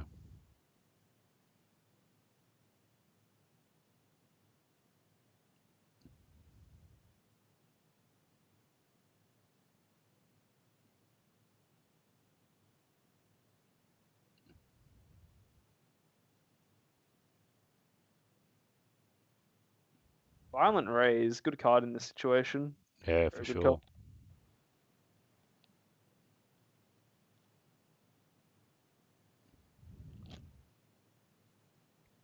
I think that's honestly a little. It's pretty good for Kevin. I think it buys him another turn. I think, and he'll have some options to do. I think I'm pretty confident that um Kevin does not lose this turn because of Violent Rays. I'm pretty confident about that. It was the Bardock. feel like this has to be Vidal, right? Oh, it's the Goku. This Goku's pretty cool. So this Goku's a Yeah. 2-drop Goku BR, and Yep. it negates the attack. And at the end of the turn, at the end of your opponent's turn, sorry, you can pitch a card from your hand and return it to your hand, right? But it Yeah. also doubles as in the bomber deck. Also doubles as a blocker. I remember the list that the guy was running in America, the bomber list there. He was running the skillless cards. I feel like Yep. these ones are better, I think. Just because you get the secondary, this Goku can be like a clutch blocker, stuff like that. Well, that is rough to see those go, but you can't attack with these cards, so I think that's all right. I don't think that Zach can close out the game this turn. Violent Rays it shuts off his turn completely. I'm pretty sure. I think this is the leader swing here, if I'm not mistaken.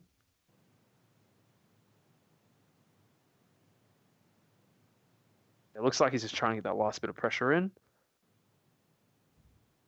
Kevin did have to tap out to play that Goku, though. That Goku's a 2-cost negate. It just feels like he just hasn't seen any of his Videls, honestly. It's like that's one of the best cards for the Bulma deck at his double strike crit.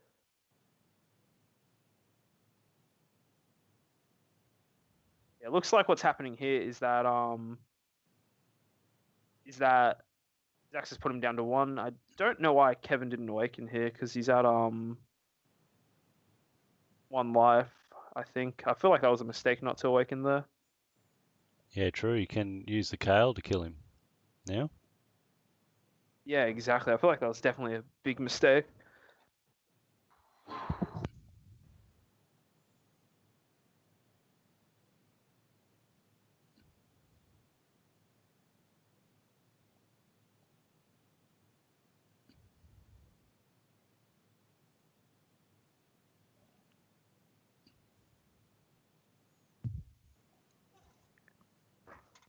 See, now he can just play a 5 and he's just ripped Kevin's hand this turn.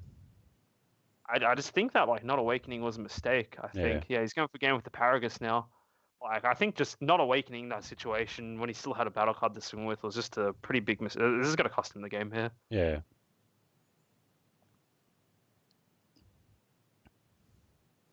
GG, I think. I think that's a GG unless he's got something magic in his hand. Yeah.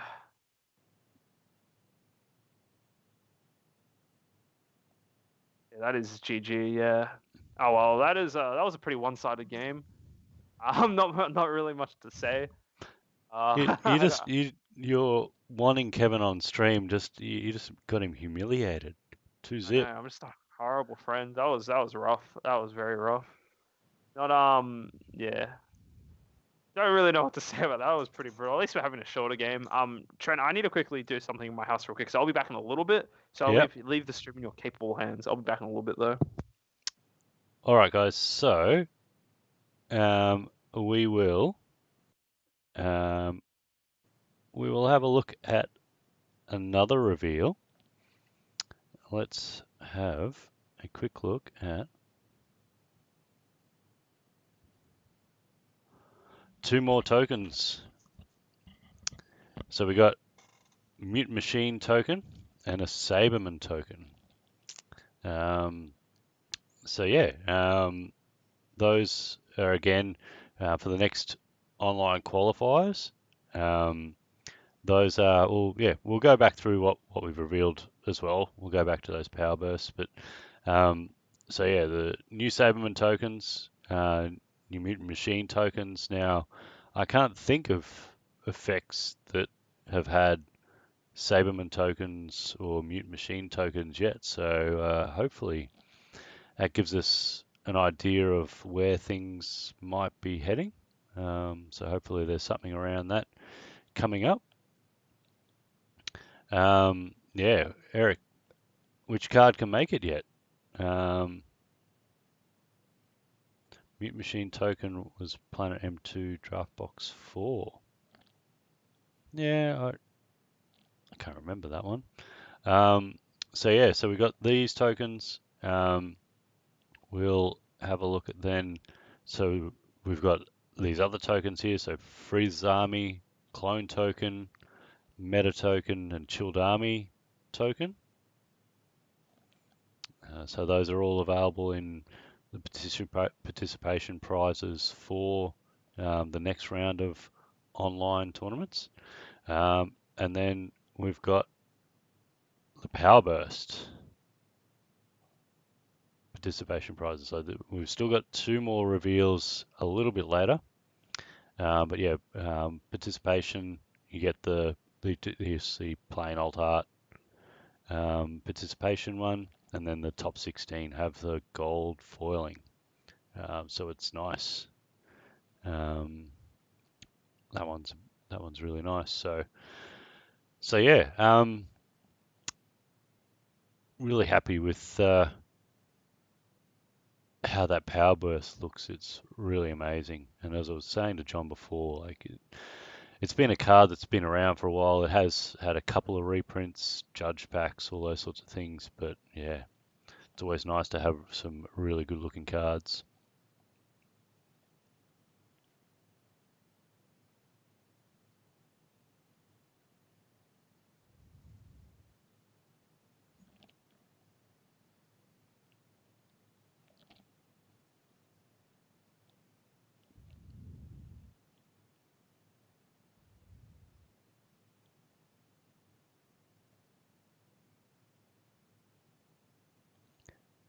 Yeah, Freezer Army token. So that's available. So yeah, I don't think there's any effects yet that create Freezer Army tokens. So hopefully that's a little sneak peek.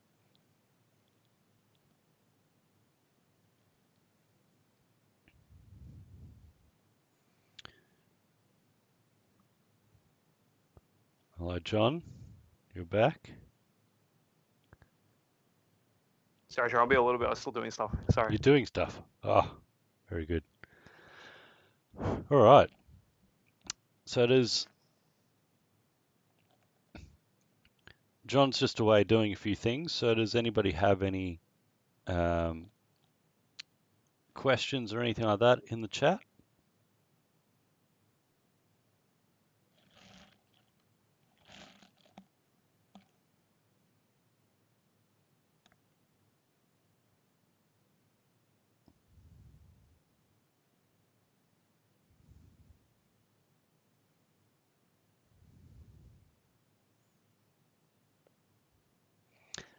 How do I feel about the AOD engine?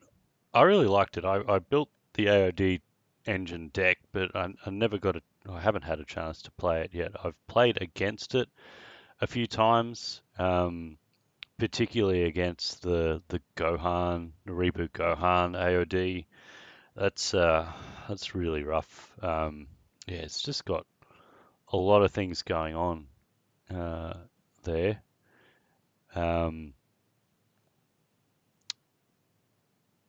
I haven't.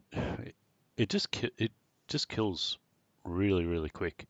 And like the AOD build that I built was trying to look at those Vegeta and Goku's with the multicolors and everything like that with all that energy. Oh, here's John back. I'm back. You're back. We're back.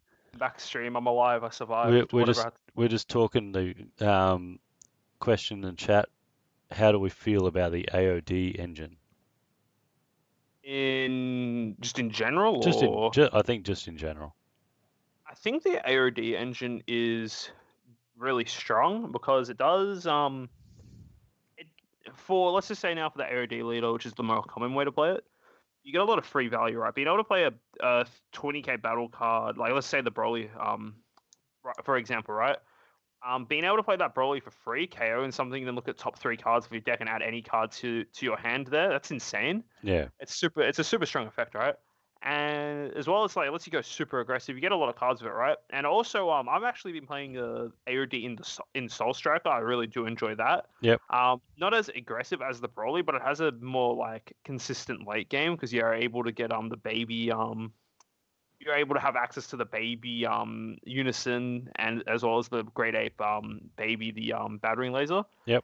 And I do quite enjoy like that variant of the deck. I think AOD is a fun deck to play. Do I think it's tier one? No. There's a lot of cards that counter it. For example, Violent Rage is a fantastic answer to it. Topo is a great answer to it. Nimbus is a great answer to it. Like there's so many floodgates in the game that stop the deck from being amazing. But I do think it's a deck that you can definitely, if you're a good pilot of the deck, you can definitely do well with it. Like in the last tier we had, or one of the last tiers we had for this tournament, the player who did win the event was playing AOD, right? So AOD and Reboot Gohan. I think those two decks are super strong.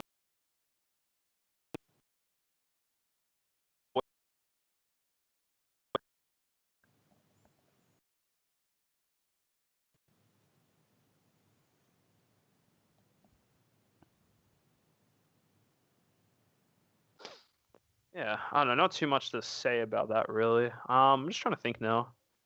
Any Margin Vegeta's doing well? I don't think Margin Vegeta is being played today. Yeah, I haven't heard of anybody playing Margin Vegeta today. I know there's Gotenks, I know there's Bulma. What are your thoughts on using the new Gogeta stuff using the old set 6 later? I think it's possible. I think you wouldn't use the skillless cards. I think you'd use the new promo cards, the God Goku and Vegeta. And I think that would be pretty solid. It stops a lot of things. Limiting your opponent to not be able to play counters is super strong. The leader draws you a ton of value and has inbuilt self-awakening. I think that's super good. But I think the big problem is that the engine itself isn't that strong. Like this Gogeta 6 drop's amazing, right? But the problem is that it gets cleared. There's a lot of ways to clear it instantly. Like some leaders have inbuilt like removal for the Gogeta, right? Like you can bottom deck it with the Zamos leader, Yep. the Zamasu leader. You can warp it with like pretty much every player in the game runs the Seeking Identity Marseille or the Max Power Kamehameha in the main or sideboard, and that just deals with it instantly, right? So you're kind of forced to run strategies of Universe 7 to keep that card alive, and I think that's the biggest problem with it. The fact that the card's super good, right? And if you stick it on board, it's amazing. But the problem is that if you're not building your deck to keep it alive, it will die almost instantly. Yes, it does. It's amazing. It's insane into green because green's forced to run those utility cards to clear it most of the time. However, it's just like majority of matchups like blue, black, etc. It can't really deal with it. Well, even red has a pretty easy time to kill it. Another Gotenks mirror. Trent, don't let me comment another Gotenks mirror, please. No. Yeah, I don't think we want to try and do a Gotenks mirror again. Have you tried Red The decks I truly do prefer playing. Series 6 or Series 11? I was actually playing back in Series 6. That was actually my go-to deck, the Gogeta stuff, right? That was the only deck I was really playing back in that Series 6. But I have tried the new stuff as well, and like the reason why I know the problems the Gogeta engine has is because I've been playing it a lot, right? I know how the deck functions. I know what you want to do on tempo and that, and I know like what you have to do. But unfortunately, you can't really do too much about it. So it requires a lot of stuff for it to like work very optimally, I guess. But I do really enjoy it. Oh yeah, dude, I love Gogeta set 6. I was playing back in the day in that meta. I was playing the Gogeta engine with the baby leader just because I felt like in that format it was better. You had ways to kill cards and you were mainly going to win through the 8 drop. I actually had I think my greatest like one turn kill wins in that format playing that deck. What happened was, for those of you who don't know, in that format, Janimba was pretty popular. You'd mill them out, and they'd sit at a relatively high life total. And I was playing with my baby Gogeta BR deck, and I just was sitting at max life total, right? Oh, not max life, sorry. I was sitting at, my opponent was at 6 life, and I was like, it was getting to the point in the game where next turn I lost if I decked out. But I already had my one of my Gogetas on board, so I swung with it, and he Mafu-bit it, right? I played a second one. And I then overall keep in mind, my opponent's at 6 life here, right? Yeah. And I know my opponent doesn't have any more dimension magics and he's tapped out because he's just used them all, right? It's that late into the game. I swung with my my Marseille with double strike, put him from 6 to 4. That I literally said to him, I quote this exactly. I said to him, I'm going to swing with my last Gogeta, and you're not going to negate it because you got no more dimension magics left. I'm going to combo my entire hand and win the game here. And he just looked at me, it's like, yep, comboed my entire hand, put him on 2 life, and then I EX evolved and burnt him for the last 2. That was probably Oh, it's probably one of the funnest games I've ever ever had, and one of the most funniest ways I've killed someone. Nice. Yeah, literally from 6 to 0, just instantly. It was pretty funny. So we do have some more reveals, guys. So there's still one more um, of the participation and top 16 card to reveal. And we also have one of the winner cards still to reveal as well. Yeah, the So cards look very good. we'll probably do the winner card. So we'll do the next one after the next round, and then the winner card will, I think, will probably take us. Well, maybe I think we're going to 5 rounds, so maybe we might have to do both reveals next round, or maybe we leave the winner one until after round 5. Round off the day with it. Yeah, never. Yeah, I'll have to wait and see, I guess. I'm just quickly flicking through some of the other games we've got going on here. See, there's a skillless player, Gotenks player, a couple of ejects, a couple of Gotenks players. Oh, someone's actually playing Invoker. True, true.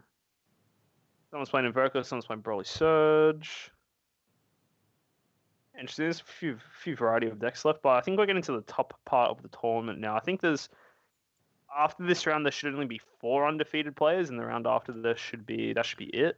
So there's currently 1, 2, 3, 4, 5, 6, 7 undefeated. So we'll either have Realistically, there should be only 2 more rounds. I'm pretty sure. Yeah. So we've got So the seventh undefeated player is obviously playing somebody. So it all depends on that one as well. So I mean, we could have 3 or 4 undefeateds, but I guess like you said, we'll only max 2 more rounds. Yeah, definitely, exactly. But this round still has 20 minutes to go.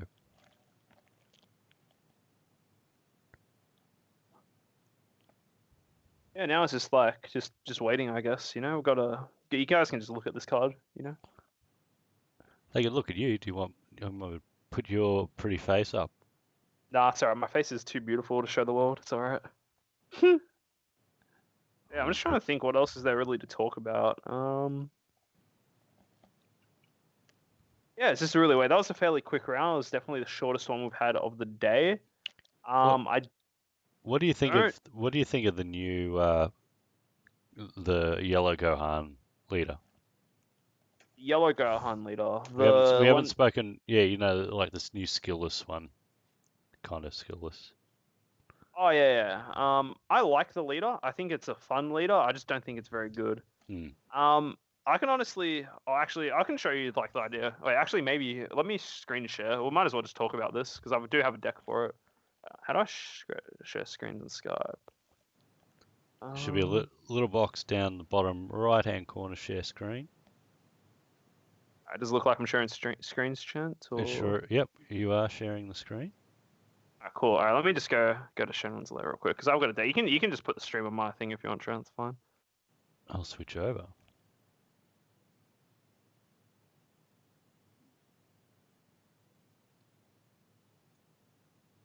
Log in. Yeah, so we can talk about this. I've got some decks I talk about. Show you guys my spicy Gohan list if I've still got it here. Where is it? Sun Gohan. Here we go.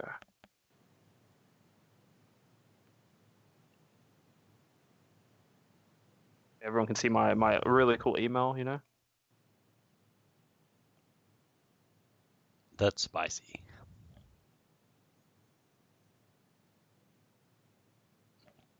See, I had the exact same idea.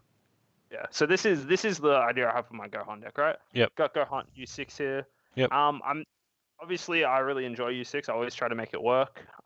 These are just like ideas I have for the deck.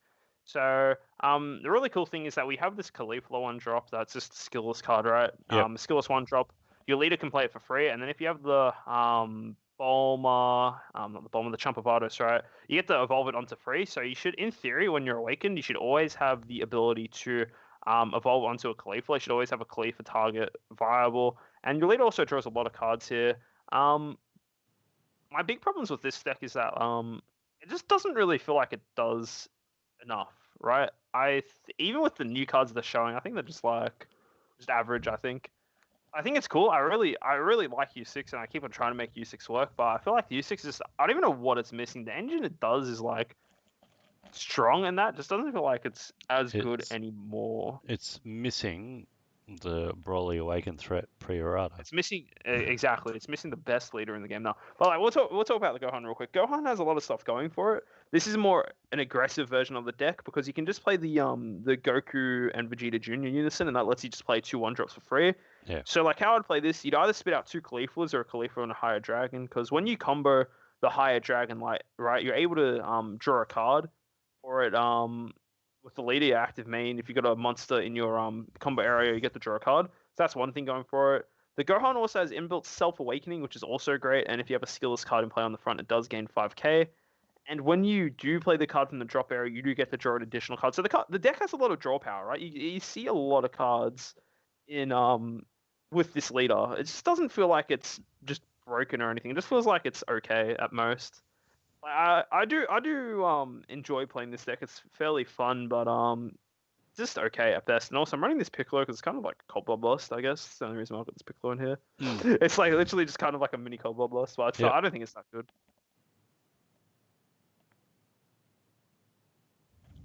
But yeah, what do you guys reckon of this U6 deck scenes I'm just showing you? You know, I'm gonna show some other decks I have as well if people want. I'm happy to talk about like some stuff I've been working on, bits and pieces. These are still my decks, by the way. So yeah. Guys, I am on PPG, guys. So I don't know. Maybe this is worth something. I don't know. Oh, it's so funny. Yeah. If you want to look at all John's decks, just search Pyroshad. I love searching for me, but yeah. I love searching for you too. I just like to get ideas sometimes. True. Yeah, I think this is a good way to go with the Gohan deck. You get to go aggressive with the deck. New yellow Goku Unison shuts down U6. New yellow Goku Unison. You're talking about the set 11 one, right? Yeah, the one that. Yeah, the one that just is AO like just Cold Blood Blast. Yeah. Yeah. I also think like a deck that's really not been represented today, I think, is Sin Shenron. I think that deck's Yeah, I don't know why people aren't still playing. It's still a really solid deck. And I mean, it did get a couple of good things from. Yeah, it got great things. U11. It got the SR that Yeah. carries the deck. Yep. So like, there's that. But here we go. Alistair Angel, we're gonna get your deck up on stream. Yeah, this is really just waiting for the next round to start, really. Oh yeah, this is pretty cool. The red Broly, yeah. This is a cool thing you can do with this deck because with this you can actually kind of wish Tragic Awakening into the 6-drop, which is pretty funny. Because I'm pretty sure this doesn't say green. Yeah, choose one Broly 6-drop with energy cost of 6 or less. So you literally just play Tragic Awakening into the 6-drop. I think is sick. I do know this play. It's pretty cool, and this is the only deck that can run it. So yeah, Sin is good, but Sin is good. It's got more consistent set of power. Yeah, that's a good way to summarize it. It's very consistent.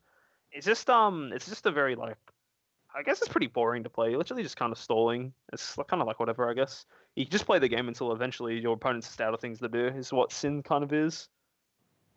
This deck's pretty cool. I think this deck's nice. Alice, this is a cool deck. I like it. Because not many people know that you can actually Tragic into the 6-drop, or you can even Tragic into the 4-drop. Here. Pretty sure you can Kind Wish into it as well. Choose up to 1 Broly BR. Yeah. I think it's a cool deck. I like it.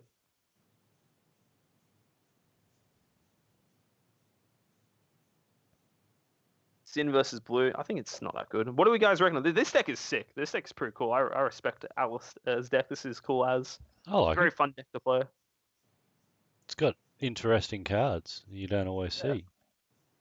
Things that you can actually like, you can literally run this Broly 6-drop in the old Broly leader, the Broly BR, because Tragic Awakening lets you just play it, right? You do green red shenanigans. Obviously, it's not as like optimal as doing just the mono green stuff, but it is an option that's there. Yeah. I think it'll catch people by surprise. Is there any other decks people would like us to talk about on stream? We're kind of just chilling, I guess. Actually, I'll talk about what do you want to call it? The Goku AOD deck, the SS AOD. Whereas I think I've got it here. It's balanced. Here we go, SSG, AOD. Alright, so this deck got popularized by Eggman. I don't know, he was on the stream earlier, but I don't think he's here anymore. So this is the current build I've got for it, right? I kind of just took his idea and slammed set 11 cards in there. So you got 3 Abuni, 3 Ape, one Hatch. Basically the idea of the deck is that like you mainly run blue cards, right? And then you kind of just get the spam out the AOD stuff, right? AOD just kind of works. You get your Unison out on turn 3 in your deck, you should be able to find everything you need. Like you don't when you play this Unison on turn 3 with this leader, it's insane. I think some things I want to change about the deck. I'm honestly tempted to cut these 2 Vegetas, put in 2 Slugs in, because there's so many times where I just negate the attack with this Garlic Jr. I have nothing to play. It's kind of really annoying, because the only target for it is this Turles. So I'd rather have one more target so this doesn't feel as bad. Feels bad, man. Yeah, but overall, this deck's super good. You eventually just kind of win out the game. Because when you awaken with Soul Striker, like, Soul Striker with this Android 13 is insane. You just keep on nuking the hand with this. You get a free +2. I think this is solid. And Hatchak SER is actually slept on. This card is so good. Like, this card is legit insane. It's really, really good. Alright, Alistair, we're going to look at another deck. Let's have a look here. Android 13. The thing with the Android 13 card, the Android 13 card the counterplay only works if your leader's AOD. So that's why I'm not running it in this deck. If it worked in this leader, done instantly 4-0. That card is so good, but that card only works if your leader's AOD, and I don't think this card is an AOD leader. Looking here. Oh, true. This is spicy. Alistair with the spice in these cards. Jesus. Pretty cool. Successor 8. That's pretty cool card. Yeah, so some good successor targets there.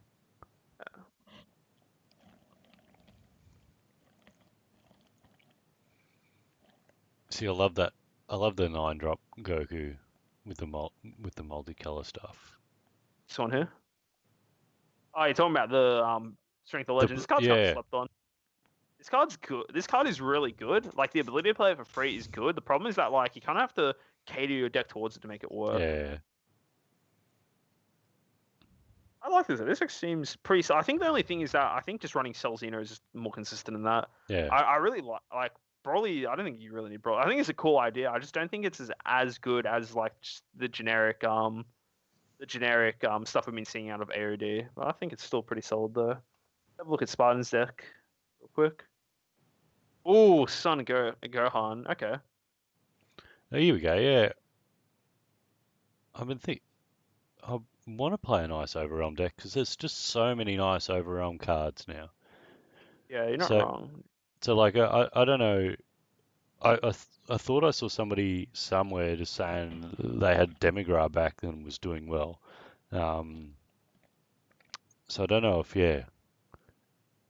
have you seen any good Demigra decks? I think the problem with Black right now is that Vegex is the best leader in Black. And you should always just be trying to play Vegex, right?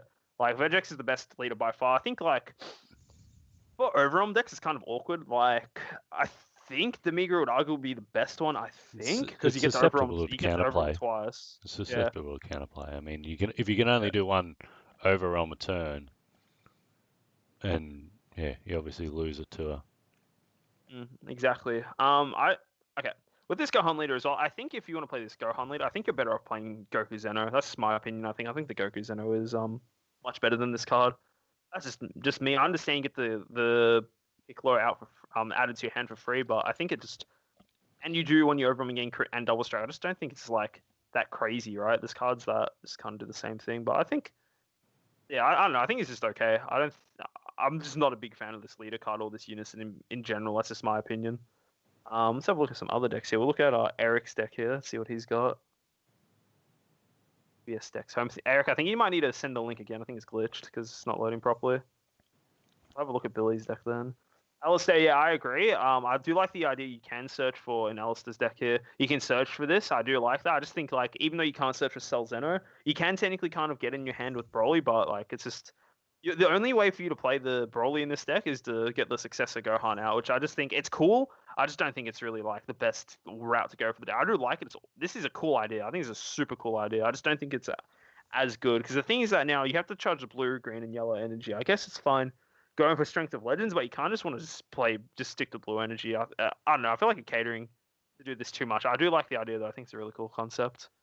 Jiren, okay. Haven't seen Jiren for ages. Oh, this just looks like a set 11, set 9 deck, honestly. I'll try again now, Eric. Let's have a look.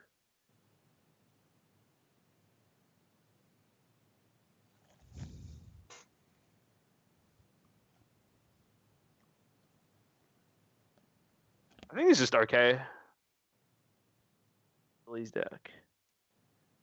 I'm trying to get. Yeah, no, it's not. It's not. Oh no, I think I've got it now. It's loading up here. It's very slowly. We'll have a look at. Oh, interesting, interesting. We'll have a look at this Jiren deck real quick. I know. I feel. I just don't see how this deck will do in the current meta. In general, I don't know. I think this. I'm honestly surprised this leader wasn't played more. This leader seems insane to me, right? The fact that you're kind of immune to damage. Capetto, we're just kind of talking about decks. Everyone's kind of putting the decks in, showing off some stuff, my stuff as well. But yeah, just sharing ideas is fun. We're just waiting for the next round to start, and it's just instead of just not doing much, we're just talking about decks. I don't know. This Jiren leader seems so good. I just feel like that it's not broken. it's literally just it. Like I think these cards are okay, but one sec.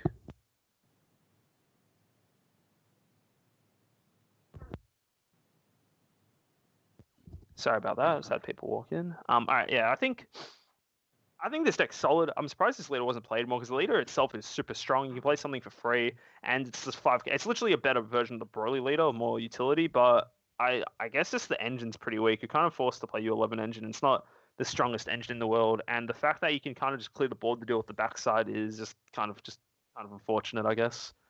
All right, let's have a look at this Boo deck here. Margin Boo testing 1. Okay, this is pretty spicy. Can't remember this. Damn, it's been so long since I've seen this Boo leader. I can't even remember what it does. Permanent. You cannot send cards to the warp from the drop area. Okay, when this card attacks, draw a card. You awaken. You untap 1 and draw 1, and then it's active main burst 3. Choose 1 energy. You may place the chosen energy in the drop area. Choose 1 margin Boo card in your drop area and add it to your energy. Okay, so you're forced to play margin Boo stuff. It kind of seems counterproductive because you want to charge the blue red. Oh, actually, no, that's insane. You charge this. Never mind, just a prank. That's insane. You get to always charge a blue red energy with this. That's insane. It's the dropping and getting. Oh, I like one of these. Honestly, I'd like to see this deck. I think this deck is interesting. And the cool thing is that now you can just put Hachiyak SCR over this. That's the thing. You just play Hachiyak SCR in this deck. You get an extra turn. A bit of big boy. Yeah, I think it's an interesting idea. This card's super good when you get it out early. So what the play is, you'd rival this. And you get blue red energy fairly easily because you always put this in the drop, and this is live. This is pretty cool. You don't really have turn 1 though, Eric. Not gonna lie. There's no turn 1 in this deck. All right. Wait, does this let you? Is this any energy or any blue energy? You may choose one. Oh, okay, no. So you turn 1, you just charge a red card. You play the Hercule, you search for something, you nuke it, and you put this Boo in your energy. I like it. This is pretty cool. And what's the Sparking 7? I'm reading the backside now. When this card attacks, draw 1 card, and this card gains 5k power for the turn. Choose up to 1 of your energy. You may place in the drop area if you do. Margin. Okay, so what the leader literally just lets you cycle your energy because I know you can evolve onto your energy or something with one of the cards. I think. This guy's play. No, I can't. Oh no, I don't think you run the card in your deck to play from the energy. Oh, he's up to 1 awakening evil. So you play this into this. This is a 4 cost though. I'm trying to see the play. Plays you play this and you evolve into this. What's the point of this Boo though? It's country. I think this is cool. I don't think I can wrap my head around it because I've never played this deck or just in general. I've never mucked around with this engine. But what I'm seeing the line of plays is like, ideally you get you awaken this, you play this, you need Bean in this deck by the way. This deck needs Bean. You play this, you Bean in you evolve into this with 2 red, and then from there you go into the 6 drop. You swing with this, and you evolve into this. Blah blah blah. You can even go into this. I think this is a really cool idea. I don't know how good it will be, but I think this is a really awesome concept. Like, what I would do, I'd probably cut the Unison. I don't see a world where you ever want to play the Unison, right? I'd cut the Unison for 4 bean, and then I put in Hachiak over all too easy. Oh, wait. Constant. Okay. That's just my opinion. I think this is a really cool idea, though. You put 4 bean over Sin, and then you cut out all too easy for Hachiak SCR. And I think this deck's really cool. Maybe quick shift boot as well, maybe. What's the wait? You're not running super combos. Oh no, you're on Beerus. I'm actually going crazy.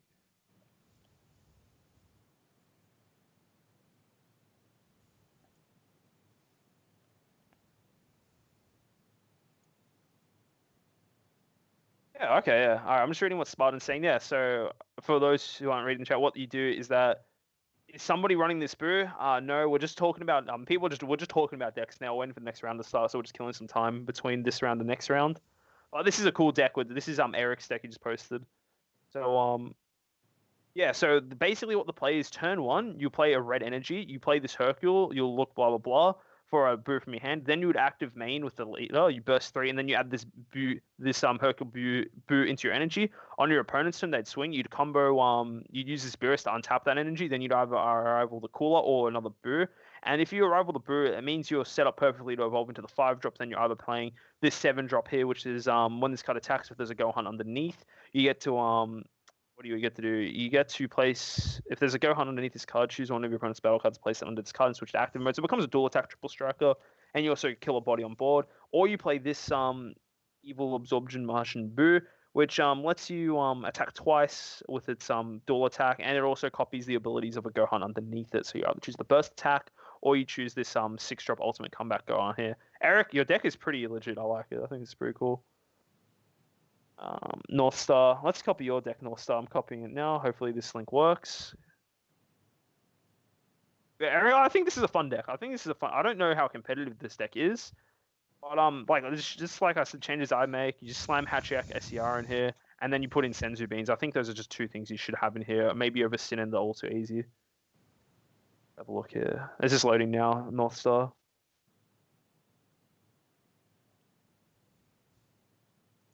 Sec. Oh, familiar bonds. Now let's have a look. Yeah, so this is a similar thing. Oh, okay. I see. Because you can absorb these cards. That's pretty cool. Is this like? I didn't realize this card a Gohan Adolescence. It is too. Okay. Huh. That's pretty cool. Eric, you should take this for your deck. You can take this as well with Alliance. It's pretty interesting. So what is this effect? This card gains power equal to the total battle cards. Switch to rest mode by this skill.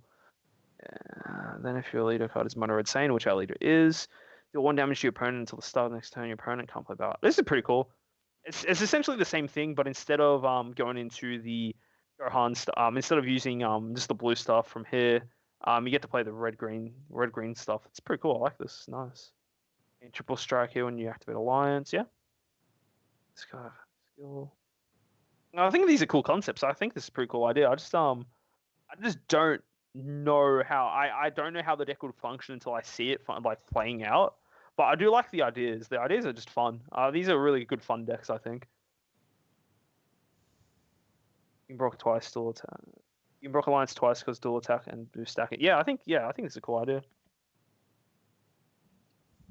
This is honestly like you can't put this one because you need your leader to be a Mono Red Saiyan, but yeah, you can definitely put it. Let's actually have a look at the website because there's definitely more Gohan cards to choose from, I think. List. What are we looking for? Character. Gohan. Is there seriously no? Wait, Gohan's literally not on the DBS website. Wait, Gohan's literally not here.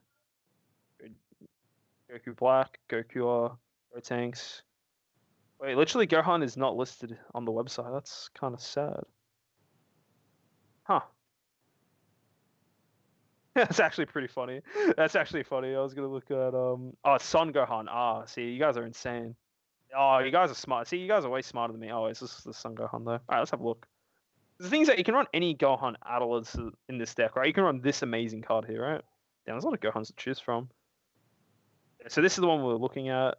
Yeah, we just have access to so many cards, right? This card's bad. This card's bad.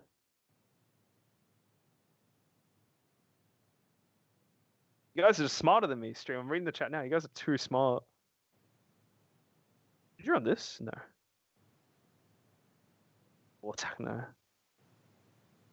See, it doesn't seem like there's anything crazy so far. Like, this is the stuff we're looking at now. You wouldn't run this. Yeah, see, you can't even use this effect. Oh, but you'd put this under there for value, I think. Yeah, damn, huh? It doesn't really look like, yeah, this is the one we're looking at already. This card's really good with the boo. Yeah, the rest of this you can't use. I don't think. Yeah, damn, there's really, like, not that many options here. Absorb. There's, like, plenty of Gohan cards to absorb, but none that...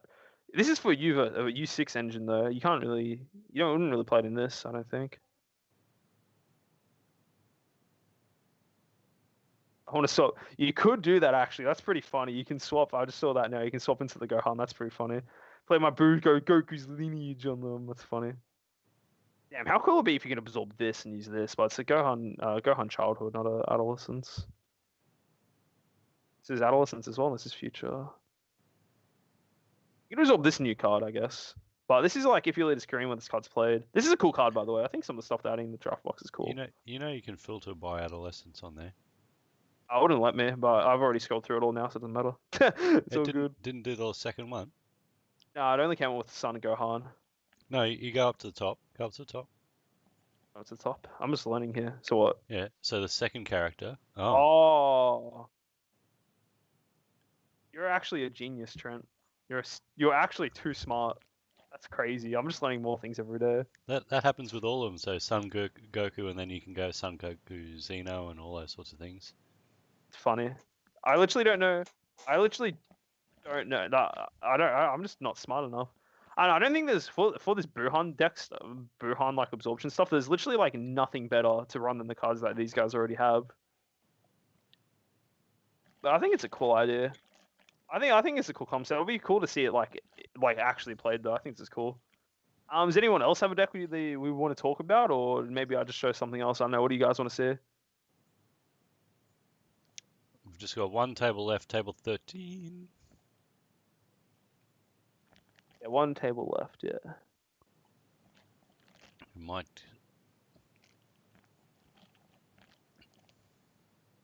Real quick for the guys who are just coming back that haven't seen all the decks, so we'll just go over some stuff now.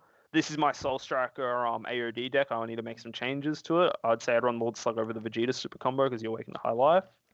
We have Alistair's Chill Eye deck. Fun fact, you can use Tragic Awakening to play the 6-drop Broly. Super underrated combo, by the way. It's actually super insane. We have, I think this is Alistair's AOD deck using the Broly, SCR, and Go like successor stuff. It's also pretty cool. I don't think it's as good as the normal agents, but I think it's a cool concept. We have, I actually can't remember who linked this deck. We have Spartan. We have Spartan's Gohan deck here, SS4. Then we have Passed Away 94, his Jiren deck. And then we have these really cool Boo decks from North Star and Eric. So this is Eric's one. He's using blue. He's the main combo of this deck. Get this Boo from your drop area into your energy. It's essentially like a free charge of a dual color. And then using the Burst to rival it out on your opponent's turn so you can EX evolve turn 2.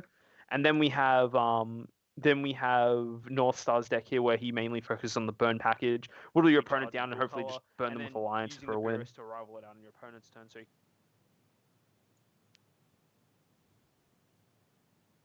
I'm trying to think what other decks I have that would be interesting. I guess I don't think I have any like crazy decks here.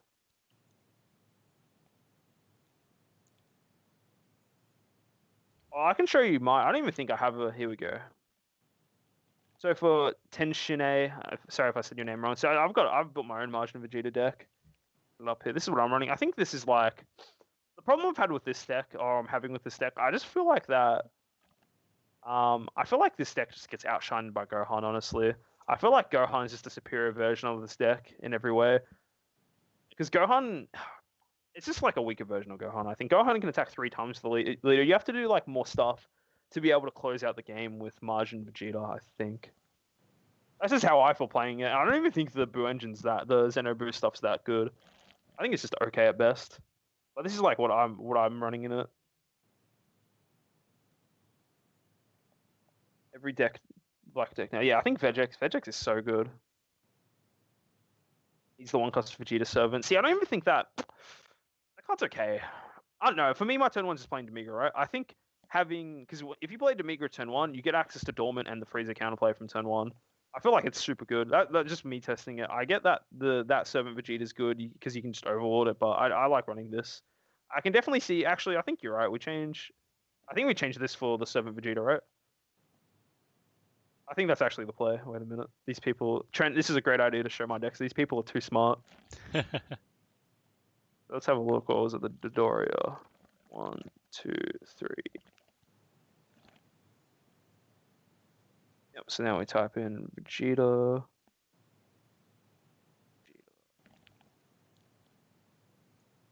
This card's busted, by the way. These new one drop cards that add into the game are just stupidly good. Save. Go back to viewing it.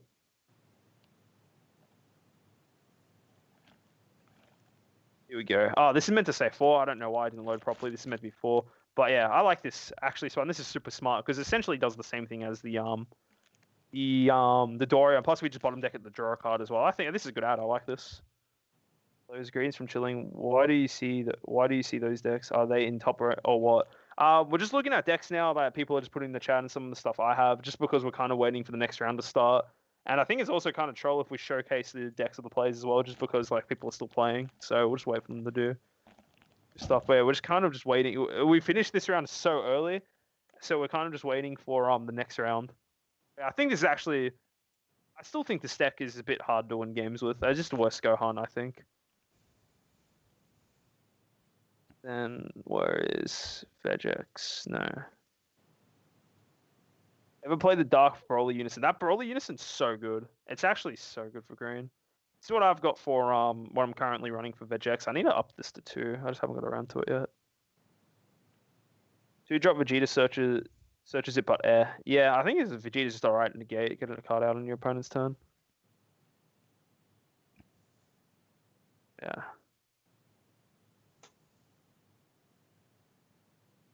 Yeah, I think I want to try out this Bardock more. I think it's a good dual attacker, but the man on the mission's super good. This is just one. This is a generic thing. Map. I can't say a name properly, but we'll get you a top 4 Chili deck up on here. Soul Striker BT11 version 2. Let's have a look. Oh yeah, this is pretty cool. Yeah, no, this is kind of similar to one of the decks that was on stream today. Dude, all right, yeah, I do like League of Legends, and that's what I think about. Yeah, Alistair, I do watch a fair bit of League. It is a play on words for Faker. That is correct. I do watch a lot of esports. I'm watching the World Championships on tonight, so I'm pretty keen for that.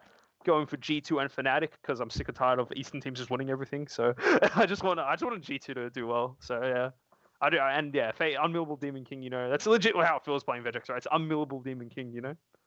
All right, but back to this is the top 4 deck that Man Pachinter. I'm sorry if I'm saying your name wrong, but this is this top 4 deck for Right. for Chile. We'll go to a 30-second break because we're just about to start round 4, mate. So we'll just. Oh, awesome. All right. All Yeah, right. guys, that's it. Hope you guys enjoyed us killing time. See you guys for the next game. Please 30 don't go seconds. take Mirror. 30 And yeah, seconds. in a bit.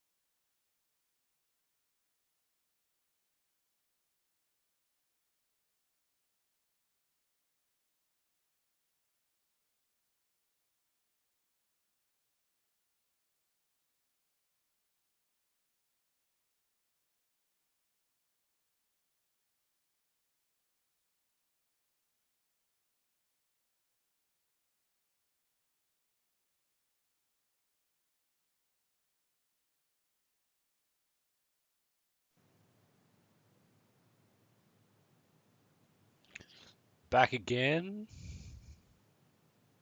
Table 1, this is.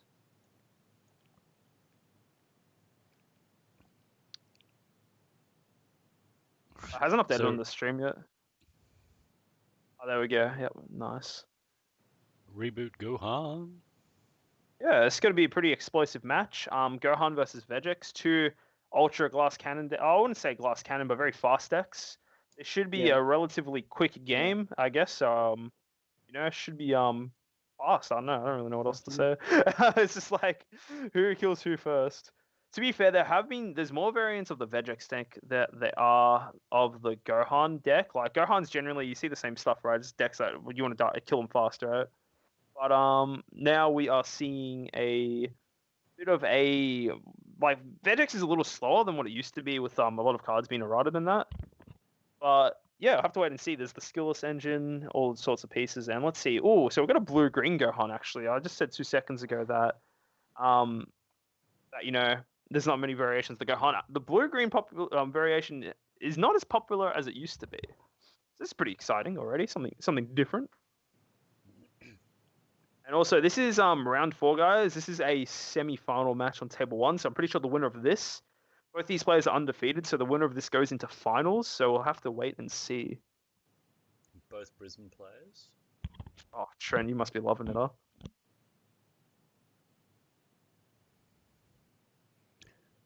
Let's see if Gohan goes off this turn.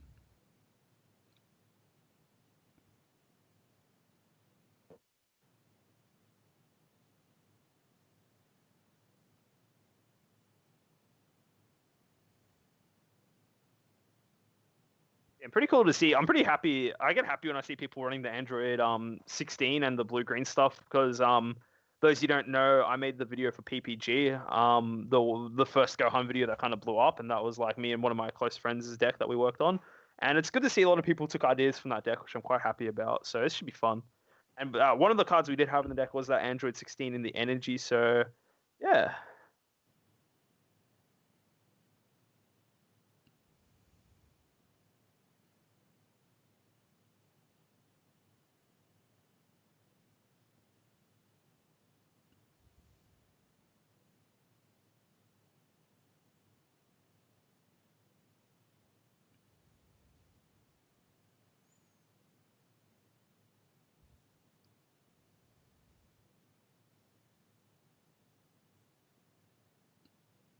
All right. So I kind of every time I play against a reboot Gohan, they just go off turn 2, and I'm like, just kill me.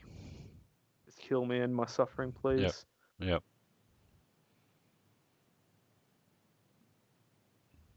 Yeah. I think Gohan will be a deck that stands the test of the time. What it does is pretty just insane. It just kind of like the fact that Gohan exists means you have to think about like more negates and that, right? You have to be like a bit more defensive, so on and so forth. So like for example, yeah, I think that for the Vegex player, right? So Gohan went first. So Gohan, if you're going first on Gohan, you don't go off till turn 3 because Vegex didn't attack on the first turn, so you can't really go on until turn 3.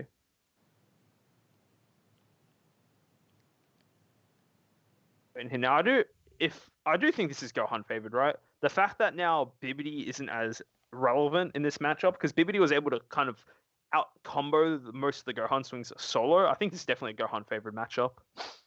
And it's look, as degenerate as Gohan is, I do enjoy seeing the deck played because I think it's just a great deck.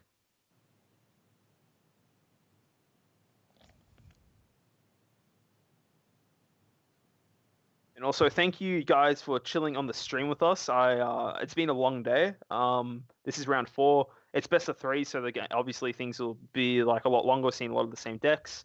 But we've had honestly a good showing of decks so far on the stream. We've had the first round was pretty fun. It was Soul Striker versus Dark Broly. Round after that was a Gotenks Mirror. I almost fell asleep. That's fine.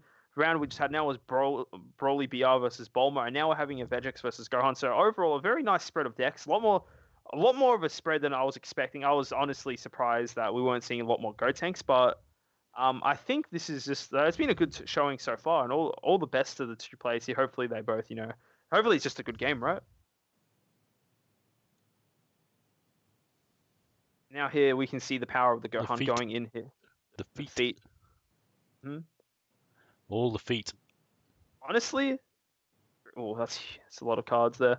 So the thing that's pretty good for I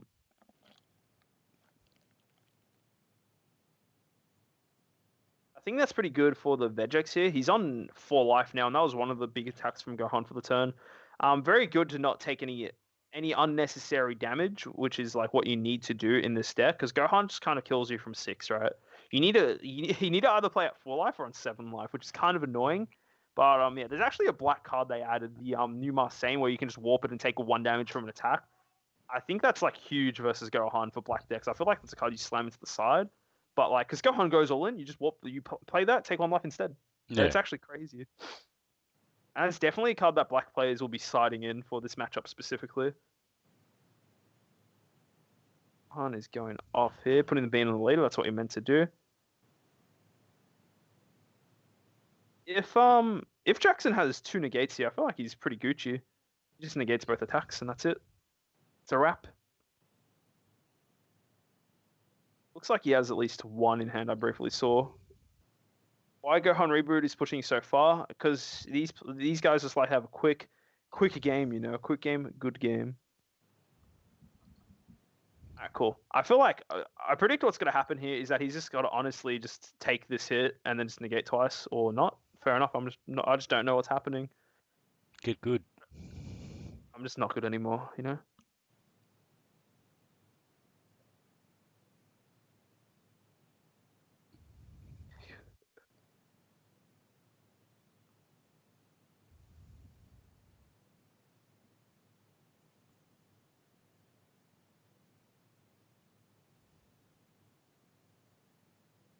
I really love the new Vegeta super combo, like the artwork of it, the Xeno one. I got lucky and pulled 3 of it in foil, so that's going straight into the Vegex deck.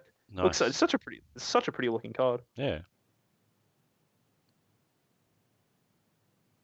I know, sorry, that's a bit off topic, but I was like, you know, thought I'd just brag, you know, I've got good foily cards, you know. The big old foily cards.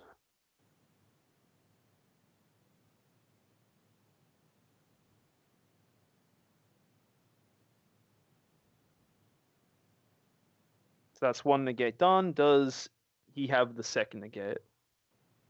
Or is he going to be safe?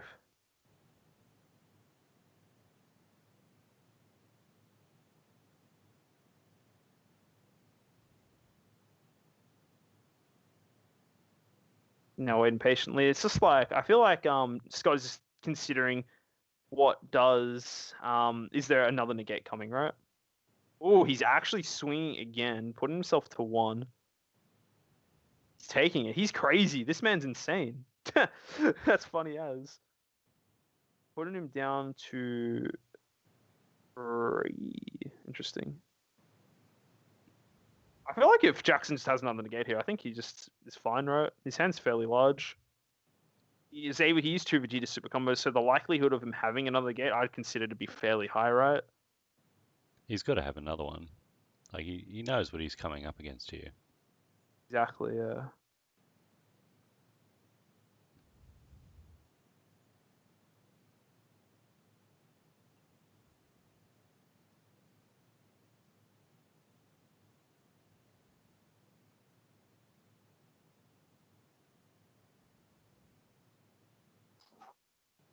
Going pretty big swing here. I think this is telling. If he combos over this, he doesn't have a negate. Yeah, he doesn't have a negate right now. That's just that he kind of just can get reads like that, right? There's no need to combo over this if you have a negate, right?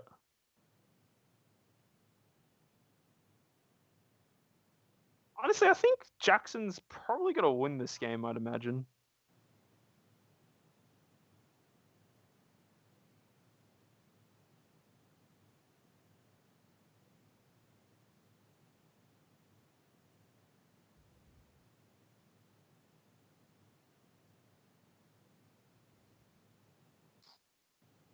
Yeah. Combos out of it. Scooped. Yeah, it's like this is what's gonna happen. Like it's either the Gohan player will win or not. That's funny. So game 1 goes to Jackson. Scoopa doop.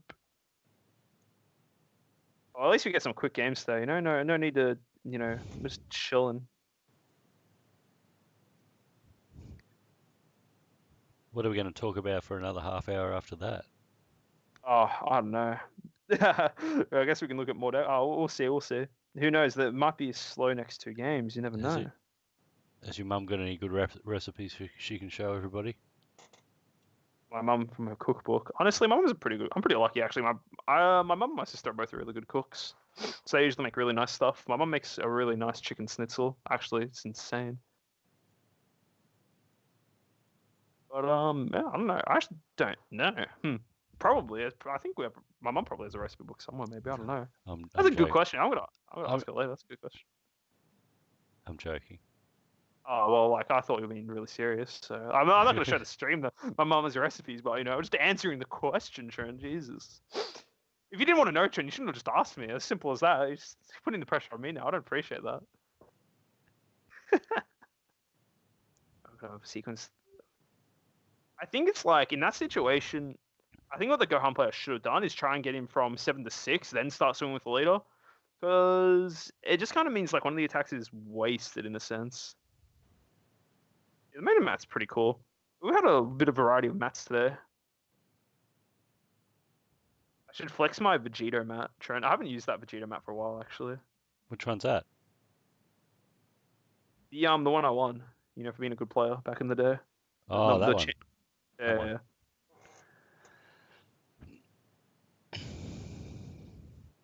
These two are undefeated Pog event. Yeah, these two are undefeated. I don't know who the other undefeated players are. So let me have a look. The other undefeateds are Benny Zhang and Sam Russell. Hey, true. So that's a Vegex v Broly matchup. Vegex v Gotenks right there.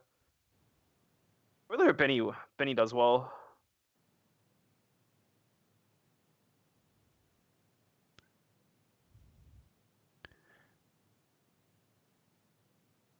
Hey, Dingo, Braden, who was one of the winners, he slapped down one of the paper mats from the starter deck. I think it was the tournament before last. It was pretty funny. Yeah, I remember that was a while ago. Yeah, and he also had like a scrunched up scrunched up one. Yep.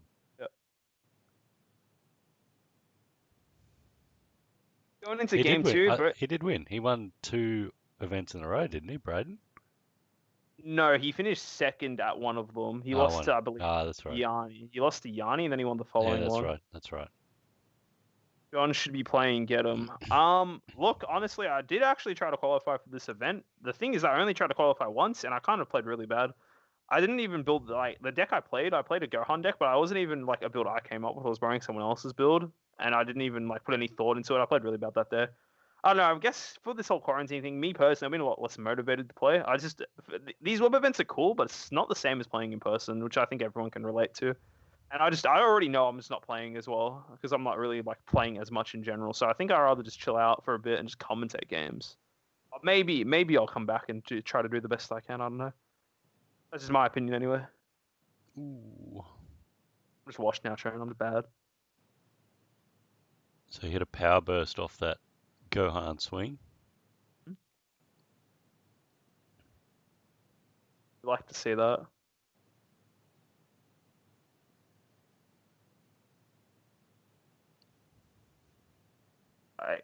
I'll talk after this game. I'll talk more about like the motivation stuff. I guess just thinking about it because yeah, I don't know. It's kind of sad thinking about it. We've been pretty lucky up here in Brisbane. Yeah, it just kind of sucks for me because it's like I haven't even really like I was the champion of last year here in OCA. I haven't really like done anything to defend the title. Right? It's kind of just like other people are playing, and the one time I like played the event, I just played like arse and just been commentating instead. I don't know. It's a story for another day, Trent. So we should just focus on this, mate. Did you see his burst 5? I think he hit 2, or maybe even Kais, 3. Yeah. 2 Kais, yeah. 2 Kais, but then I think he hit 2 Champas as well. I think, or something like that. He needs to shuffle his deck properly, Yeah.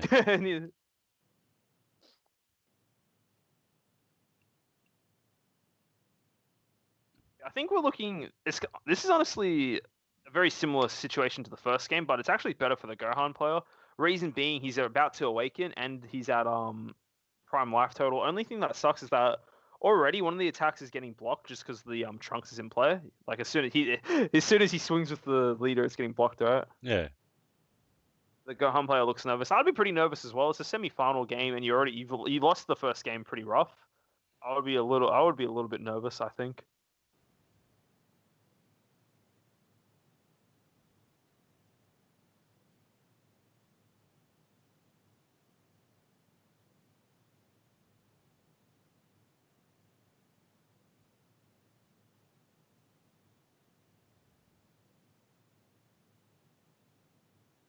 Playing Dodoria, okay.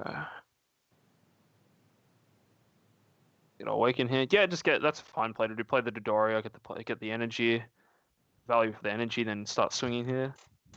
I think Scott's got somewhere to go. Maybe he's just getting over and done with. Over and done with, maybe. I don't know.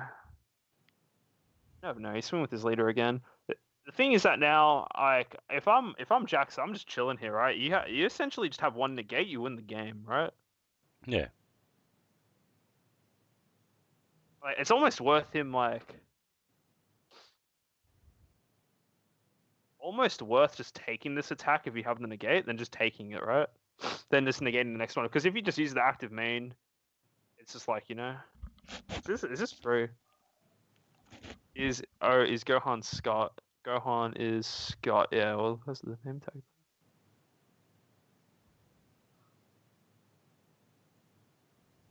Yeah, there's the power burst. That's like, if I was Scott, I think I would have let him put me down to 3 and then negated the attack. That's kind of a greedy thing to do, but if you bait them to thinking you don't have the negate, it's kind of like you get them to like kill themselves, right? He didn't. Oh, interesting. He didn't even use the ability to gain triple strike there. He's chilling.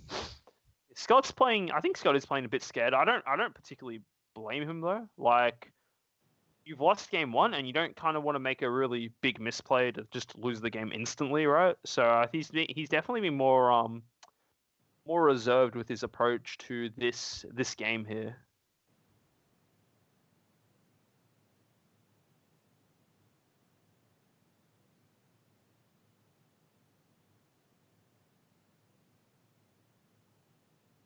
I love it when a kangaroo stomps. Alright, damn. Jackson with all 3 Kais out. He's gotten pretty good burst this game.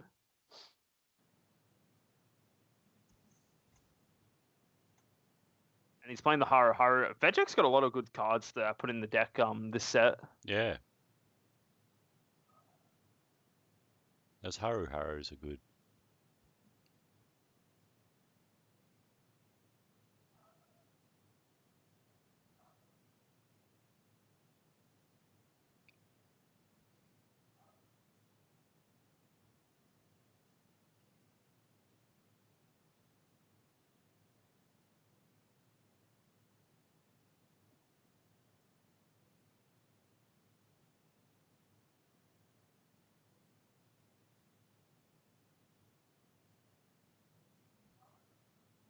Getting the Overrealm, showing off some Overrealm cards here. He's actually got a fair few Overrealm in the main board of his deck. In his deck Jackson, he's got a fair few cards. He's got the Vegeta. Interesting.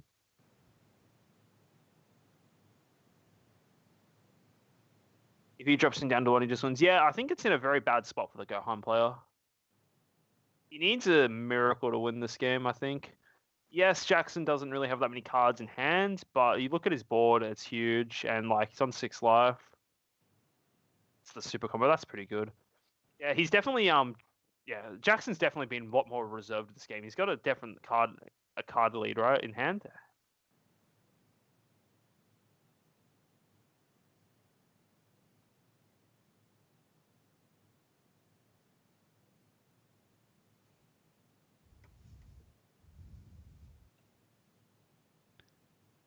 Benny's got to win. Gonna be Benny top wins table 1. Yeah, he's got to win. Yeah, he has to win and he'll be on table 1.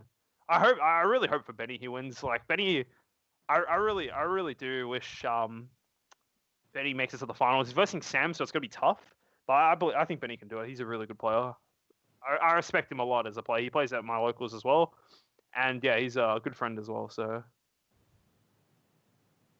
Gandhi, yeah, if those are the cards in his hand, Gohan will win this game for sure. The problem is that Vegek's turn has barely like started. Is the problem here? Is what's going on, right?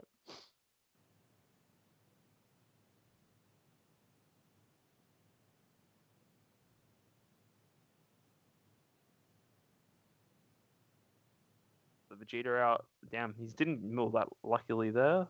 It is what it is. Need some cards back though, so that's alright. You're up to the second negate, he's done. This is true stuff. Making a lot of great points, Gandhi. I do agree with you. Have to wait and see though, see what cards are there. Because he's still at max life. He hasn't not overwhelmed yet. He's still got his unison. There's a lot of things that Jackson can do here, and if he gets him down to 1 life, I do agree. It is pretty doomed for the Gohan this particular game. But if Scott's able to pull it out here, I think if he survives this turn, I think it's close to GG. Just kind of depends. Scott here is like no negates, man. Where's 5? Yeah, that's fine. Going with lead.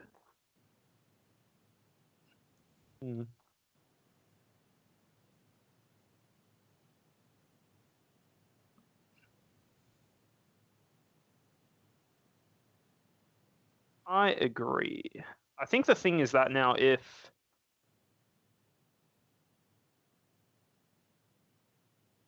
Gohan can't afford to take. He can afford to take 1 damage, I think, but that's about it. But yeah, this is interesting here. Using the brew from the drop, he has to pay 1 for that, which he's done. That's fine. Getting the +2.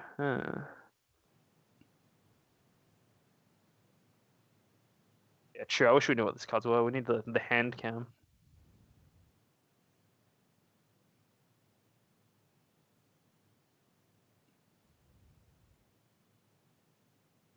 Talking about the Vegeta, I guess.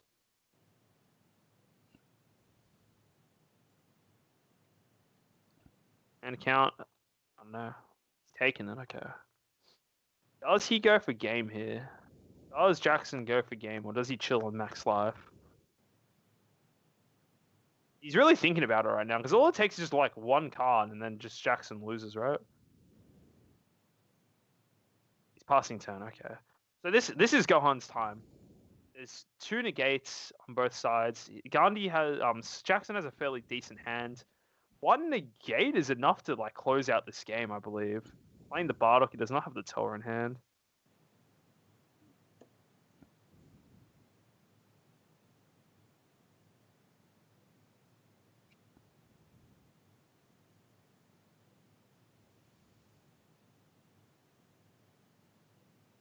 Yeah, this is gonna be this is the final turn of the game here. I feel like that Scott has to go in here, I believe. Swing with lead, no negates, do those 2.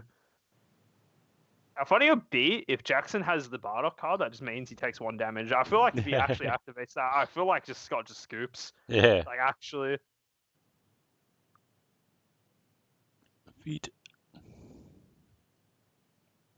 Does he have the Bardock? I don't think he has the Bardock. There's no way. There's no way he has the Bardock here. He did. That's what he's decided to do. Pushing pretty hard for this. Oh, he's just exploiting Beans, I guess. Beans is fine, base power on leader is insane. He's got to take these 3. Moment of truth. Does Jackson have a negate here? I feel like the play is, put it in active mode, swing again. Does he have the negate? Yes. Does he have the negate? No. He swung. He said no negates, and he's counting cards in the drop. I think this might be game for the Gohan here. Gohan is popping off Dingo. It's Gohan. There's no negate. That's it. That's all right. We're going to game 3. We're going to game 3. Let's go. Oh my goodness. All right. So At least we get another game out of this one. Scott did Gohan things, right? He sniped the cards. Oh, look at, wait. I think he's showing off his sideboard. That's funny. Showing off the margin boost sideboard. 3 cells. Did I call it or what? Yeah, that was nice, Gandhi. That was great prediction. We need you. We need Gandhi as the third commentator. He just knows what he's talking about. Gandhi seems pretty switched on, you know. Oh man, that was a good game though. That was like, yeah, Gohan clutched that a bit. He played that a lot slower and just took his time. He used his cell. Honestly, Gohan's can survive a lot as well. It's got such high value cards, right? Using Gohan defensively is really nice. Billy, who are you talking about? Talking about Scott or Jackson?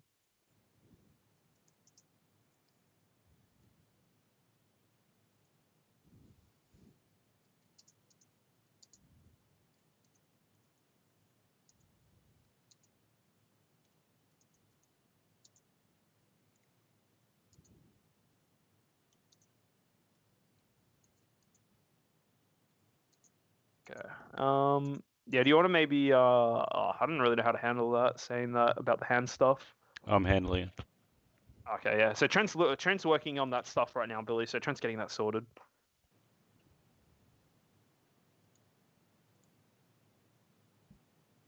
Hey guys, just a quick note: when you're playing, can you make sure that your hands stay visible on camera at all times? So don't try not to lift them up too high. Try not to put them under the table. Just try keeping Oh, them Dingo. down. Oh my god, it's funny as.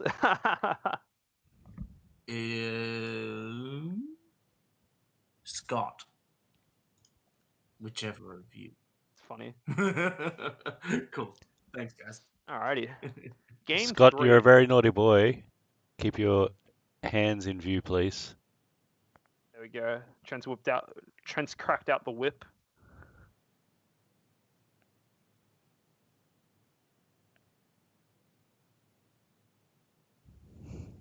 Alrighty, so game 3. So this is going to be the first game of this series where Vegex gets to go first, which I think obviously there's merits of going first versus Gohan, and it's also terrifying going first versus Gohan. The reason why it's terrifying going first versus Gohan is that Gohan can awaken turn 2 without you doing anything, and that's terrifying.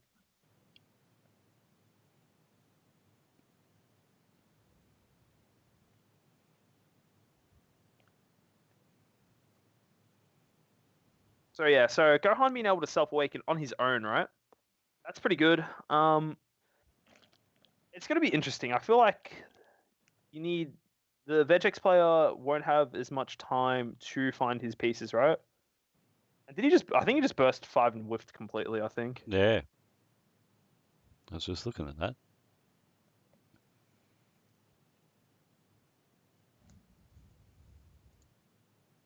Oh no, he's hit cards. He's hit plenty of stuff. The Unison and the thing.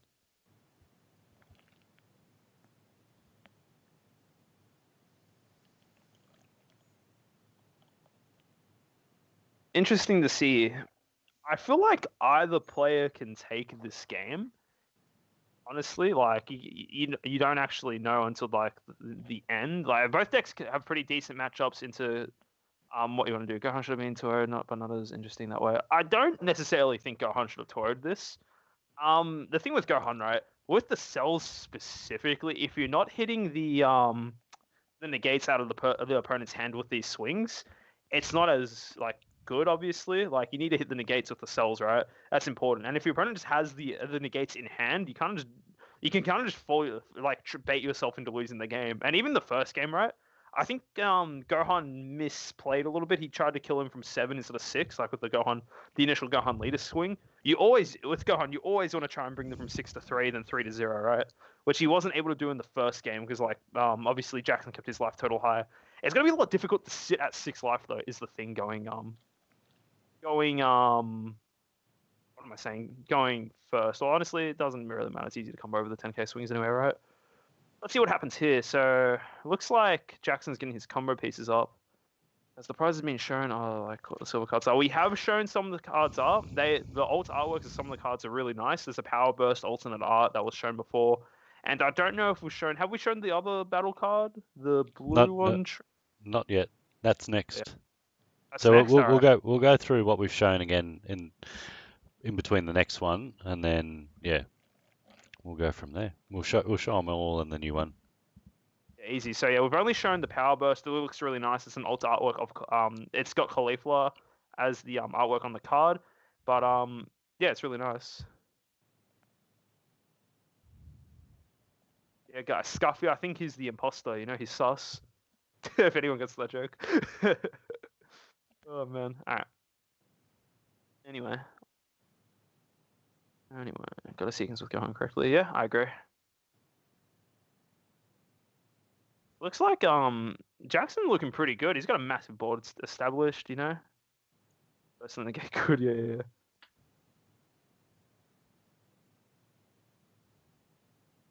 So either way, after this game, we've got to get whoever wins this game is versing either Gotenks or a Vegex. By the way, so at least the only way it's a mirror match is if both Vegex wins. So we'll have to see. But the guy here, yep, this is exactly what we were talking about before. He gets to awaken here. See how this goes.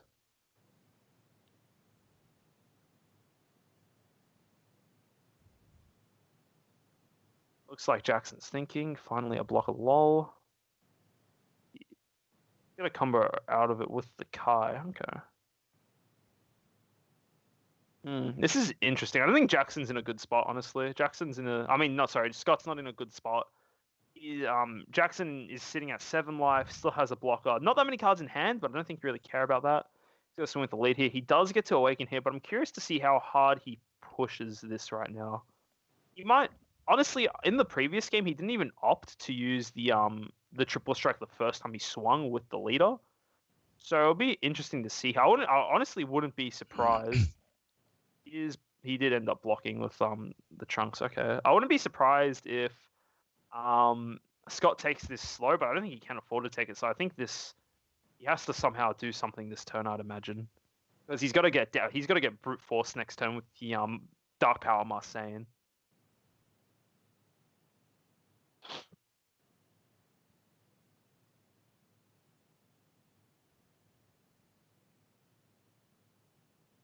Doing again with the Gohan. It has not activated his triple strike ability yet. He should have pushed it. Yeah. What happens now?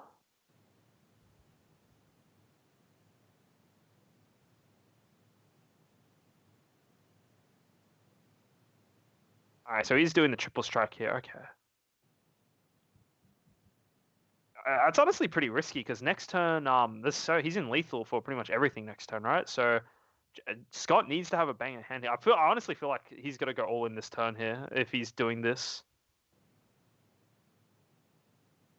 Got a relatively decent hand as well. The Toa, yep. Wonder if he has a Senzu Bean. Senzu Bean's pretty important here, I think. Should have held blocker. He actually did use the blocker for the first leader swing. This is the second Gohan swing for the turn. He's not untapping after this attack.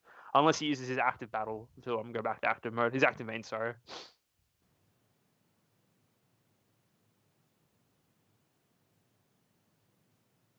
Taking 3. 2 negates there. Very good. Very good indeed. I feel like the fact that Scott warped the Tower, he's got to probably play a Bardock. I think the Bardock is the correct play here. He probably needs to play Bardock. The Beerus as well. Yep, there he is. Yep. Gets the draw 2, then pitch 1. I feel like he's going to discard a Beerus here. It makes the most logical sense. Yep, there it is. He gets that up as well. Yep.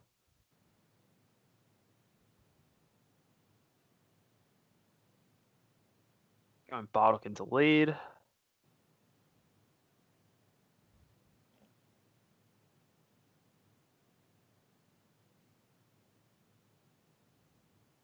Realistically, Vegex only needs 1 negate, right? Yeah, he only needs 1 negate. So, I mean, he just has to make sure he doesn't take one of these single pokes so that, yeah. Oh, there we go. 5 there. This is getting pretty intense. I feel like this is just a matter of if he has the negate or not. This is very. Oh man, you have to hold your breath here. This is gonna be intense, right? Like, this can actually go either player's way. It really it's just a very hypothetical situation right now. Either he has the cards Jackson either has the cards to deal with this, or he doesn't, or Scott doesn't have the way to kill him. That's pretty much it. I think this next play is going to be very telling. If he takes this, he does not have the negate. But if he does, he has the negate. He took that like instantly after awakening. I feel like he has to have the negate here, right?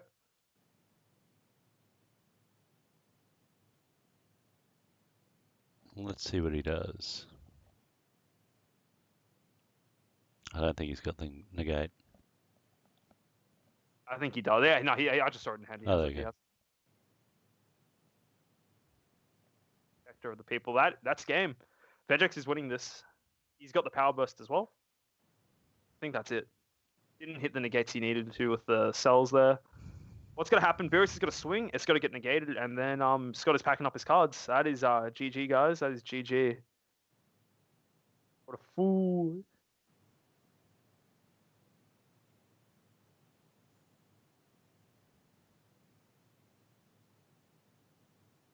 And not only that as well, on top of that, the Vegex leader gets 5k power every time that he attacks. That's a max wrap. power.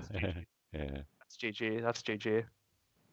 Not being he's not going to be able to bean here at all to get more value. I don't see him realistically having a way to deal the additional 2 damage here.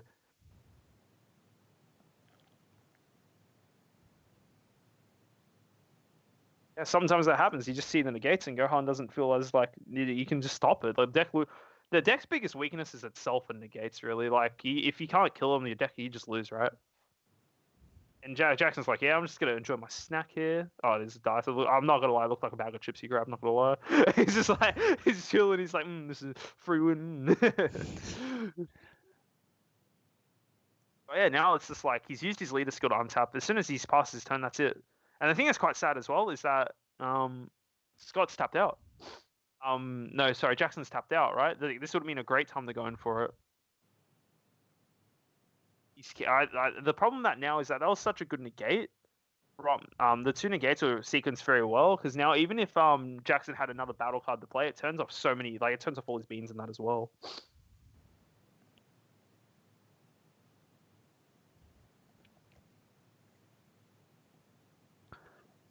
One for the Doria, yep.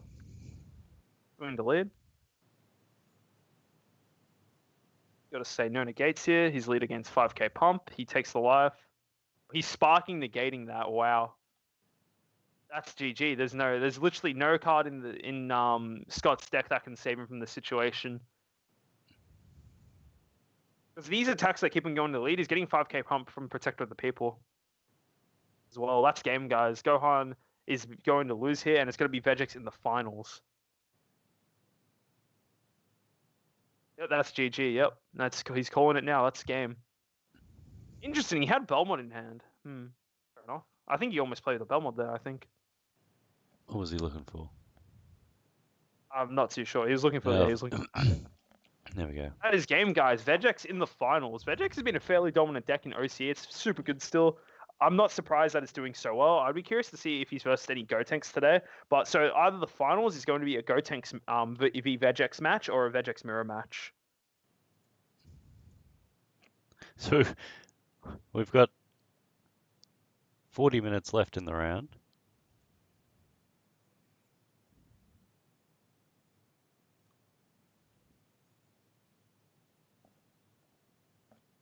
Minutes left in the round.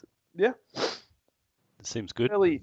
Fairly fast rounds, which is what you want.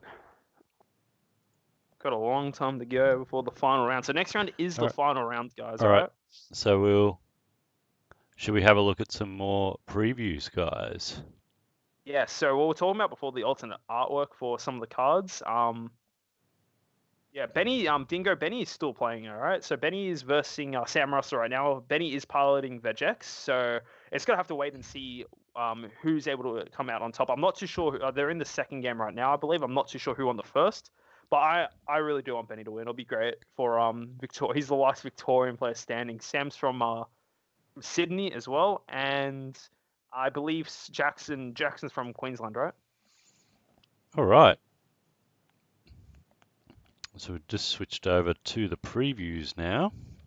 Yep. So we're going to go through what we've previewed before, and then we'll finish off with the new reveal. New reveal, yeah. Or Poggers boys. Yeah, everyone, we want Benny to win. We want Mr. Zhang. Alright, so the cards that you're looking at stream now, these are some of the alternate artwork cards that are going to be in the next pack. We've got some tokens here. We've got the Freezer's Army token, the Clone token, the Meta token, and the Child's Army token. So yeah, overall these cards are quite nice. New cards are always nice, and they're part of the participation prizing for the online qualifiers. And then I believe we have the next card. You should put that on, or just want to wait a bit. So we're going to do Machine Mutant token and the Saberman token. Yours comes up. I'm looking at it on the stream, Trent. You're watching the stream, okay? Yeah. Yeah. We haven't shown those yet, now, have we? Yeah, we've shown those.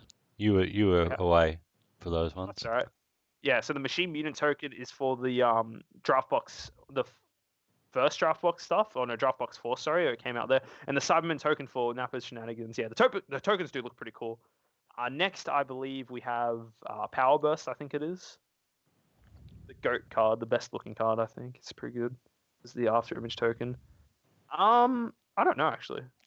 I don't know. You may need to watch another stream this weekend to see other potential tokens. There you go. That's a leak, I think. That's a leak. That's funny. So there we got the Power Burst. I really like this card. I'd hope I get these. They look so nice. And then the next reveal. You guys are gonna like this, you AOD people. Put it on, Trent. Do it. Show the world.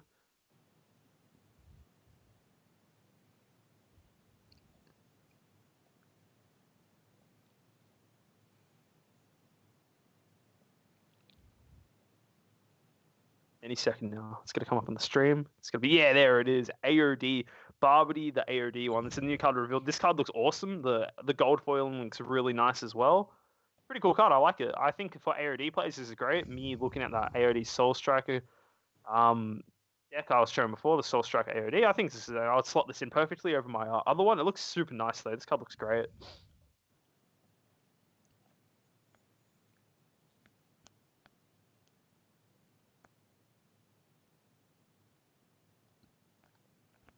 I don't know. Should I do the last reveal? You want to do the last reveal? Should we do the last reveal now since we got a bit of time? Because otherwise we're gonna have to wait until after. Everybody will just probably want to go. Let's do it now. I think do it now. Yeah. So there's one more reveal. It's the winners for these online qualifier events. This is quite a good looking card. We're doing it, guys. We're doing it. Do it now. Yep, we're gonna show it now. When Trent puts it on. All right. This next one will be one of the winner cards. Wait. Oh, Kip wants us to wait for the final round. Woofed. Woofed. Oh, no.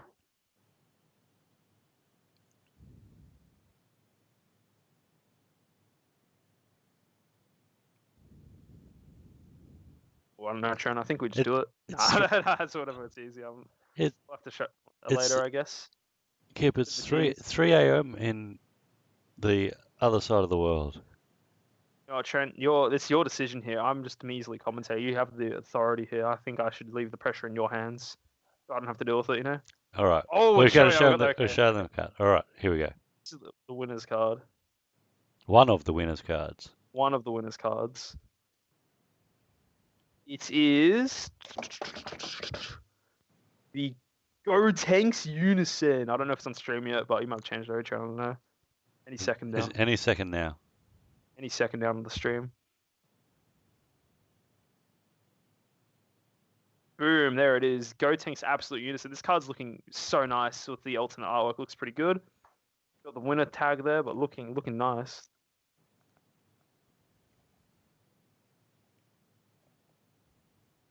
There it is.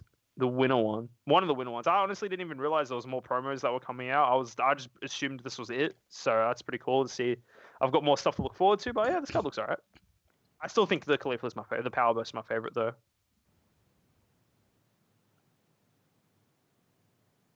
Yeah, it's a pretty sexy card. Yeah, you have to just win an event to get it, you know? So that's not happening for me, isn't it, Trent? Not at the moment, anyway. Not at the moment. When I'm in commentators booth. Get good, because it's best of one. Oh no, it's doomed for me then if it's best of one. Might as well not just commentate again. No, I can't play best of one. No. Yeah. No worries. I'm gonna call you Ronin or Sasha. Sasha. I think I'm saying your name correctly. But yeah, this is the card. Pretty cool. Honestly, I wasn't really gonna win, Johnny. No, I've retired. You know, temporary retirement. I'm retiring from online webcam events. You know. Yeah. How much longer we got to go in the round? I should be roughly about half an hour, I think. Yeah, half an hour. Yeah. Oof.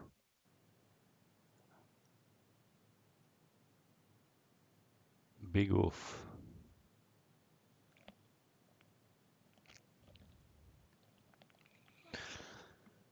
Yeah. So we've got Vegex in the finals. One thing I'm surprised that Gotenks isn't doing as well today. Honestly, it's not coming up at all. It's not, I'm surprised it's not doing as well as I thought it would. That's just me anyway. Do you want to do some more deck teching with everybody in the I'm happy in the break? I'm happy to show off more deck techs, and I'll also talk about Jesse's bringing up motivate. I'll talk a bit about like motivational stuff, I guess, as well for online, because I think everyone can agree it's a lot harder to be more motivated for these events now that they're online, right? How many Vegex were there in the tourney? Do we know? No, we do not know. The winner of the previous round we just spectated was the Build a deck. They want you to build a deck. wants me to build a deck. Make a community deck, a Twitch deck. A Twitch.deck. Twitch.deck. Let me just share my screen. Oh, share your screen and I'll switch over to it. Yeah.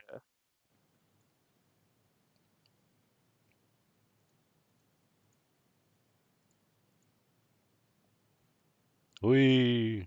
This is your Broly. Yeah, I've just got it up on there. This is like a super standard list. There's nothing crazy here. Yeah, so quickly, I just want to talk about like events and stuff. The reason people ask me this a lot, the reason why I'm not playing in online events is because I'm not as motivated to play. I prefer playing people in real life. It's a completely different experience versus sitting in front of my computer and playing. So that's part of the reason. And it also, I feel I'm playing worse. I just know I'm playing worse because I'm not having that same feeling, right? It's not the same being physically seeing your opponent and interacting with them physically, right? I'm really not feeling the same levels of motivation and just wanting to play, right? I think once I get back into things, I'll probably be really good again. But I think it's just like, I don't know, it's just not the same playing over webcam events. It kind of just sucks, but it's just how it is. I do think the online events are great. I think you guys, Trent and Crystal and like PPG, everyone is doing a great job in making the events really fun and really great to watch and still like make them as legitimate as possible. But just for me, like my own personal things, it's just not the same for me. I just don't have the same energy playing the online event as I do playing in person. Like, even though I talked about briefly before, I'm not as good in best of one. That is true, but like before COVID, right? There were 3 store champions in 2019 before we even went into lockdown in Victoria. I won every single one, right? Playing 3 different decks. In 2 of them were best of 3 and 1 of them was best of 1, right? So it's not like I know I have the skill to play these players. Like honestly, if this is an online event, there's a contention that I can probably win this thing. A real life event, there's a contention I can win this event. Like 100%. The problem is that just like my motivation levels and just wanting to play is just not the same right now. So yeah. But that's just my opinion. That's just my opinion on that. But I don't think anyone really cares about my life story. So let's look at that. This is real brief. I think everyone's feeling kind of the same way I do. In the sense where it's just not the same. Some players obviously are thriving in these online events, playing a lot better because like 100%, you can feel different playing from home versus like, so you feel more comfortable at home sometimes. But for me, it's like this is not the same energy. That's just me. Anyway, let's have a look at Alistair's deck here. This is interesting. Broly Scout. I don't think this card's really needed, right? You already go through your deck so hard with the Broly promo. I like some of the choices there. Unending Awakening. Yeah, it's a good defensive card, I think. The new model Scouter, sorry. I think new Scouter model. I think this card's okay. I don't think it's like crazy good or anything, but I like it. But at the same time, it's not very good. This card lets you search for your bigger pieces, right? But realistically, the only reason you need this card is to search for the 6-drop I don't really think it's that worth it in my opinion. Unending Awakening's alright, but I feel like a lot of these cards should be in the sideboard. That's just my opinion. And then there's one more here if people want to play blue. Or Striker. Let's have a look here. Oh, this is pretty cool. This is blue red. This is interesting. Just got to take a quick break. I'll leave you with these people. Yeah, easy. Also, guys, I actually have a lot of the decks from before up still. Let me just see if I can grab that. Just need to be careful what.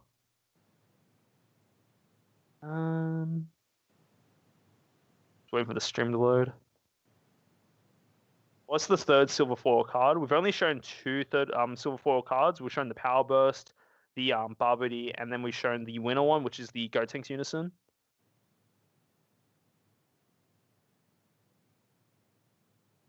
Yeah. All right, so it's not letting my other screen. That's all right.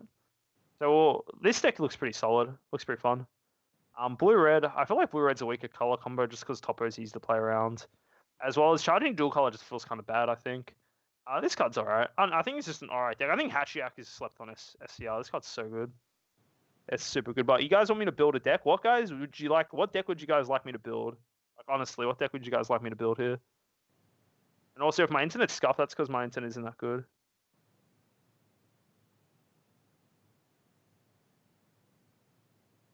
That's fair enough, Spot. I do agree with what you're saying with online events. I'm just saying from like my personal experience because like it kind of feels bad for me because in Australia, right, I'm regarded as one of the best players, right? Because I've won the most events here, and I'm not even playing because I don't think it's not that fun right now. Not that it's not that fun, but I just don't think that it's the same level of excitement playing on these online events. So it's kind of sucky for players that think like me, and it's kind of sad too because like I haven't really had the chance to verse players from other states realistically in like a competitive environment, I guess. Like, these online events are competitive, but like yeah, it's just not the same as playing in person. But I do get where you're coming from, where it's better for some people who can't realistically travel as much. I think that's good. Yeah, I think Unyielding's alright. It's a good defensive tool. Mini Bean is always nice. Like you're almost better off playing Power Burst, I think. Power Burst kind of does the not Power Burst, Protector of the People, because it does the exact same thing, I think, but better. I do get that you can search off the leader though, but you're always searching Planet Vampa if you leader if you don't have it. But yeah, I think Protect the People is better in this spot. Hey, what deck would you guys like me to build? What deck would we Twitch chat want to build?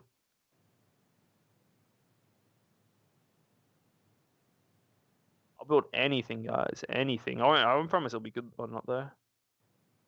No, we had a Gotenks mirror match before. It's just that yeah, not Gotenks hasn't really been. I know a lot of players are playing it, but yeah, we just haven't really been seeing it today. North Star Ball Pilaf. Do you guys want to see me build a Pilaf deck? Didn't you flop online, Tony? I did have a really bad online tourney. I've only played in 2 online events though. I've played in a best of 1 tournament where I honestly played really bad. I'll admit that. And then the other event was the what was it? I'm trying to remember. It was the set 10 tournament where you only could use set 10 cards. So yeah, I do 100%. I did have a really bad tourney that I played really bad that day. But again, it's like I literally just borrowed someone's deck and like with the more or less. So I think that was just like a preparation on my part. It's like again, like the fact that I'm not really looking to play the competitive. I still play the game on Untap a fair bit, right? But I'm not really trying to win anything. I'm just playing stuff for fun right now, not necessarily trying to win. And honestly, it's pretty cool. I'm trying to help my mates more to win. Like Kevin and Benny, I helped them a lot this week to get cards and like get them prepared for the event. So I just hope they do really well. I know Kevin didn't have the best of showings today, but I really have a lot of faith in Benny. I think he can make the distance. He's good enough, and that's a fact.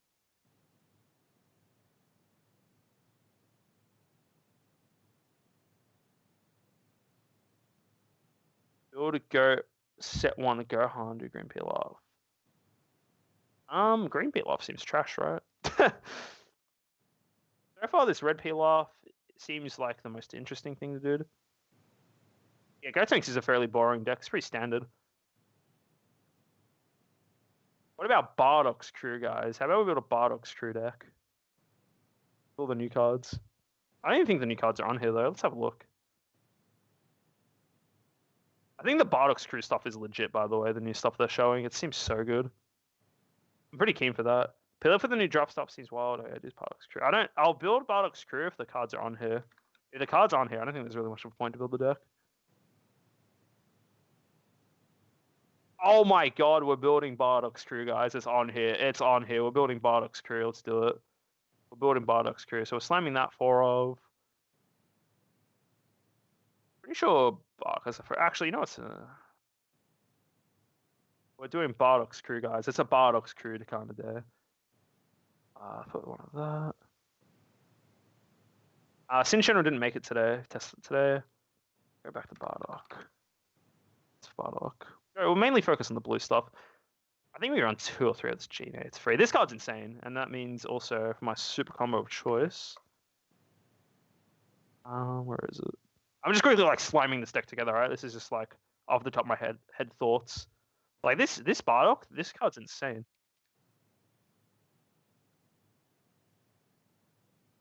No, I've already committed. We're doing it in the Bardock's crew later. Because alright, the thing about Bardock's crew. Oh no, sorry, not this card. The one reason this card is legit. This card seems so good, right? This deck seems insane. Like, come on, man. This card just seems so damn good. Ascension. Oh, this is why we're using the Bardock's crew leader 100%. So yeah, let's get rid of this stuff. So we've got these. Let's have a look at. So we'll go back to here, right? So these are all Bardock's crew cards, okay? Have a look. This card lets you EX evolve an energy. Oh, so we need Unisons, right? We need Unisons. So let's just get all the generic good blue stuff out of the way. So we'll get Bean. Slam 4 of Bean in here. We've already got our super combo. I really hate on tap DBS decks sometimes. Super slow. So let's just slam all our generic good stuff in here, right?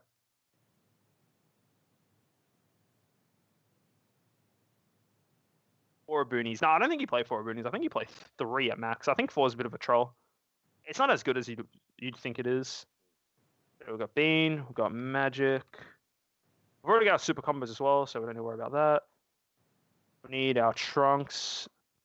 I feel like this is a Zeno Unison deck, by the way. I feel like getting the extra energy to evolve your cards off is super good. We got 4 of him. And then let's go Zeno. Oops. I think it's like this, right? Zeno. It's a 4 of 2, right? Screenshot. So this is what I think. This yellow card you don't really need, but let's have a look at the rest of the Bardock's crew card. So this is a Bardock's crew deck, right? Through and through. This is what we're like mainly looking at, right? Bardock.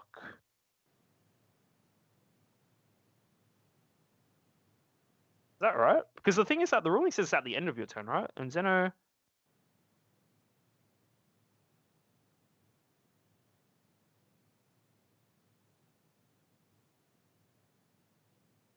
See, the thing is that I'm pretty sure you can, because how the ruling is that there's like a little phase between where it transitions from your turn to your opponent's turn. So let's just put one of this in here, right?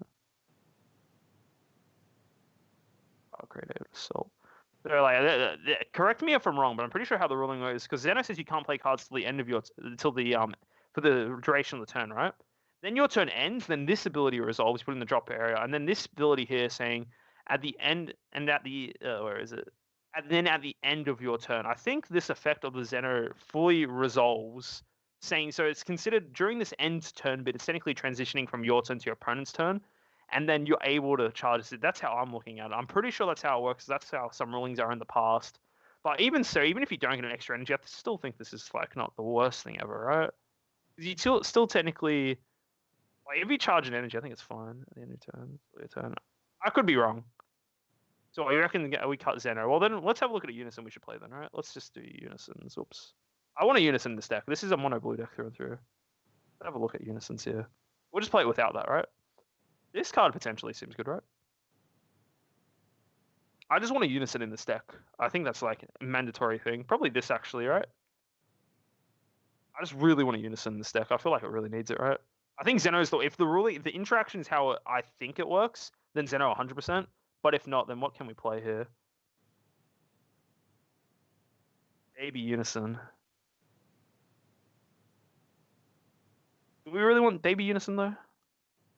I feel like this Unison's pretty good. The Son Goku power of the Great Ape. Oh no, it's kind of bad after the Rada. I don't know. I feel like you kind of want a Unison on 2 in this deck, I think. I'm really thinking of Gogeta. I think Gogeta's, man, Gogeta's just okay though. Yeah, we'll just do Gogeta, who cares? So we'll put 4 in there for now. We'll put, I don't know, 2 babies, I guess.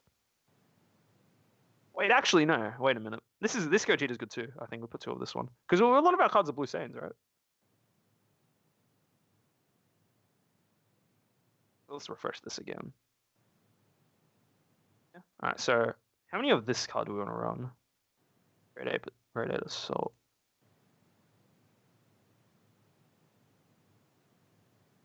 I feel like we run 3 of this, I think. Let's have a look at the targets we have, right? You can actually do like a Bardock Screw skills, which is pretty funny. Let's have a look at this Bardock.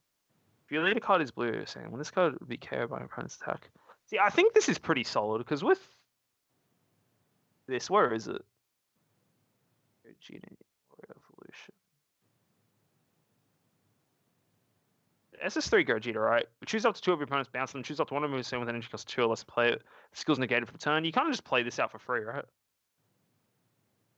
Skills can't be negated in any area. Dude, that's insane. Wait, yeah, hell yeah, that's so good. What do you mean? We play it with its skills. I'm not negated, right? Hello? That's Pog. That's a good as interaction. Hello? Probably get like 3 of this, I think. That's insane. That's broken. You play it for free. You put it in rest mode. You take no damage. Seems good. I like this. It seems good. What other Bardock Screw cards would we run? What's this?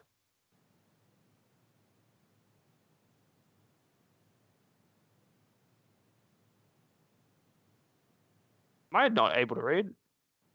This skills can't be negated, and this card. Oh my goodness, reading is hard. North Stubble, but still, we run 4 of this though. I think it's still a good card. That's so sad. I was like ready for a Poggers, dude.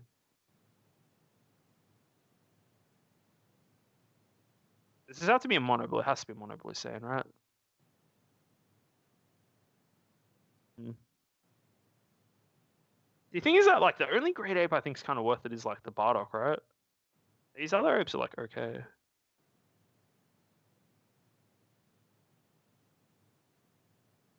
Yeah, I can. Yeah, that makes sense. They can evolve in itself. Makes sense.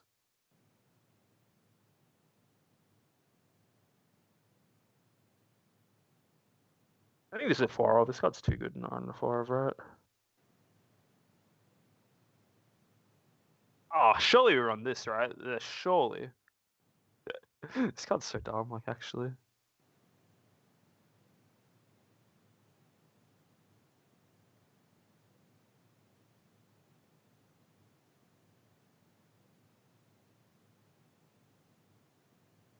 Not wrong at all.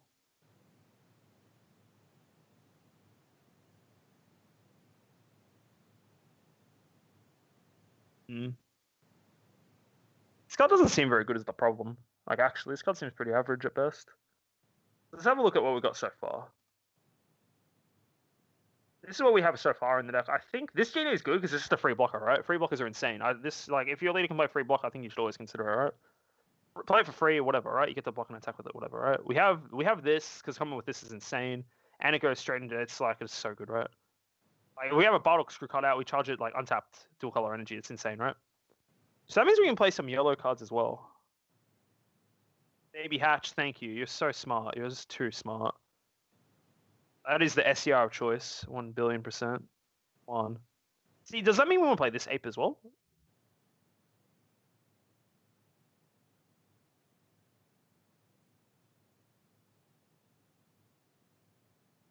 I'll just put this here as filler for now. Let's go back to Bardock Screw.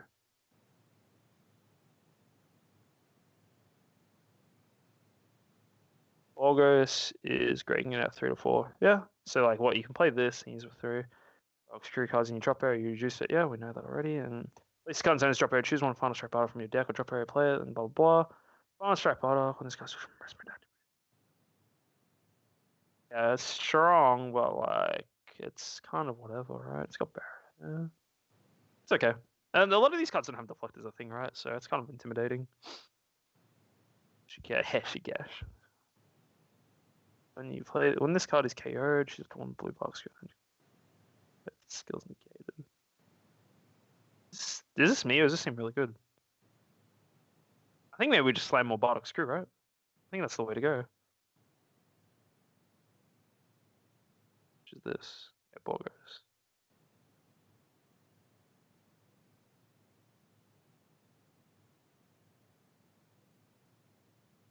Yeah, I don't know. I feel like with this card, you have to run this, and this card seems kind of bad. Yeah, I'm just looking at all the options, right?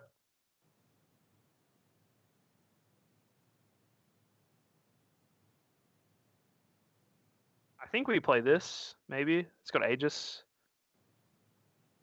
A lot of these cards put them back in active at the end of the turn, right? No, they don't. Alright. Maybe we do put a Planet Vegeta in then. I think this card seems pretty... No, wait, where is this? Is it this one?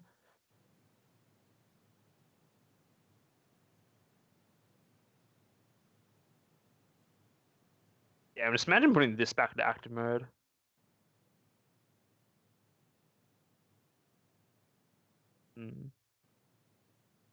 I like just having options is good, right? Play 3 of this. Play like what? We don't even have any Shigesh cards in the deck. Is this she didn't get an ape card? Didn't get any cards? Oh, already put the Senzu Bean and D Magics in there. They're already in here, man. Yeah, look at this D Magic Bean. I'm not silly. I think I'm silly. Why is this only at 3? Maybe I'm silly. I don't know. This is just me slamming the deck together right now, I think.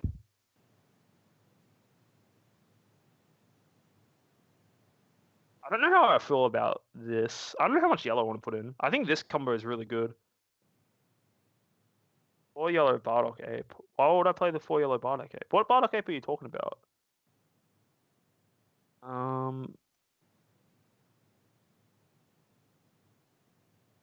What ape are you talking about? Not this one. You're not talking about this. You can't even play this. You're talking about this one, right?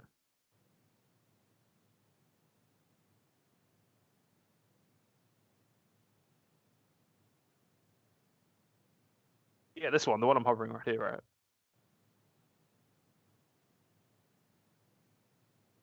Yeah.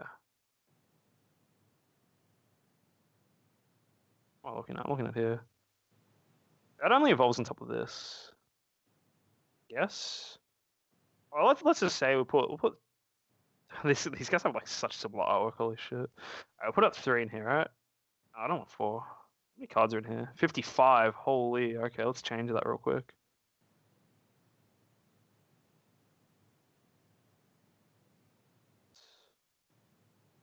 Maybe just 2 of these is fine.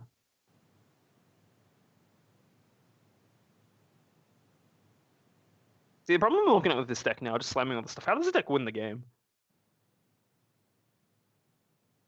55 is legit. That seems so bad, running so many cards. That feels so bad.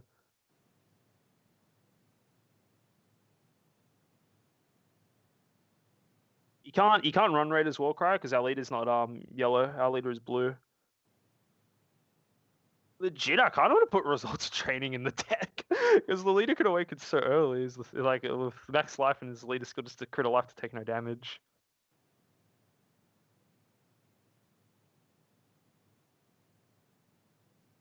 I agree. I think these cards kind of suck. Yeah, these cards seem bad. Yeah, even this card seems bad as well, right? For me anyway. I don't think we need all this yellow stuff. I think we want to mainly stick to mono blue stuff. I don't really want to be because we're only really playing yellow cards just every so often, right? So let's have a look at this. This is not the card I want to look at, not this one. This one. I had 1 blue basket from energy to hand. This card's carried.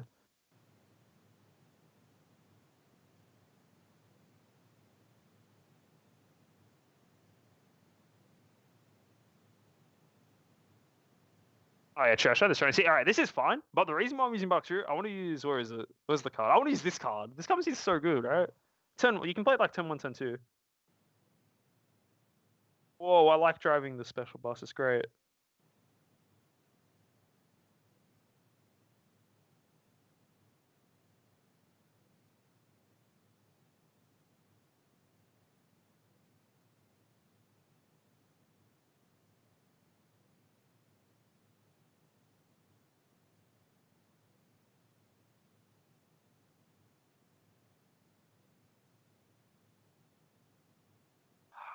I don't know how I feel about this, man. What is this, Torah? See, I thought I got an ape. Am I just blind? I might be blind.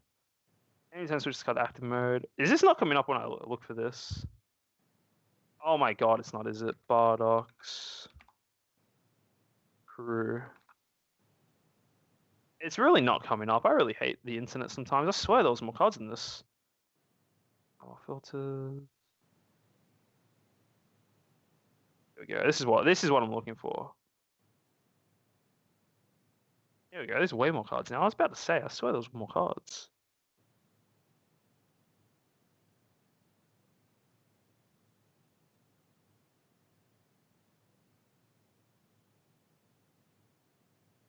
Hmm. The main reason why I want to use a Bardock's crew leader is for this one card here.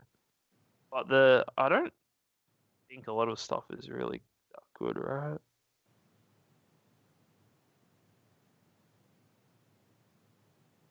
Yeah, exactly. This card seems so good. Like the longer this card stays on board, it draws you 2 cards every turn, right? And it only costs you 2 cards to play. Like the turn you play it, as long as it doesn't get counterplayed by what's that guy called? By the Trunks. You just play it again. You can't really kill this card. It's got barrier, so it's immune to Freezer. I think this card's super good. Like the longer this card stays on board, the better, right? So that's why I wanna use a Gohan thing.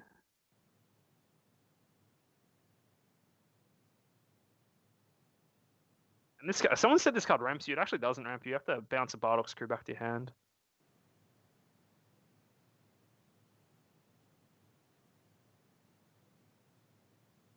I need to think about this a bit more. This seems horrible. Wait, I removed some of these cards, didn't I? Yes. Yeah, I like this because you play a card for free and block the attack. This seems whatever. I don't even think you want this, right? I had a super combo. You did? You're insane, dude. I don't have the deck loaded anymore, though, is the thing.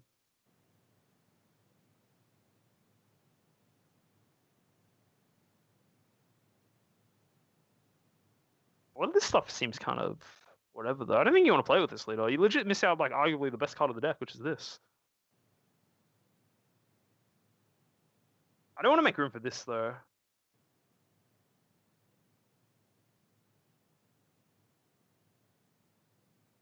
I don't think I like this card, I don't think. I don't think I ever want to play 2 energy for this. I think this card's bad. I think the Tor is bad. Sure, I'm just talking to myself in the stream.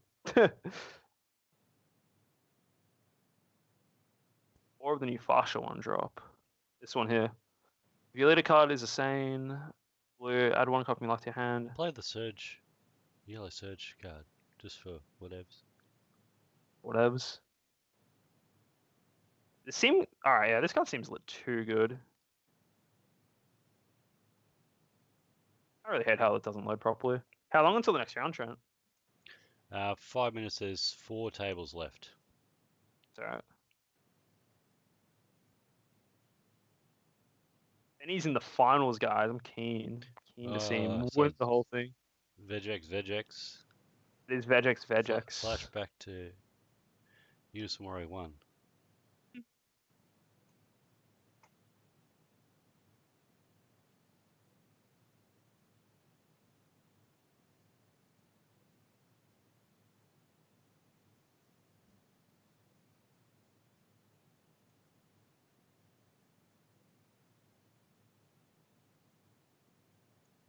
This card's that good.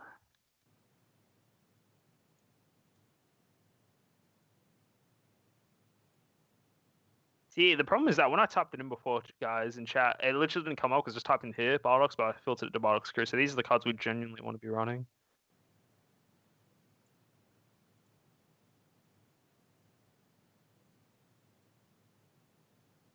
That's pretty good, actually.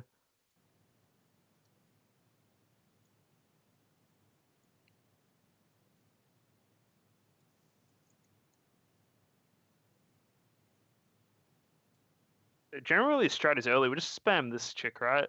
If your leader card is blue, add 1 card from your left hand. When this card attacks against 10k power, the duration or the turn at the end of the turn, blue Bardox create. So this card, when you it like awakens you 2 life, right? You awaken super fast with this, which is nice.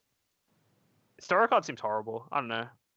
I don't see a world where you'd pay 2 energy just to play this. Like I get it, it's got Aegis, but Aegis is bad, and in general, this card seems bad.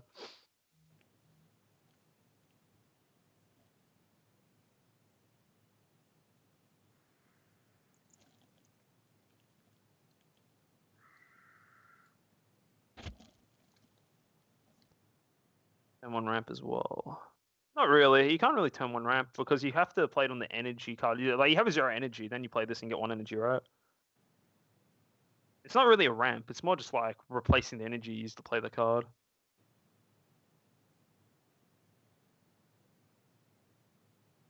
And the thing is, you essentially give up an energy to ramp. And yeah, no, you can't even ramp on turn 1 if you have less energy than you. If you're both on 0 energy, nothing. I think this card's pretty good though. This card's a good turn. These two cards are really good. This card seems bad. I don't know. I don't like that card. This is what we've got so far. How many cards in the deck? Yeah, I agree with you. Because that means we were kind of forced to run the Borgos Ape, which kind of sucks as well. Let's go here. We'll get rid of 2. Is it the crewmate one? Yeah, it's the crewmate. So we'll go down to 2, I think. I think that's right. And then we get rid of the Borgos Ape because it seems bad.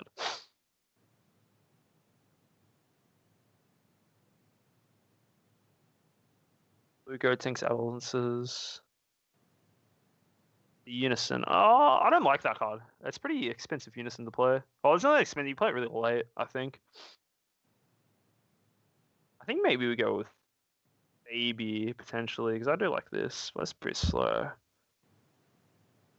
So legit, the only reason we're playing it with this Toro card is great as well. Block with an Ape, come in and restand it. Yeah, it's not too horrible, but I don't know.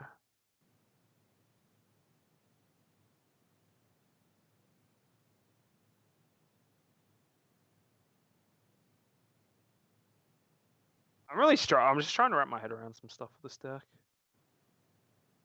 The thing is that we're playing this whole deck with this card here, right? Which lets us steal stuff, but our deck is trying to get as many Bardoks out as possible. We don't really have. Is this enough Bardoks, or do you guys reckon we need more Bardoks? I don't know the battle card. Plays yourself for free. North Star, what card are you talking about? Blue Go Tanks. Oh, yes. Yes. Special traits. Yes, you're smart. You're a smart man. Very smart. 2 of these. Alright, Spot. Alright. The reason why Toro's armband is not being played. If your lead card is Toro, you have to choose 1 Toro, draw 4 cards in your battle, blah, blah. Oh man, it's a +4, right? It's a plus. This is good for hand. This is a card you put in the side because you only really get value out of this. You need a Toro in the drop, and currently I'm not running any Toros, right? Because I don't think any of them are actually good. And then, okay, so these are the Toros, right? So we've got the Ape. All right, we'll go through all of them. Planetary Thing, play this card, just up to 1 Bardock, screw card, you can drop out of your hand. This card's good. Is it worth playing? Probably not.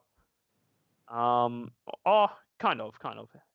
This is okay. I think this is maybe, I don't know, put it in the side for now. This card here, when this card is used in combo during your opponent's turn, she's at 1, but oh, true.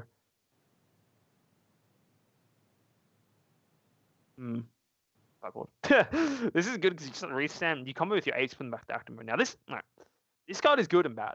It's good because it has a 2. You play this effect's okay, but like, oh, it's not even worth it, man. I don't think this is worth it. There's no way. And we have this Toro, which this Toro is only good to play the battle card, so it's not good. And this card here, this card active mode. Your leader card's blue same when this card's carried. When this card is carried by an opponent's skill. See, this is like a good card, but the rest of these cards kind of suck. Alright, follow me. So Final Strike can evolve on the Bardock Ape. How can Final Strike doesn't evolve? How does Final Strike evolve? Final Strike doesn't have evolve on anything. You have to hardcast it to play with the Toro.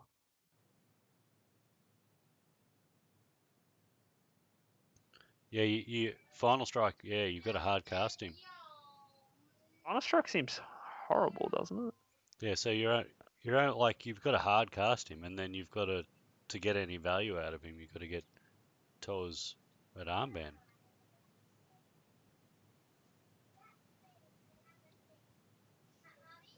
Yeah, I know the Ape evolves into the Ape. That's why we're running the Ape at 4. Like, we've got this Ape at 4, right? Like, this card's a 4. This card's super good. This card's actually legit as. You just play it, you get to play it for 2, like, untaps you. This card, fantastic card, right? I just don't see the point of playing Final Strike. It's such a bad boss monster.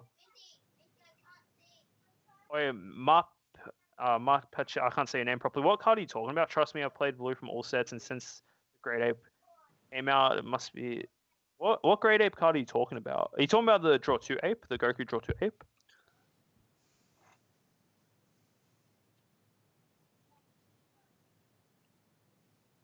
Yeah, but like, what's the point of running a card? You're kind of just saying to run this card so I can use it to evolve into the final. So I've already got.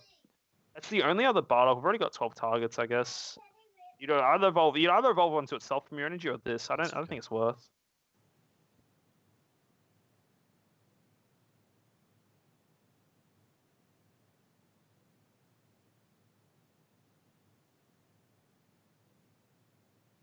I think I need to think of this a bit more. Just don't know, right? I'm not running really enough cards to make this worth, right? Hmm. Oh yeah, the Draw Ape, yeah. Draw Ape's fine, yeah. I was like, what card is this man talking about? Yellow.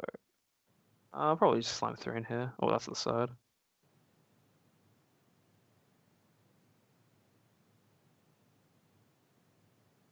The reveals of this round, we revealed the Gotenks Unison winner, and then we also revealed the Barbity.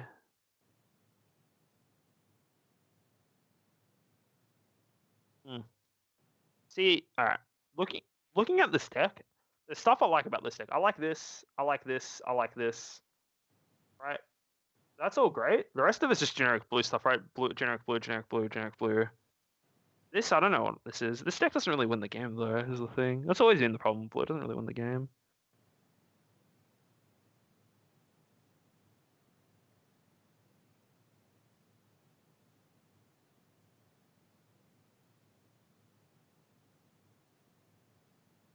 Hmm. Like, this is kind of weird. I don't know. Got the Fasha. This card seems good to turbo self-awakening. We get to our backside faster. Our backside is pretty solid if we awaken quick. Because that has the ability just to crit a life and your opponent, like, you just stop, they just didn't free negate, right? Have this. This card's super good, man. Draw 2 every turn. Keep it alive seems good. I don't know. I think this is something I'm gonna have to come back to. I can't see this working right now. This feels like there's so many holes with this. I think realistically, for the only cards you'd want to run from the engine are the 4 Bardocks. Like legitimately, the only Bardock through cards you want to run are the 4 Bardocks at 4 of, and then this Farsha for Self Awakening for this particular deck. I'll build.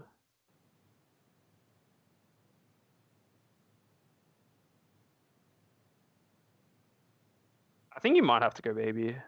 That's the way to go, I think. This, nah, I'd rather hatch over this 100%. This is whatever. I'd rather hatch. Hatch is so good. Yeah, see, this is like what I was saying before. Like, literally, the only Bardock screw cards you want to run are legit these two, and then the other one maybe.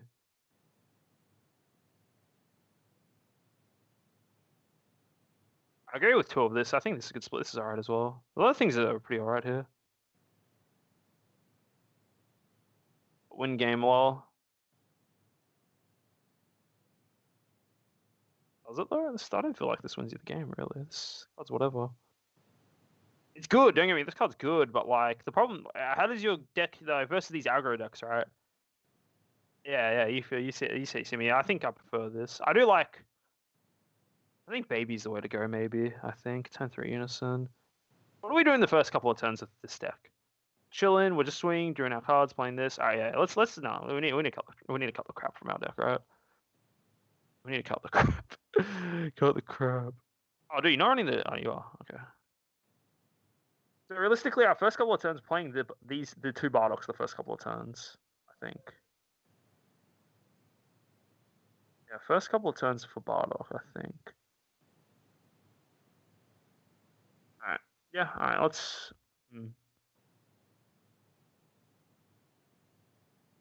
This is okay, but I think Trunks kind of does the same thing, I think. I think, yeah. I think Trunks does the same thing. I was actually considering this, but this is like gets hit by Trunks, so I don't think it's boy's actually... okay. I do think Baby Unison's the way to go, though. I think that is. What's we going have on, to go man? Baby Unison. Hey. Raper 2's You're fine. in Let's here get, already. so let's get rid Me of. too. That's fine. That's fine. Oh, is that you, Benny? Fine. Final Spark is that? Which one's this? This card's kind of bad. Final Spark. Maybe 12. Flasher Great Air Assault. No. Flasher for Self Awakening. Yes. S3. We'll get rid of all these like bad cards.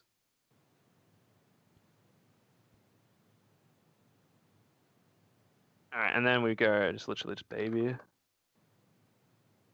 Yellow. Slime these in there. Glitches, it's fine, it's fine. An update, that's nice. No, I have to do it again. Up this to 2. Get rid of the go tanks, get rid of all the bad cards we're running.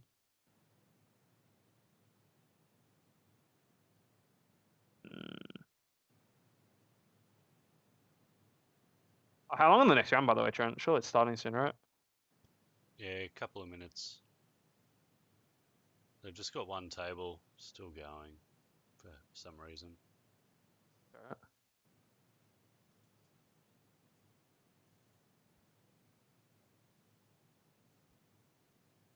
Yeah, I think what you've come up with is way better than what I came up with. I think there's a lot of just bad cards in here, and but there's a lot of bad Bardock's crew cards. I think. So realistically, turn 1, you're dropping this guy, right? Whatever, on either your turn or your opponent's turn, and then you just take it from there. I think this is good for Self Awakening. Why do I slow this at 4? I don't know. Final Spark is a 12 at max. Then we go Goku hit. Goku.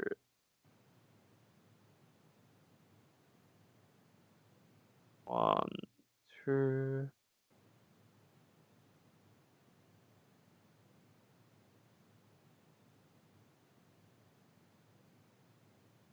I think Toro as well, maybe. This is a good way to go. What do you want to grab back? I think it's worth to grab back like nothing card. Like, yeah, no. I don't think there's enough reason to run this card. You're only grabbing back 1, 2, 3, 4 cards. You only have 4 targets. I think the rest of this is fine, maybe. Maybe just some Overwhelm, I guess. I know the perfect Overwhelm card. Yeah, it's literally this. All right, we should be starting very, very soon. Do you want to jump on table 1 so you can see everything? Yeah, I'll post this. I'll post this link to this deck in the chat. I think that I don't really know what else you can really do with this. This deck would be in Hello Standard Band, yeah. Oh wait, I already have the Fasha. I feel like you just want to see this card. This lets you awaken, right? Gets you a better side. Between this and your leader, you should burst enough stuff.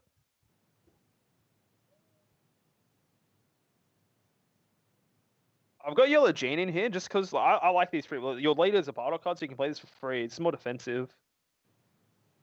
Yeah. Alright, guys, that's enough of me just showing these decks. We're going to the final round now. It's a Vegex mirror match. So yeah, I'll leave. Well, I'll see you guys in a second. I'm just gonna turn off my thing, and yeah, we'll see you guys shortly.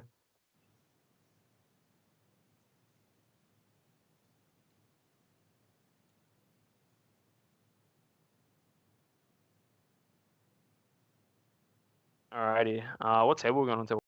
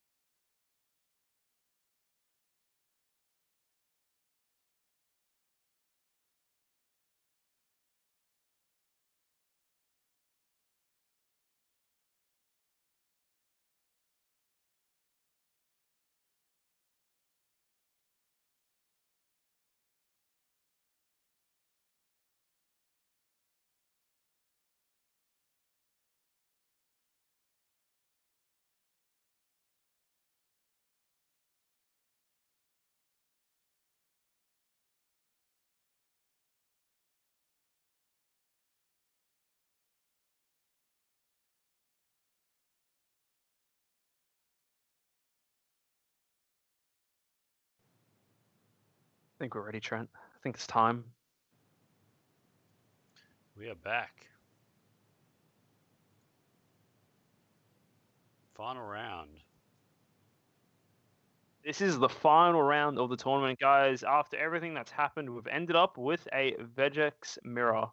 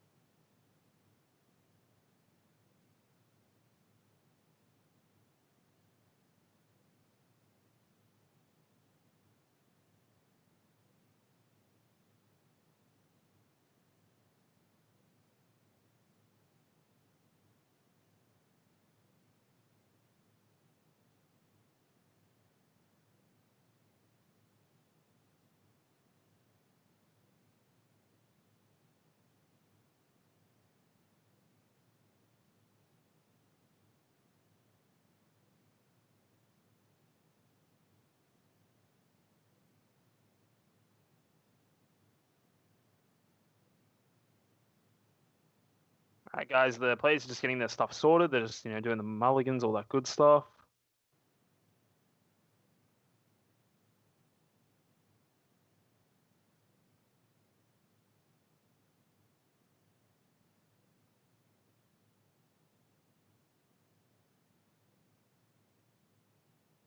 Yeah, it's going to be pretty intense. I'm rooting for Benny. Obviously, I made that pretty clear. I really want Benny to do well. He's what's actually I've noticed today, Trent. I hope this is a worrying trend. Actually, I've realized everyone that I wanted to win today, that's plays at my locals, has lost on stream today. Every single one. Michael lost, Kevin lost, and now it's Benny's turn to break that curse and win this game.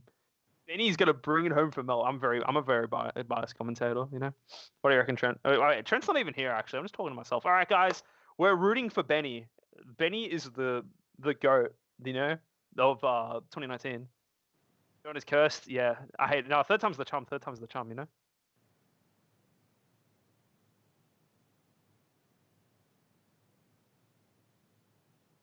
True. DQ, guys. DQ. Oh my god. But anyway, the game's starting. Looks like Mr. Zhang has won the dice roll. Benny's off to a fantastic start, actually. He opened up a banger board here. Both these guys are playing essentially the same deck. Benny's opened up Marseille, turn one, which is what we want. He's got his Unison, and he's chose not to play his Trunks for some reason in his drop. That's interesting. Don't know why he's not playing it. I'm very surprised about that. He must have missed it or something. Oh no, sorry, I'm an idiot. He discarded that with his Unison. That's my bad. I'm actually an idiot. Wow, looks like these guys have opened up the same turns. Marseille turn one. And looks like it is a whiff from Jackson, which I think he kind of wants in this situation just because you don't want to walk into the Marseille, right?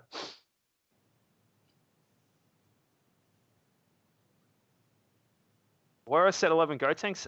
There was a mirror match earlier today. I'm honestly surprised Gotenks didn't do it as well as it did. There was one that Benny defeated in the previous round. But yeah, apparently it's not strong enough to take on Vegex today. I'm not entirely sure, but it happened, so yeah.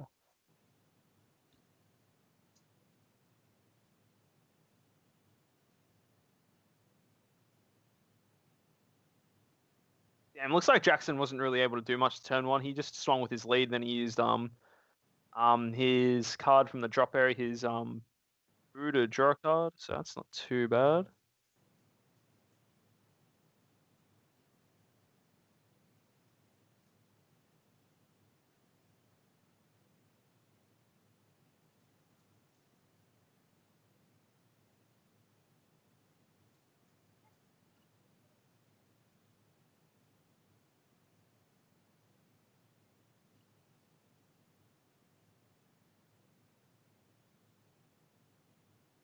The Kai out, yeah, it's all good. Sorry, I'm pretty nervous, guys. This is like nerve-wracking. This is gonna be a crazy game. Benny's willing to pitch the 2 cards. Interesting. Benny, I Wow. like this. He used the 2 cards to get enough cards in the drop for Man in the Mission. That's what I like to see. This is huge. This is a great start for Benny. That's such a good card now. It really is. Yeah, that's huge. 2 crits there. Nice. Very good.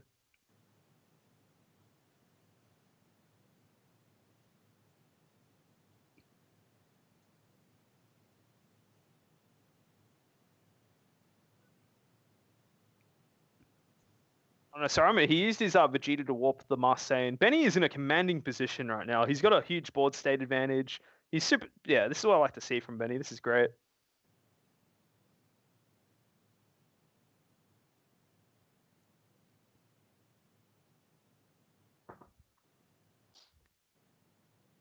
It's like they're just counting cards in the drop.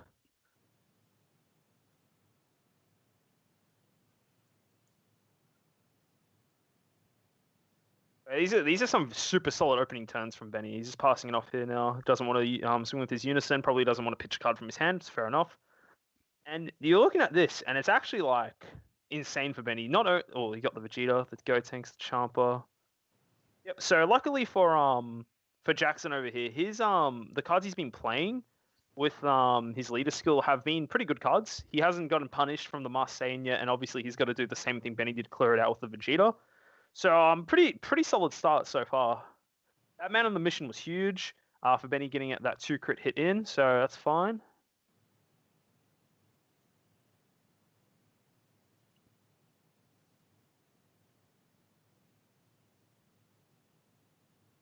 Yeah, exactly what happened with Marseille, but yeah, this is interesting.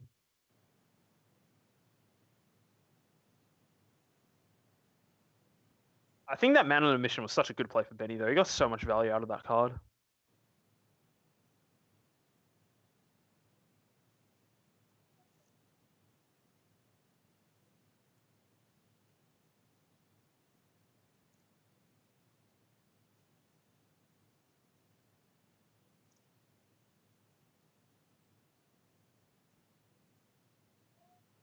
Jackson just thinking if he wants how much pressure he wants to apply to Benny. Honestly, I wouldn't be surprised if Jackson tries to kill the Unison here. Benny's Unison is only on 2 markers, so it is fairly free kill. Oz Deeps, I believe there's gonna be the TO online events, like I'm pretty sure there's one in a couple of weeks. So stay tuned. There is still plenty of events that will happen, and there's gonna be another invitational event as well, if I'm not mistaken. That's it. So yeah, there's more TO qualifiers coming up, and then that will lead to another TO finals.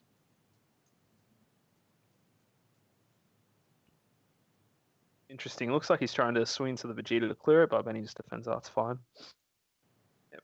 Going into Benny's turn, I believe here. Benny, I'm just gonna be a simp for Benny. I'm just gonna adore Benny. I just want him to win, Trent. You understand? You're repping Jackson, your Queensland player. I've got Benny repping the Melbourne boys. It's quite quite an epic game. What do you reckon? Yeah, I mean, both of them are playing fairly similar lists from what I've seen, haven't they? Yeah, they definitely are. I mean, obviously we haven't seen Man on a Mission from Jackson yet, but I mean that's a fairly good card you're slotting into Vegex now. So yeah, exactly. I think we're about to see a power play from Benny. He's about to do some of use this card's shenanigans here, get some very good hits in.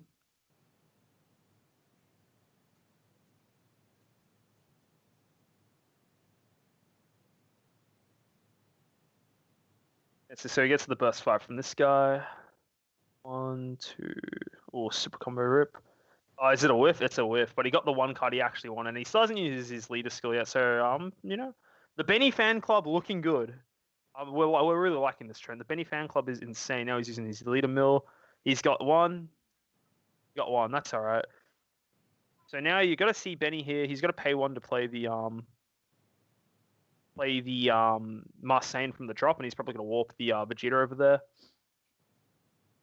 Well, not probably. He is going to warp the Vegeta over there, but yeah, there's not much to really say about the Vegex mirror. It's just like whoever kind of high rolls the best. Everyone trying to flex. Yeah, everyone is. Oh, Alistair, I usually use. So you know how I won the nationals here last year. I have the champion Vegito map. I flex that all the time, my dude. It looks juicy. The champion #1 map. It's beautiful. Quite majestic. Yeah, Benny's looking super good. I think everything that you'd want to happen has happened really well for Benny. He went first, which is huge. You know, winning dice roll is super important.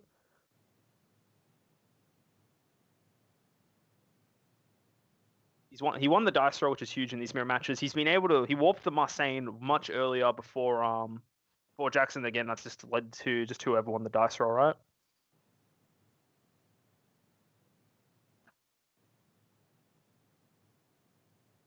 Benny using his active main for 1 to play the Vegeta here. The Dark Power Marseille. Yep.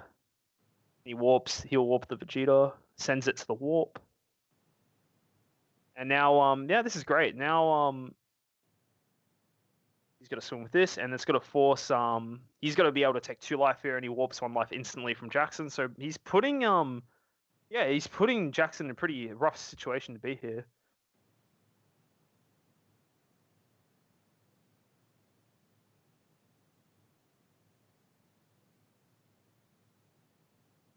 Pretty scary stuff because Jackson is now in kill range. One more hit, and yeah, he's in kill range. Sorry. And on top of that, he's also tapped out. I wouldn't be surprised if we see him awaken here.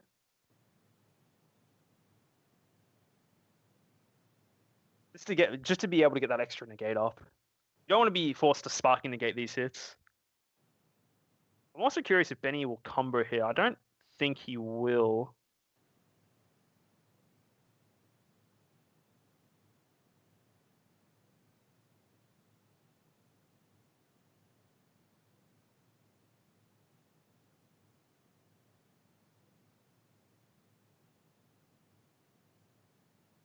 And he's using his second leader effect. One Cronoa, which is good. 1 Supreme Kai, so that's an extra 10k combo there. So does his leader swing. Can't overwhelm for the turn, he's already overwhelmed. He's still got his leader and his unison swing.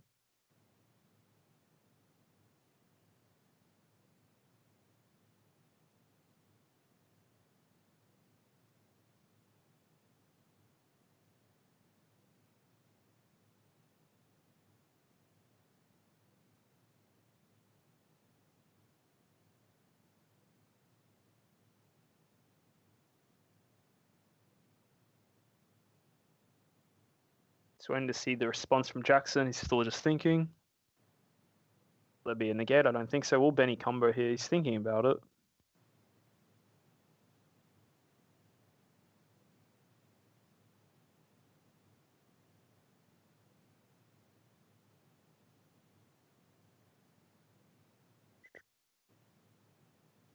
The thing is that if Benny puts Jackson down to 2 life, he can't use the Dark Power Marseille to force the life warp. That's just not an option available to him. Yeah, and he's comboed 2 cards. That's a 30k combo here. I think Jackson is forced to awaken here, and he just has to negate the unison swing, I think.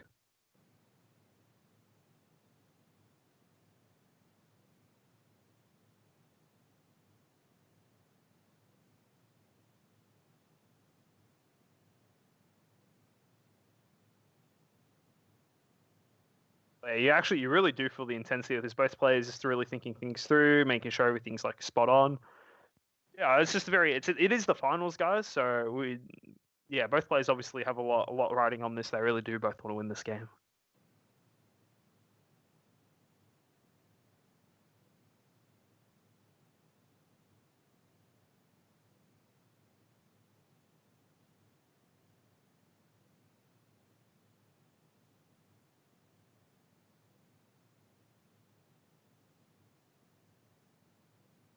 He's taken the life, okay, and he has not awakened. Okay, interesting.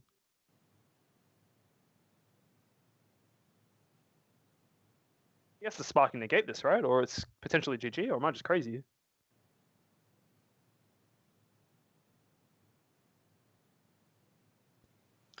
Yeah, I mean, I think that's the only play he's got, really, isn't it? I'm surprised he greeted there and didn't awaken and take the life. He really wants a massive turn after this, I guess.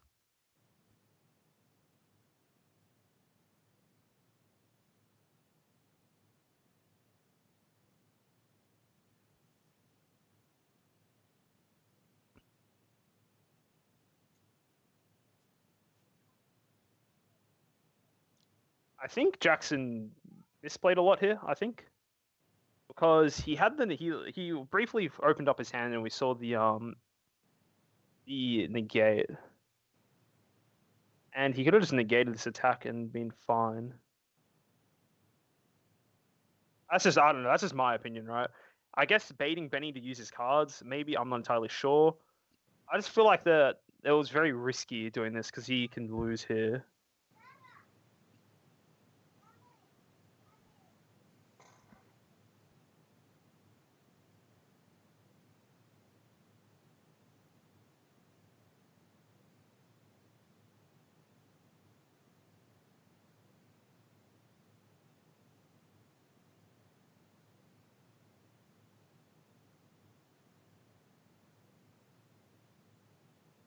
Actually outcomboed that with pretty much every card in his hand. And that was the negate. Wow, he actually lived there. That was Benny's last attack for turn, and he's tapped out and one card in hand, I believe. It's very scary. I wouldn't have risked that if I was Jackson. I feel like the much safer play is definitely just to be able to awaken and negate the attack. Not only that, you save all your cards in hand as well, I think.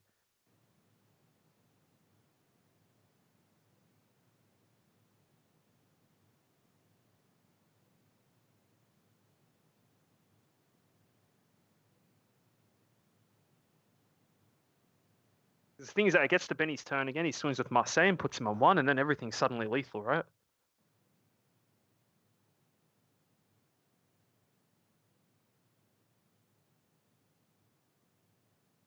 Very curious to see what Jackson does here. Very curious. Both players are thinking. Both. I don't know how many cards Jackson's hit. I feel like with his leader, it's obviously the first thing he does this turn to see what he gets. It was a very interesting tech that he had the Bruise Earth Extinction rate. Essentially got an extra, like, it turned into a 20k combo because he got to play the Vegeta is the thing of its effect.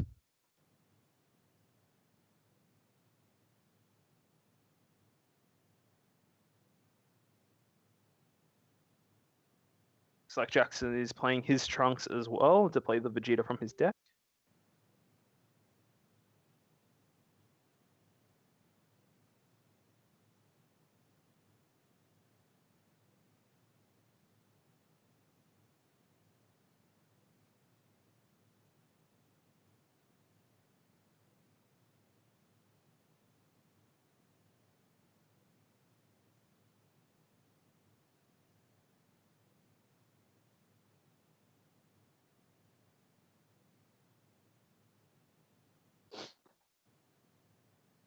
Big mill there. Two Cronoas is huge. That's a big mill. And the Trunks. That's nice. That's very good for Jackson here. It's now just whether or not Benny can survive this turn or not, really.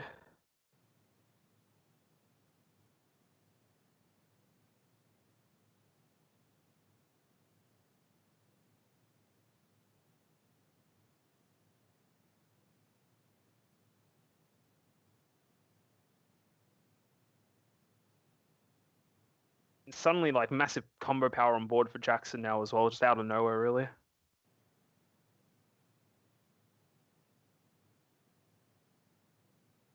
Just seeing that he's comboing 5 there. I don't see any point in comboing here because Benny is oh no, he's not comboing, he's just moving the cards around because you can't really see him on camera.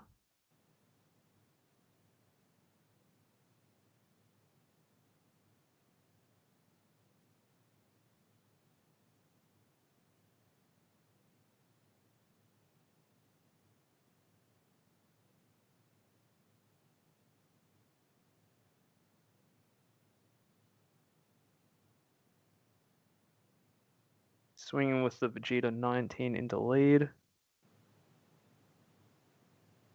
I'm going the Kai. So he's more or less just forcing Benny. He can't out combo this unless he's got like 2 cards to combo with from hand. I don't think he does though. I'd imagine one of Benny's cards is in the gate.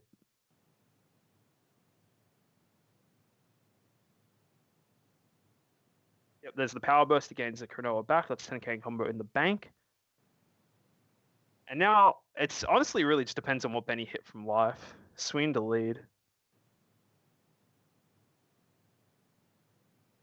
He had the Champa. That's crazy. He actually had the perfect cards there to close out that game. I think that's game one to Jackson here. Yeah, you can tell Benny's like, yeah, he knows he's lost game one. Yeah, that is Brisbane rough. represent.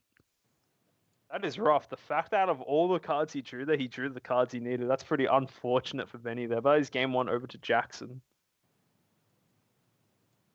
Honestly, pretty surprised how like Jackson was willing to combo pretty much everything but one card in his hand. That could have been the Champa, but yeah, that's just crazy to me. That's just like a very risky play there, and it paid off for him in the end. Looks like Benny's getting rid of his sideboard. I'm still rooting for Benny, you know, still rooting for Benny.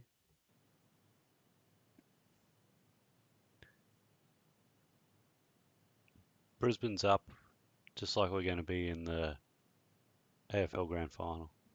Really, aren't you guys playing Collingwood in the next game? I think so.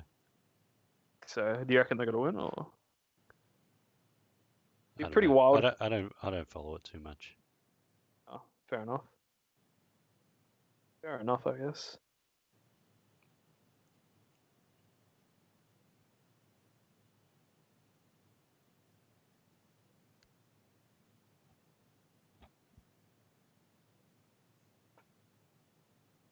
I wonder what they're starting in. It's interesting. I'm not entirely sure what both players will be putting in this matchup because it feels like the games are going to be decided first couple of turns, right? Yeah.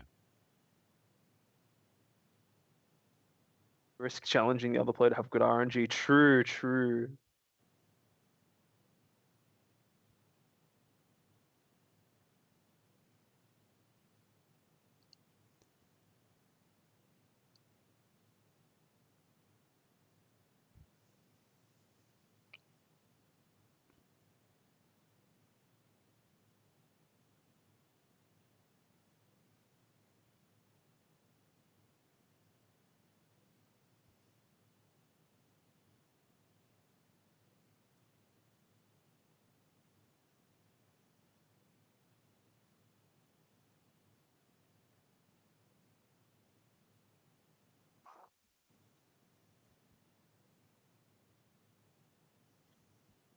And both players are just quickly getting the stuff sorted. I'm quickly just gonna go quickly. I'm gonna grab a drink. I'll be back 2 seconds, guys. All right. 2 seconds.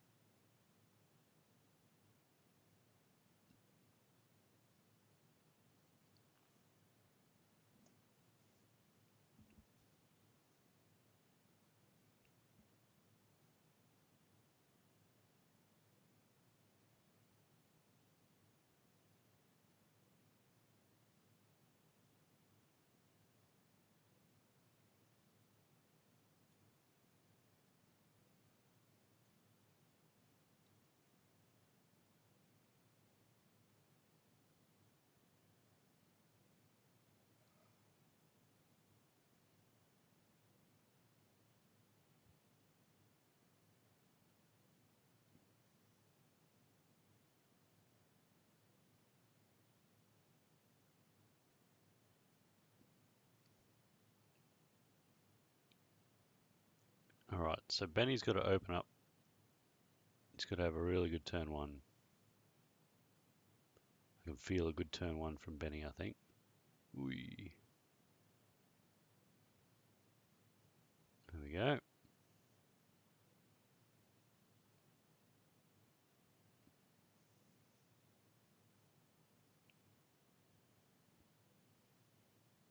That's a pretty solid turn one from Benny there, John.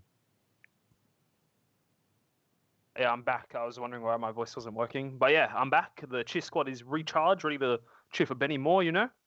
But yeah, it was a pretty solid turn one from Benny. He got not the greatest. He got a solid mill, not the like perfect god tier mill, but a very good mill so far.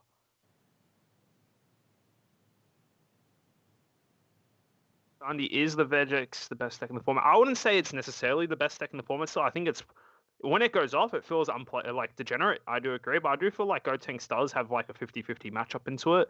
And once the Broly BR gets more cards as well, it's going to have like kind of do the same thing as the Vegex, right?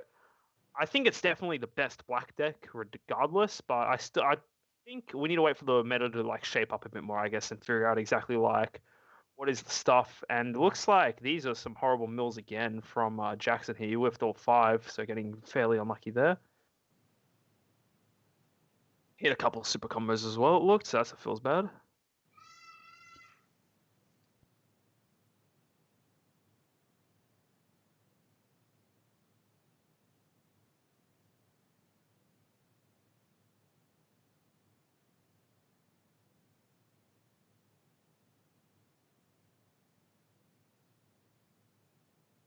Now let's see what Jackson can do. Oh, he did hit something. He did hit the Vegeta, did he?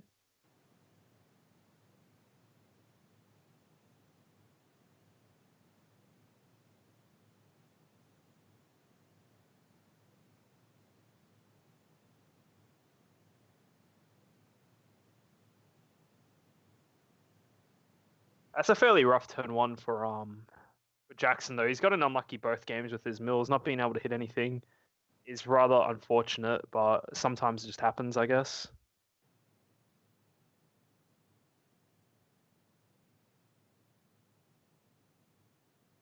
He's doing the overrun play. Yep. He's playing his. I can't actually tell what this card is. Oh, it's Man on a Mission. Still in Benny's strat.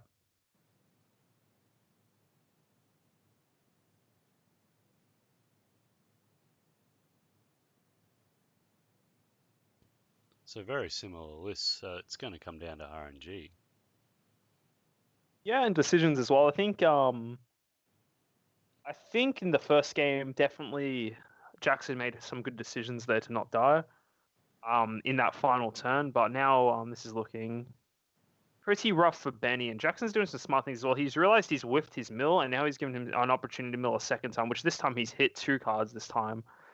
So pretty smart stuff. He's forcing the damage through with Man on a Mission, and then he's going to hit the Trunks as well. Oh, no, he's probably not going to play the Trunks because the Marsane's on board. And it looks like he's going to pressure Benny down to 4 life relatively quickly.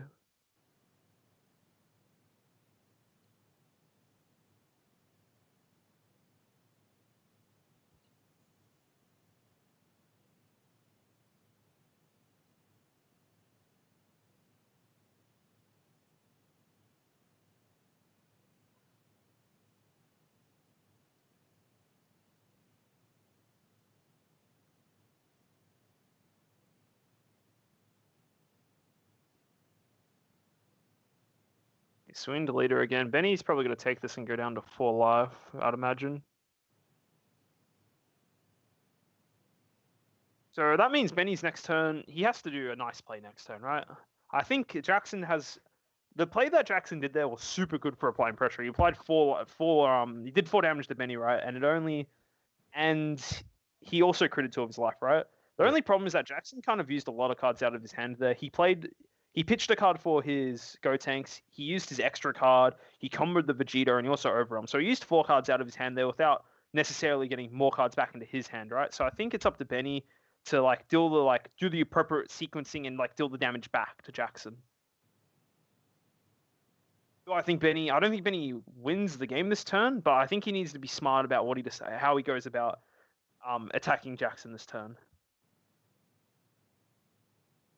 Yep, and here's his own Man on a Mission. This is uncontested 2 damage as well. Man on a Mission is looking like a great card for both these players. Yeah.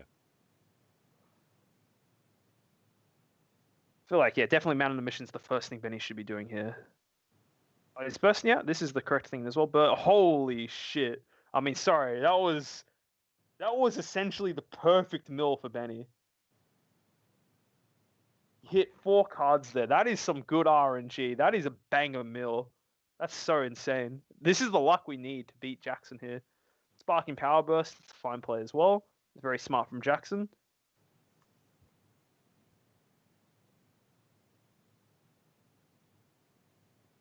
I just can't believe Benny hit that mill. That was insane. That's like the only way that mill is better is if he hits another Cronoa. Oh, that mill is perfect though. That is insane.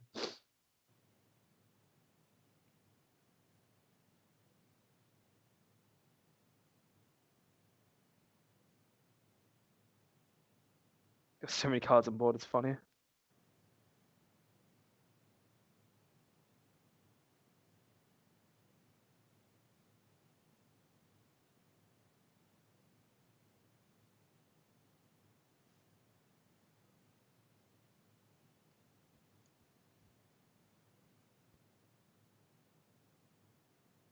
And he going for a swing with his leader here.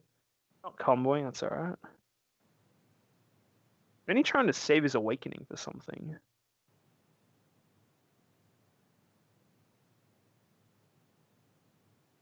I like Benny wants to try and get maybe like one or two more damage this turn potentially. I feel like you definitely swing with the Vegeta here though, 100%.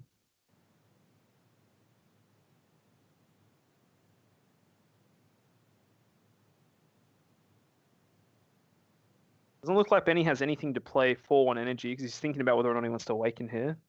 I think Awakening's the right play. You get an extra 2 cards this turn. Get one from Awakening, then another one for raising its this mill time here. Benny's not going to hit anything. He's just milling 5. It doesn't matter. He literally can't hit anything. Got food mission accomplished. He hit Boo. I think he wanted to play the Boo before Awakening, but he did not see that. But I wouldn't complain anyway. He hit the nuts. He's just like he literally cannot. The only card he can play from milling is the Cronoa right now. That's the only card he has available for him to play off the mills.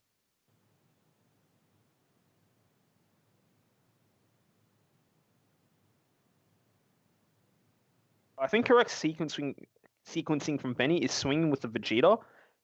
Oh, he's swinging with the Gotenks first. I was gonna say I'd swing with the. Actually, I can't actually see Jackson's light. Oh no, he's killing the Unison here. Okay, interesting. That's fair. I forces Jackson to have another Unison. So, how many cards does he have in drop? Jackson or Benny? I can't tell you. I know Jackson has a minimum of 5 because he's sparking negated this turn. The Unison's gone. I think it's up to like 6 or 7 now. Now he's playing 1 to use the Boo from the drop. He's choosing what card he wants to discard from his hand.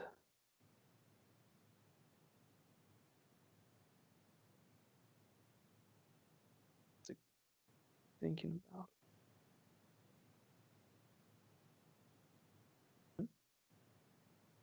Draws 2 here.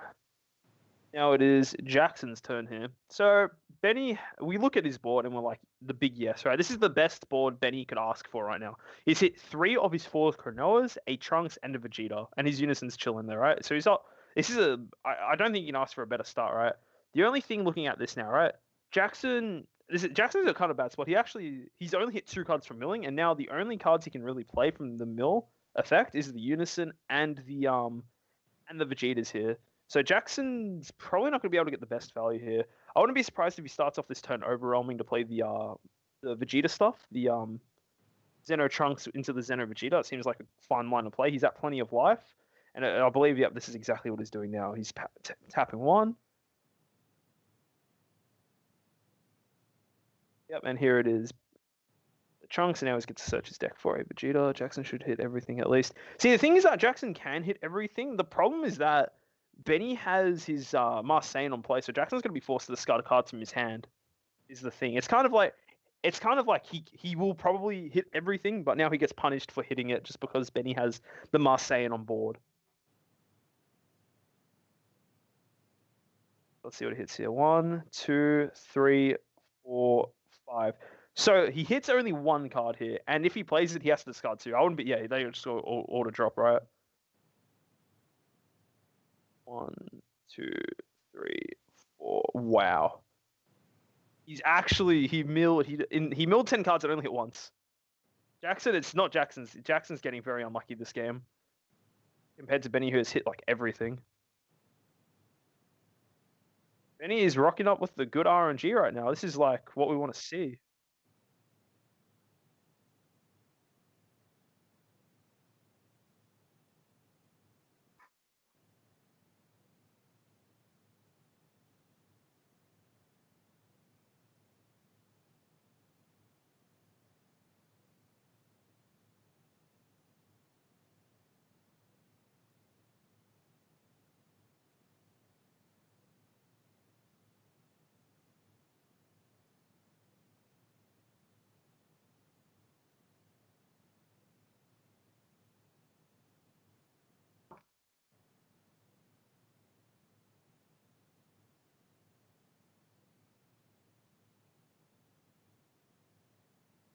And now it is back to Benny's turn. It feels pretty rough for Jackson here.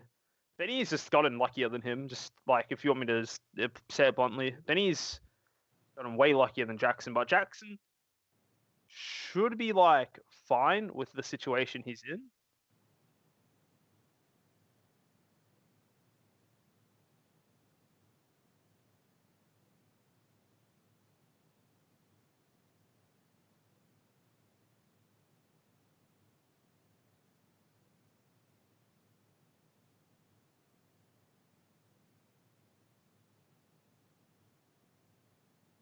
Sorry, guys. Sorry if I'm not talking that much. I'm just watching this game happen, right? It's just I feel that it's very intense, right? It's a very intense atmosphere here, and Trent's left me again, so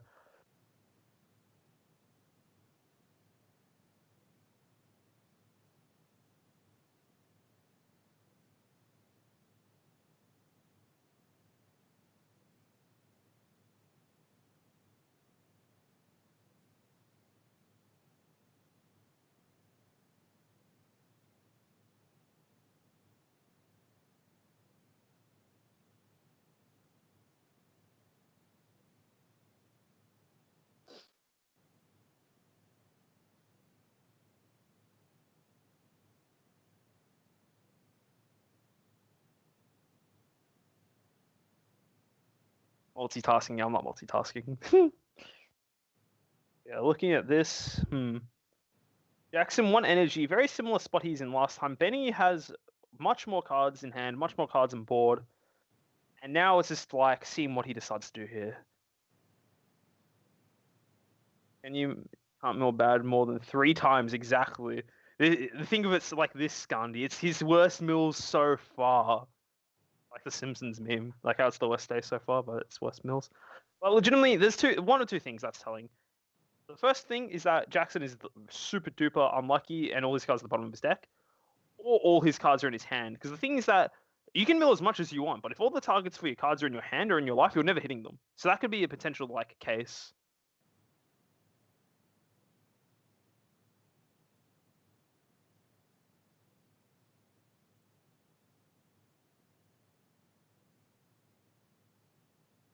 It's Benny just taking his time, you know.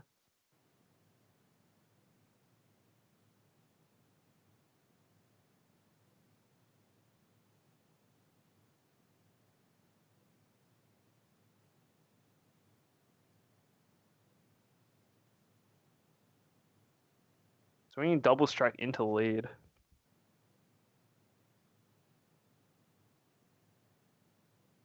He's taking it.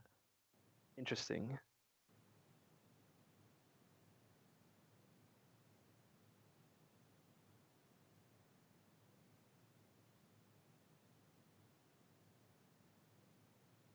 Welcome back, Trent. This is very intense. Benny's slowly pushing for game here. He's gotten much luckier than um than Jackson has. So now we're just waiting. Yeah, exactly. The Marseille is huge for this matchup. Marseille is super huge. It limits the options, I guess. Here we go. Looks like Benny is playing the trunks. Okay.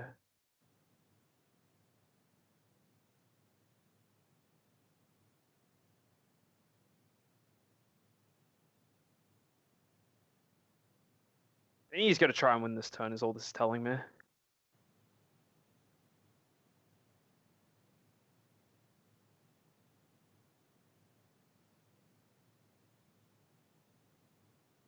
Oh my god, Benny's insane. He hit the only 2 cards he could hit. That's crazy. That is actually crazy. He hit the only 2 cards he could hit.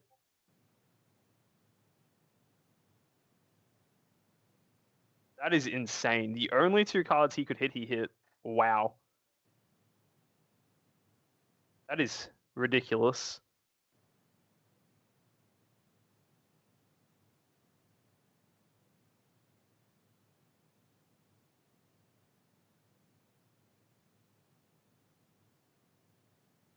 Any with the God Mills over here.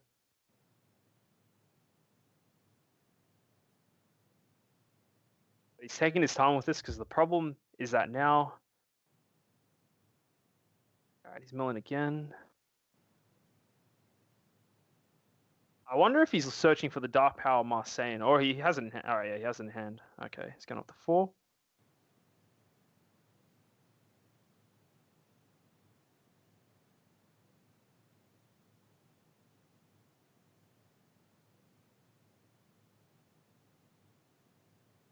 Alright, so it looks like both players are counting up the Saiyans they have in the drop area.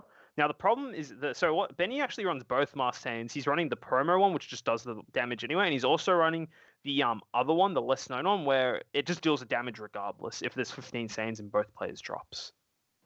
So so Jackson kind of has to negate the first attack that Benny does here.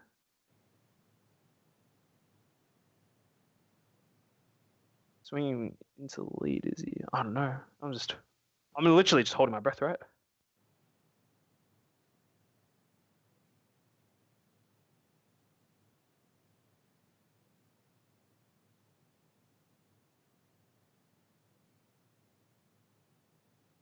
Swing with his Unison. Does Jackson have a negate here? He has to negate this or it's an auto loss, by the way. Because Benny will dump everything and just leave enough cards for his yeah, alright. Negate.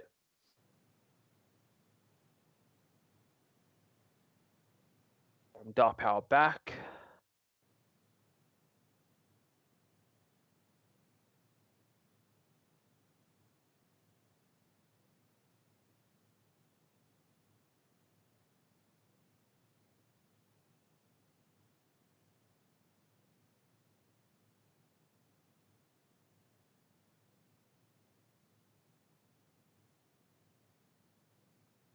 Jackson tapped out, but not awakened though.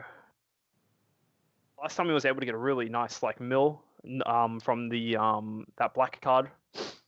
Benny's in an awkward. If Benny has one more energy, he automatically wins this game, I think. But the problem is that he doesn't. Because the thing is that now even it costs 1 energy for him to upgrade his Vegeta to the Mars Saiyan, right? So it's not really a viable option unless it is going to be the one that wins him the game. So I think he's just thinking things through.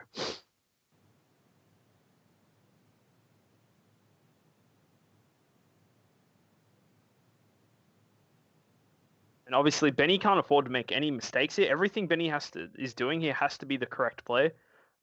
On the sole fact that the things that Jackson is in match point, right? If Jackson just if Benny makes one mistake, that's it. The Jackson wins overall. So that's why Benny is just taking his time here. And I also know Benny he's usually taking his time with these kinds of like decisions.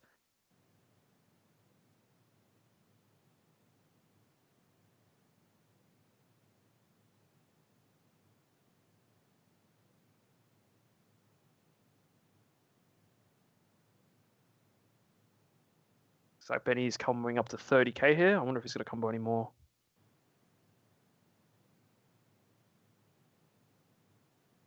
Jackson will awaken here.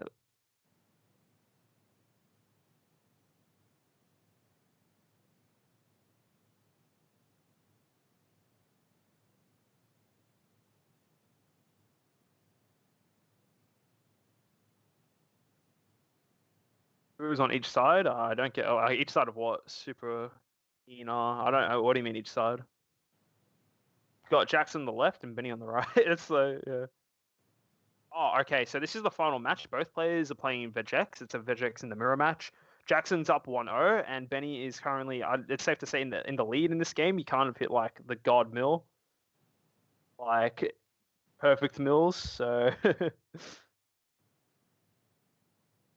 And now it's kind of interesting because they're counting the mass Saiyans the Saiyans they have in the drop area.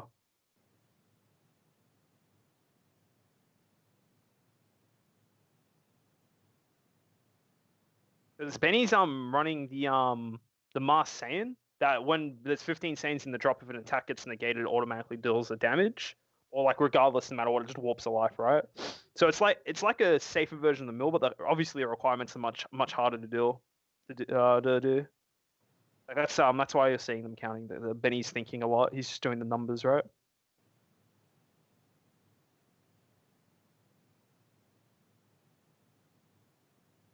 There's one like I've been saying, one mistake just ends the game here.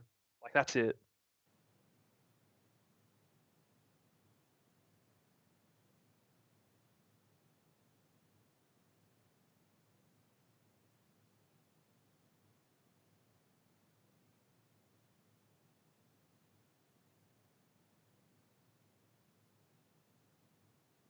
How many rounds in this event?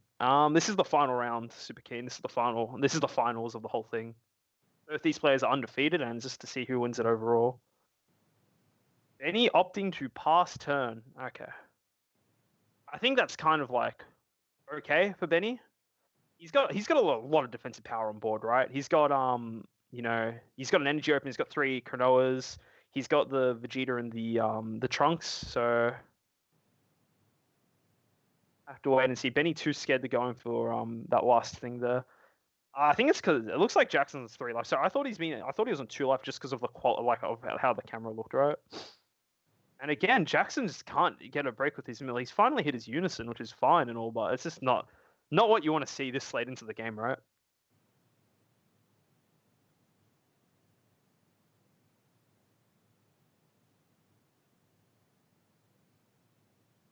Well, this is the final, so no top. Yeah, no. There's no top cut for these events, but this is essentially the final of the tournament. The winner of this match wins the tournament.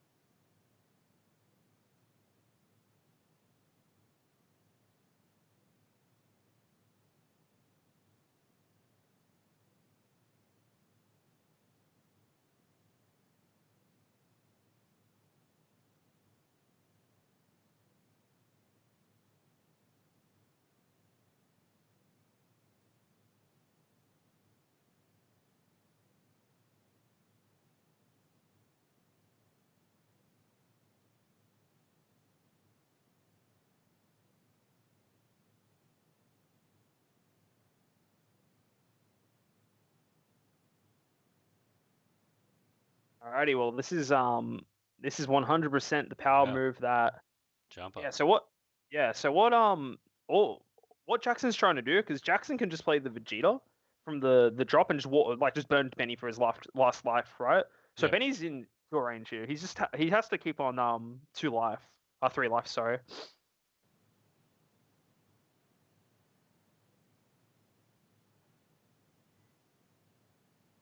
I do think it's safe to say if Benny's able to survive this turn, I think he will win this game and we'll be going to a game 3. But I believe this is the final turn of the game.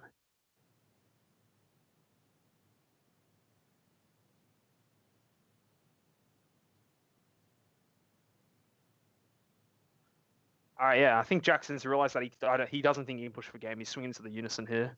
He doesn't want he needs to try and survive Benny's next turn. I think he's realized that he can't win on this turn right now.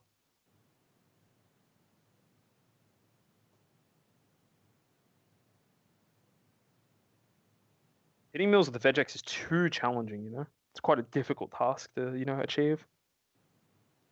I think right now what they're doing because they're keeping in mind of Benny's Mars Sane variant, they're just counting the amount of Sanes they both have in the drop area because the sweet number is 15, which obviously if Benny is to if Jackson warps his drop, that's huge. It means he doesn't have to worry about it as much.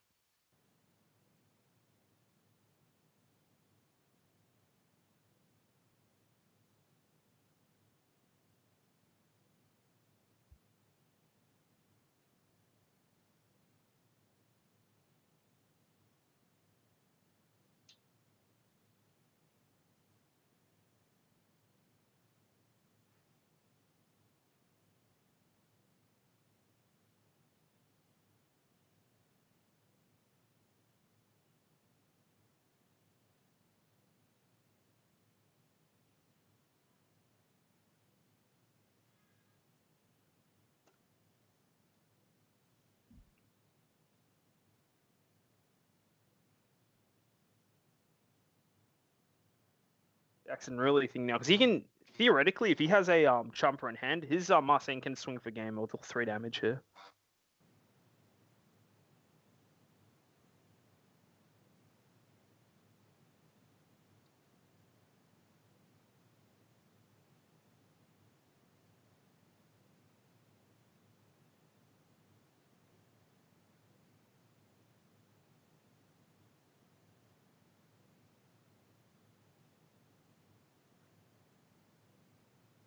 He's passed turn to Benny. Okay, he doesn't think he can win the turn here. Jesus, trying to hold your breath. I know you're holding it for a while. We haven't been talking for a bit. You know, you leave me.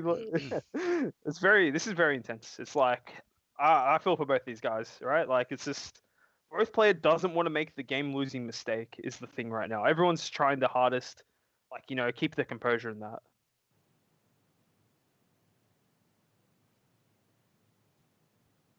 I wonder how many cards left in Benny's deck. He's running out of cards soon, so. So how many Jackson's got to be holding the gates then?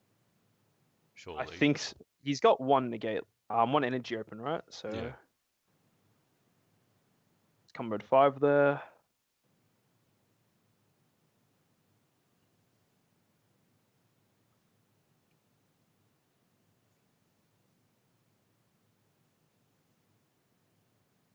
Play not to lose, exactly. Well, the thing is that Jackson doesn't need to try to win this game. He needs to make sure Benny, like, as long as he doesn't lose, right? I'll say, like, I get it's a bit boring, but like, Jackson's in prime position. He's won the first game,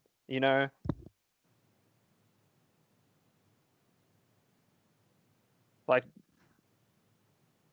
yeah, Jackson. Yeah, it's like Jackson's game to lose, I guess. Like, but like, both players obviously are trying not to lose, right? It's the simplest way to put it. It's like I don't know what else to say. It's just too intense.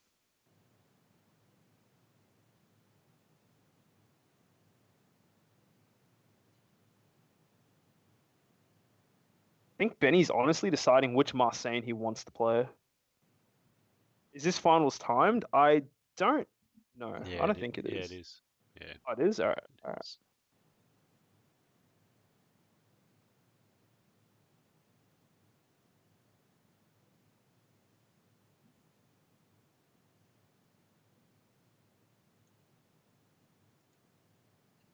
I mean, we've still got 22 minutes in normal time at the moment. Hmm.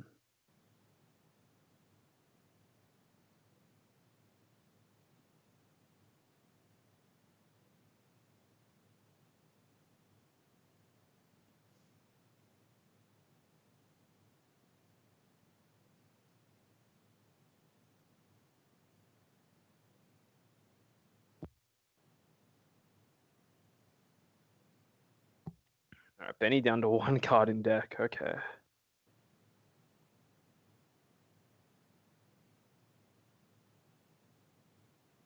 Wins into lead with him. Jackson negate this. If he doesn't negate, if Benny has Chomper, he just dumps everything on this.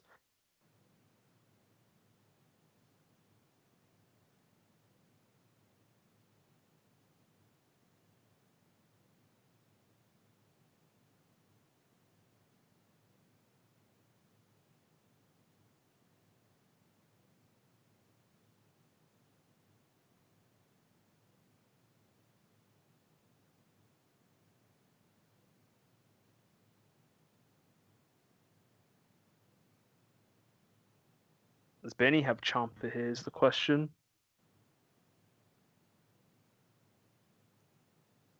I think he just combos everything, right? If he's got the Chomper, I think he just dumps hand here. Yeah.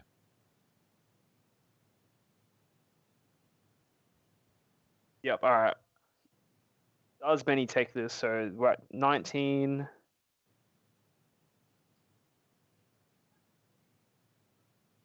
Does he lose the game of that?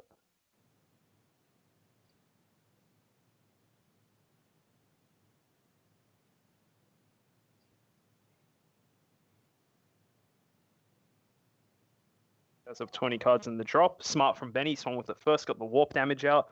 Sucks he's not going to be. He did draw his last card of his deck. Shuffling it now.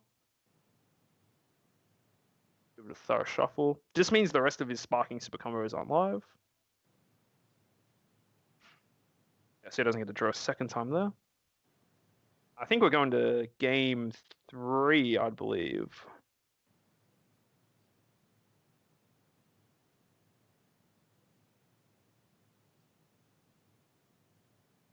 It's going to game 3. All right, Trent. I'm going to have to leave you for the first bit of the commentary for this final game, just because I need to quickly do something, but I'll be back partway through next 2 game. seconds. All right. Go, Benny! Let's go! Go, Benny! All right.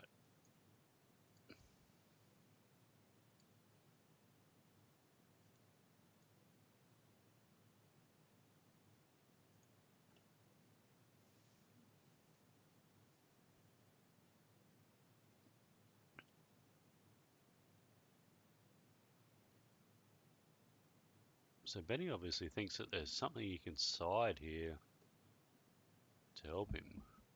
Or maybe he's siding stuff back in. He sided out, maybe.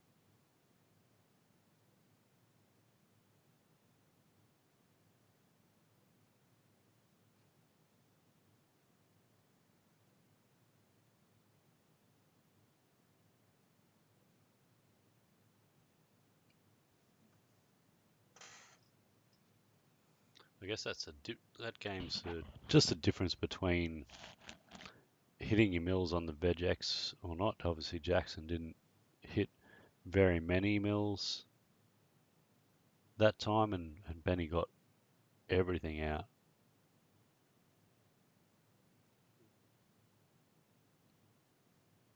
So Jackson's got the advantage of going first. Let's see what he can do.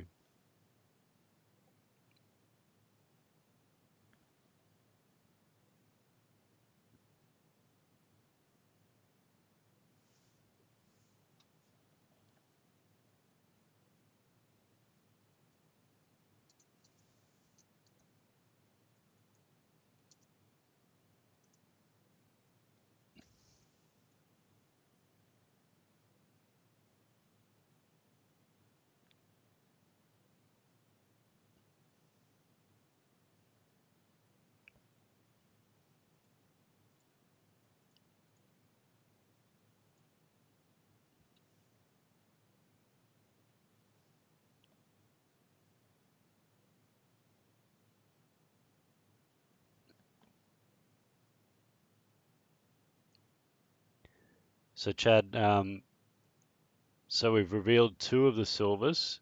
There will be more on the US stream tomorrow. So yeah, we've revealed everything that we've got, but there's another stream this weekend. Tune into that one to get those reveals.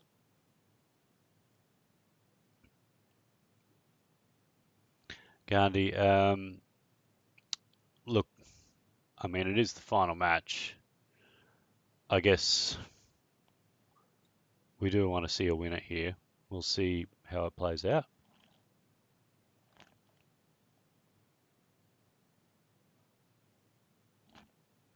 Other stream will be the US event, which is tomorrow Australian time, today-ish for other time zones at the moment.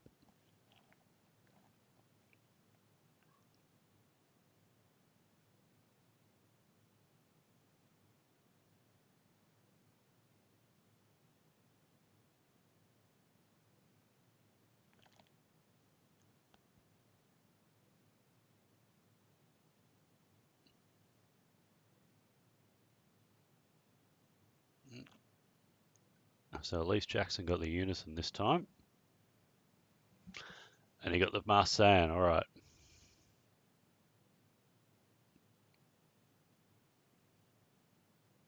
So he's got something to work with.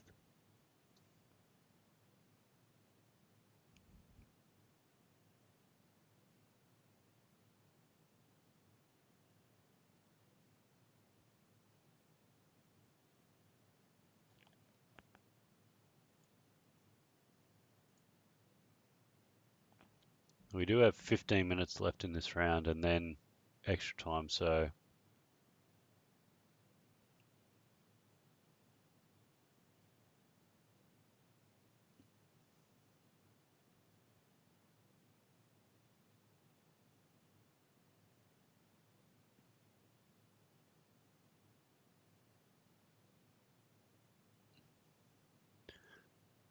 So Benny has to not get his Supreme Kai. Supreme Kai of time.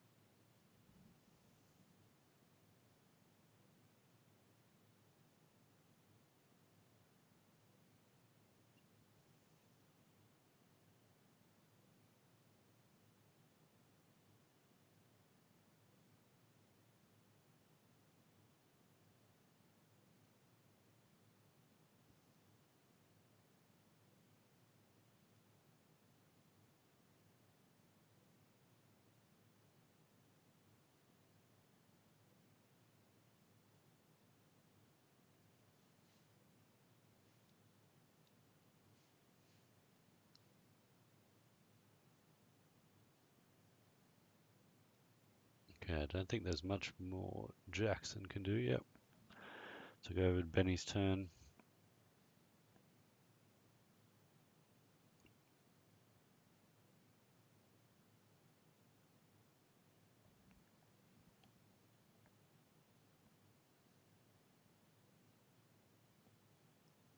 All right, this will be interesting.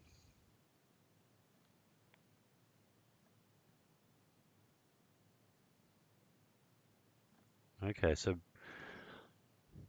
this is similar to where Jackson was last game. So he played the man on a mission early last game, and it got him ahead early, but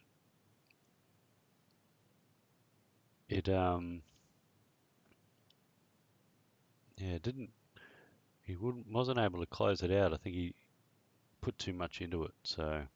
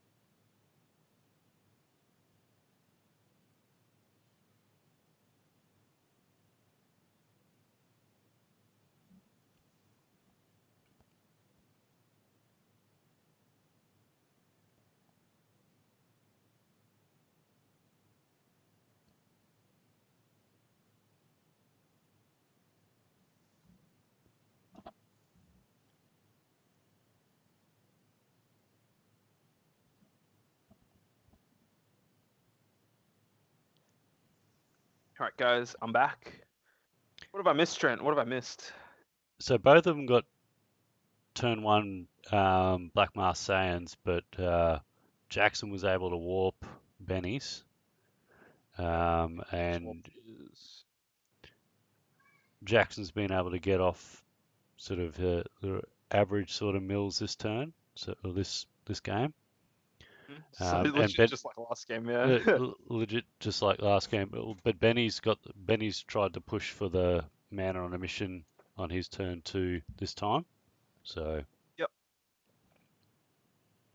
Okay.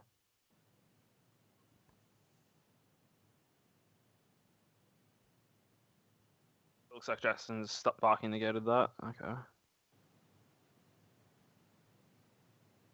This is the first time that Jackson is getting the opportunity to go first, so that's positives for him.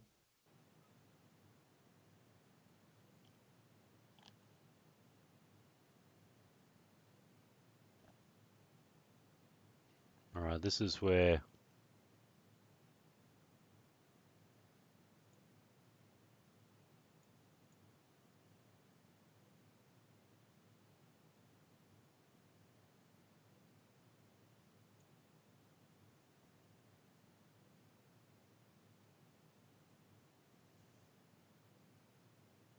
Let's see if Jackson can get some value.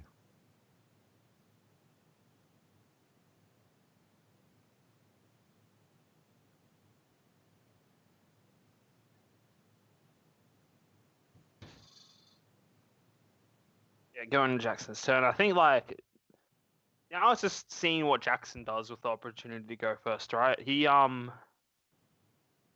just been able to he won the first game going second, which is huge for him, I think. Like it's much harder obviously to win going second in this particular matchup.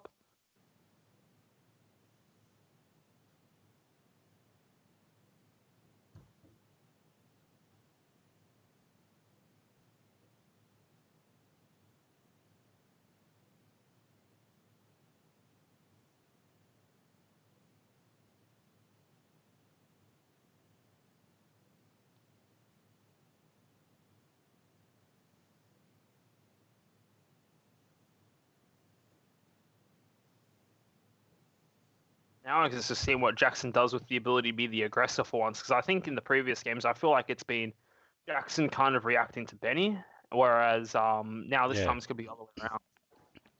So Jackson's got a good hit that time. Honestly, Jackson's first good mill in like 2-3 games, honestly. Yeah.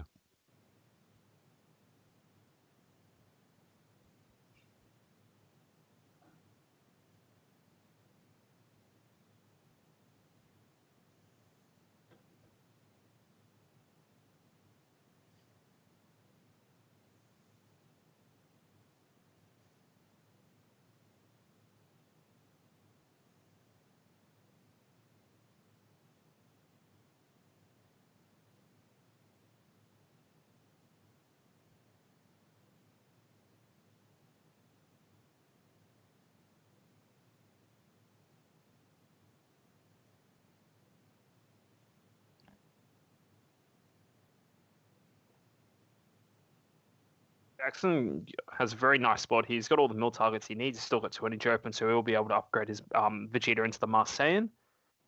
Now it's just kind of just waiting to see what happens here. So Interesting that Benny plays the Temporal Rescue. I think it's just because he doesn't have access to the I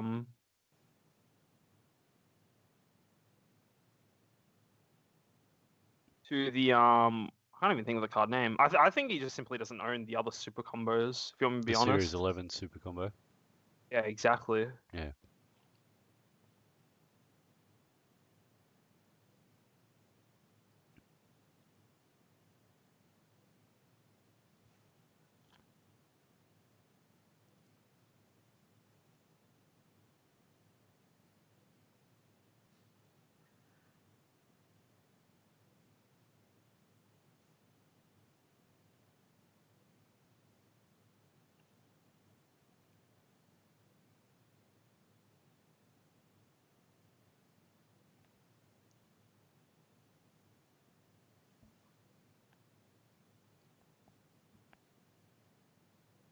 Eddie on 4 life, whereas Jackson's still chilling on 6 here.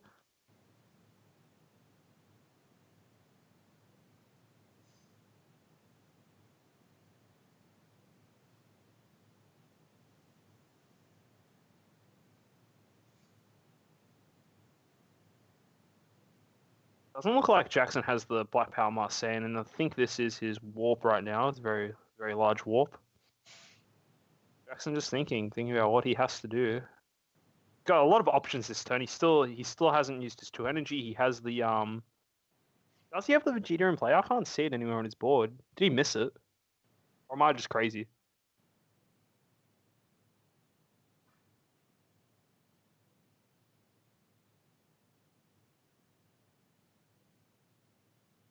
Comboing here.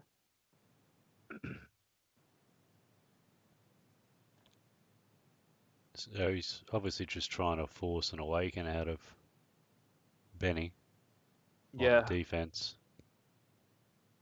seems about right, yeah. Jackson does only have 3 cards in hand.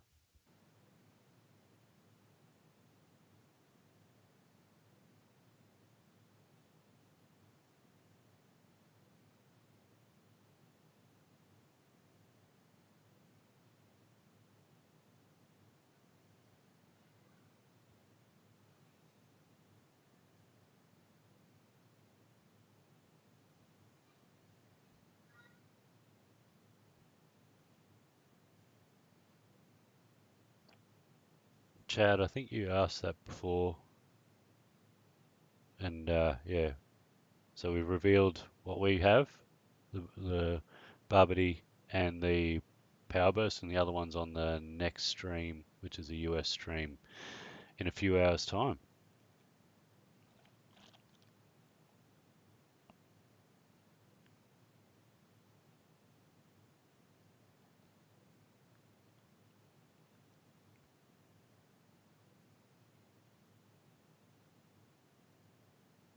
All right, Trent. I'm sorry. I've got to actually head off. Something's come up. No, But all thanks for good. having me today. No, thank you, John. Best of, yeah, stream. Wish Benny best of luck.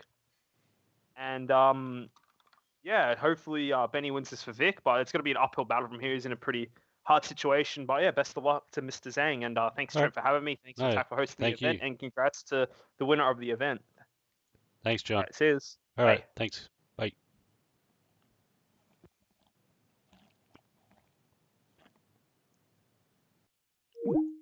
All right, since it's just me, guys, what I might do is we will unmute the boys. Yeah. Oh yeah. Sure. I can do it. No, it's all good. There It's we all go. good. Continue. What do you It's want? already, you've already started. Continue. Continue. It's fine. Oh, okay. Sure.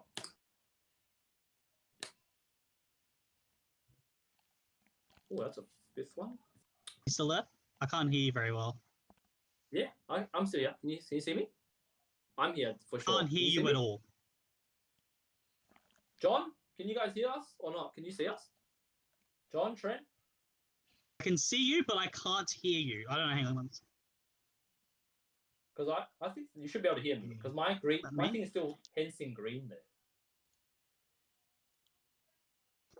I'm speaking now. Can you hear me? I can't hear you still. I've unplugged my headphones. I still can't hear you at all. One sec. I'll quickly point the.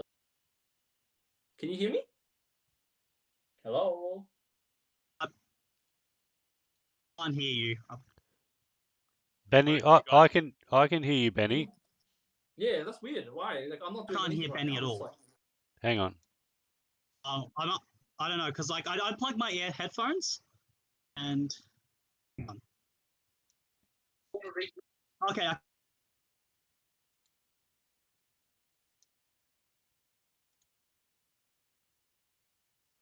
You guys good now?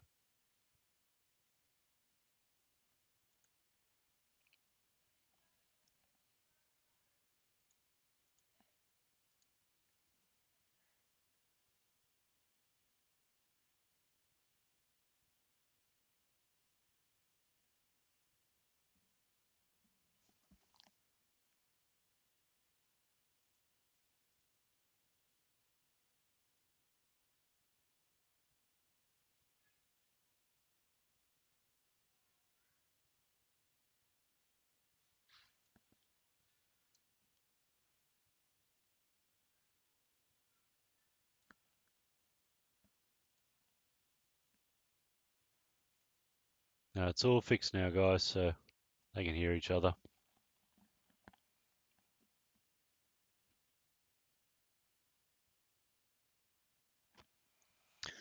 Well, let me just get my bearings again. I think Benny's in the Discord twice, so I think some of that was playing up with it.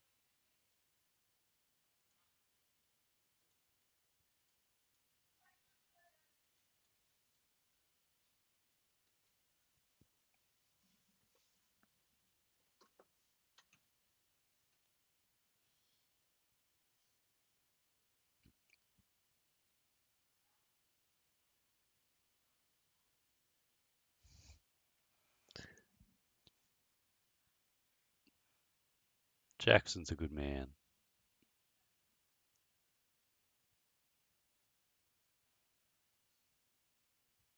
All right.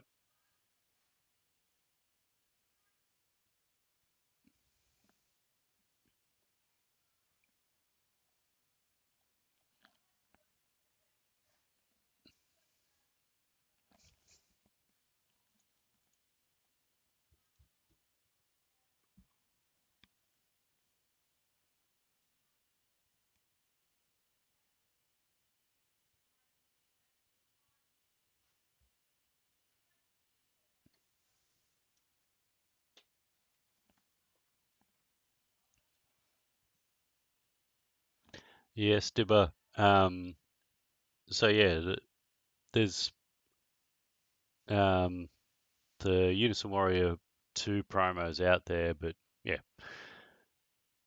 we try to keep a tight lid on it, so it's really only been for events in the last week that the promos have been available. So people would only have maybe one or two of those at the moment in Australia.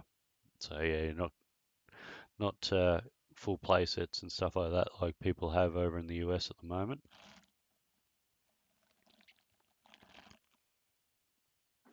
All right, let's see if Jackson can keep his Awaken for his turn.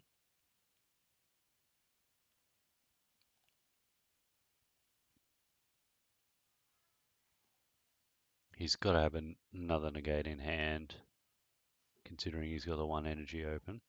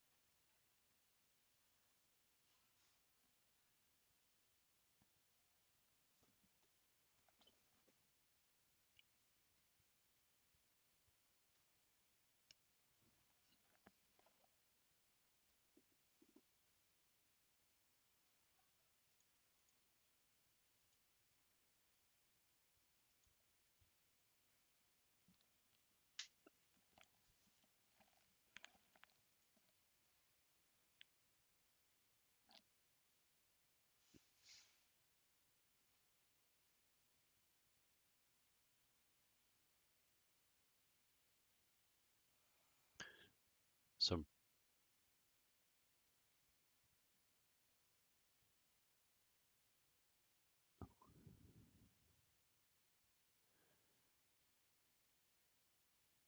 Jackson's definitely going to see the next turn. So yeah, Benny's just attacking Unison. Make sure that's not a threat. Okay.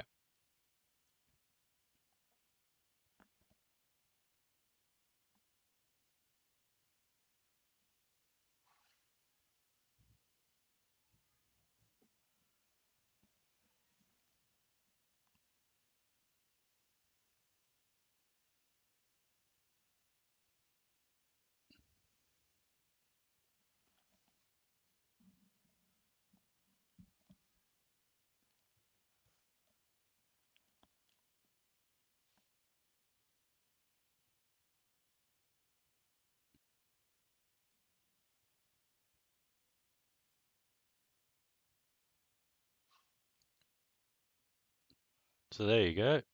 Whoever was said it before. Jackson sided in the Vegex pieces. Let's see how that helps him. Awaken.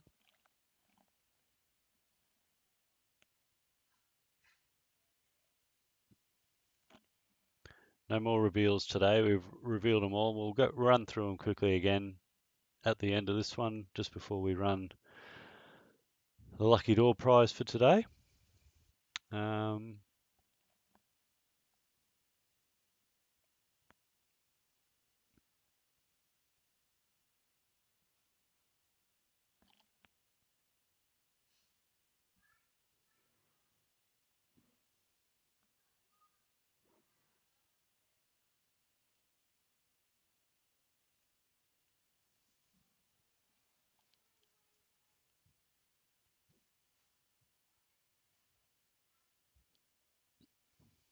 Yep. I think Jackson feels like he can get the game this time.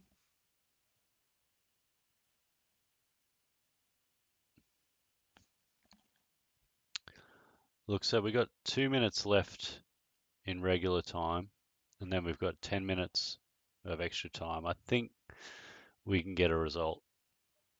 But yeah, I would prefer to let them play this out, considering.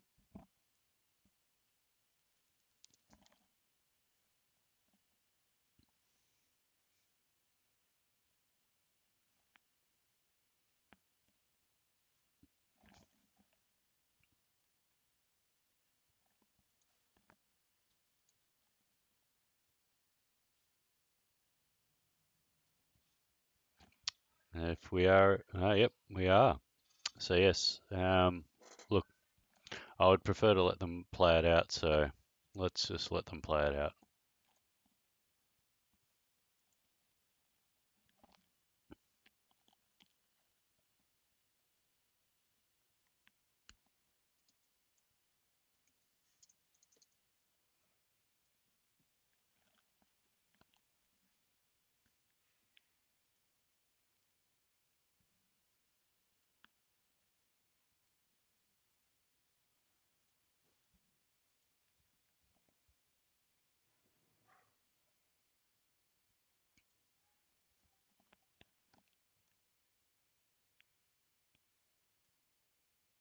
Here we go. So Jackson's just gone all in.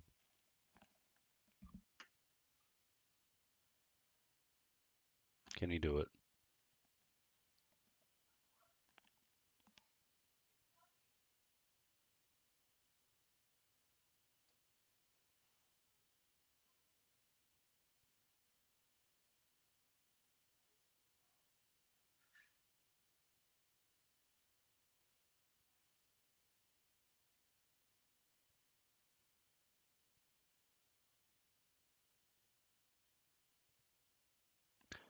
And Jackson gets it.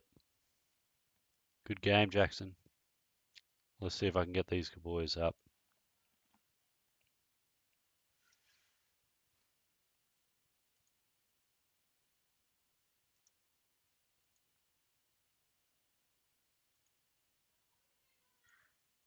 Jackson, Benny, you there? Yep, we just finished. I won 2-1. Yep. No, it's Trent. How you going? Yeah, good. Quickly show. All right, congratulations, Jackson. Yeah, repping the Brizzy boys. Congrats, man. Good job. Good job for Yeah, Queensland. Good job, those were boys. really good games, man. Yeah, and oh, that's where it was. Last card in my deck. Oh, I was hoping to see it, but I didn't see it, so All right. yeah. All that right. was my only chance. Thank you so much, boys. Congratulations, That was a- Jackson. We'll go. I'm Thank going to you. go to the final bits of today. Yep. All right. Thanks, guys. Thank you. Thank you. Good. Finally, good to actually play against you, Benny. You're a very good I player. know, That was but you very- All right, guys. We're going to do the lucky door prize for today. Let me just get the numbers.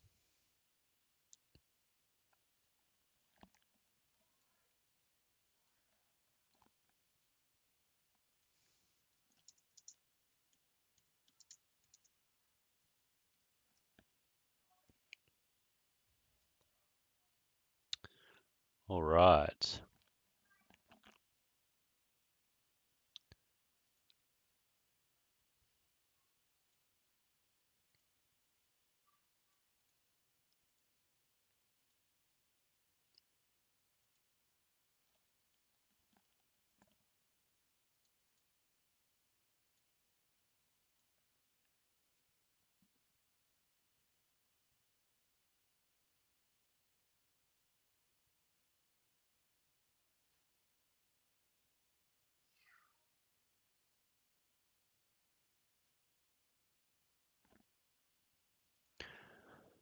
Hang on. So what I'll do while I'm waiting for that, we'll run through the reveals from today.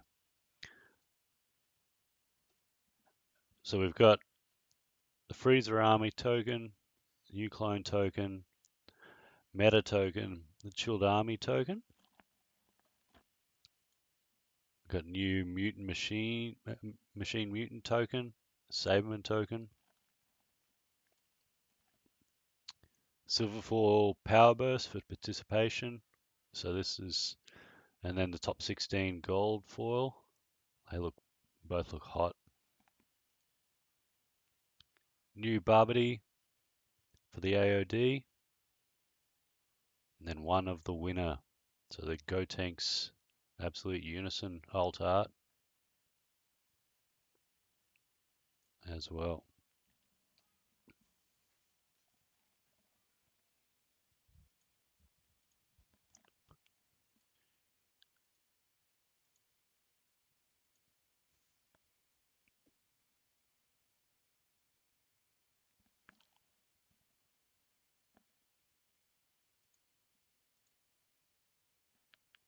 All right, just waiting for these lucky door numbers.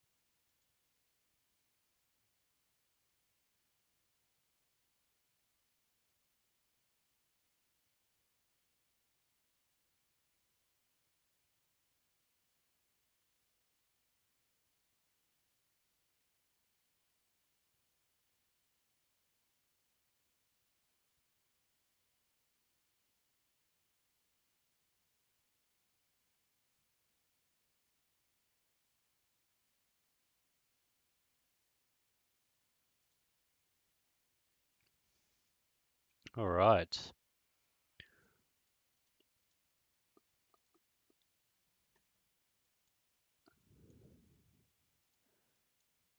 One to 23. Number 12. Lucky door prize today goes to Tom Lane. Congratulations, Tom. All right. Thank you all for tuning in. We will be back with more action very soon with the new TO qualifiers in a few weeks' time.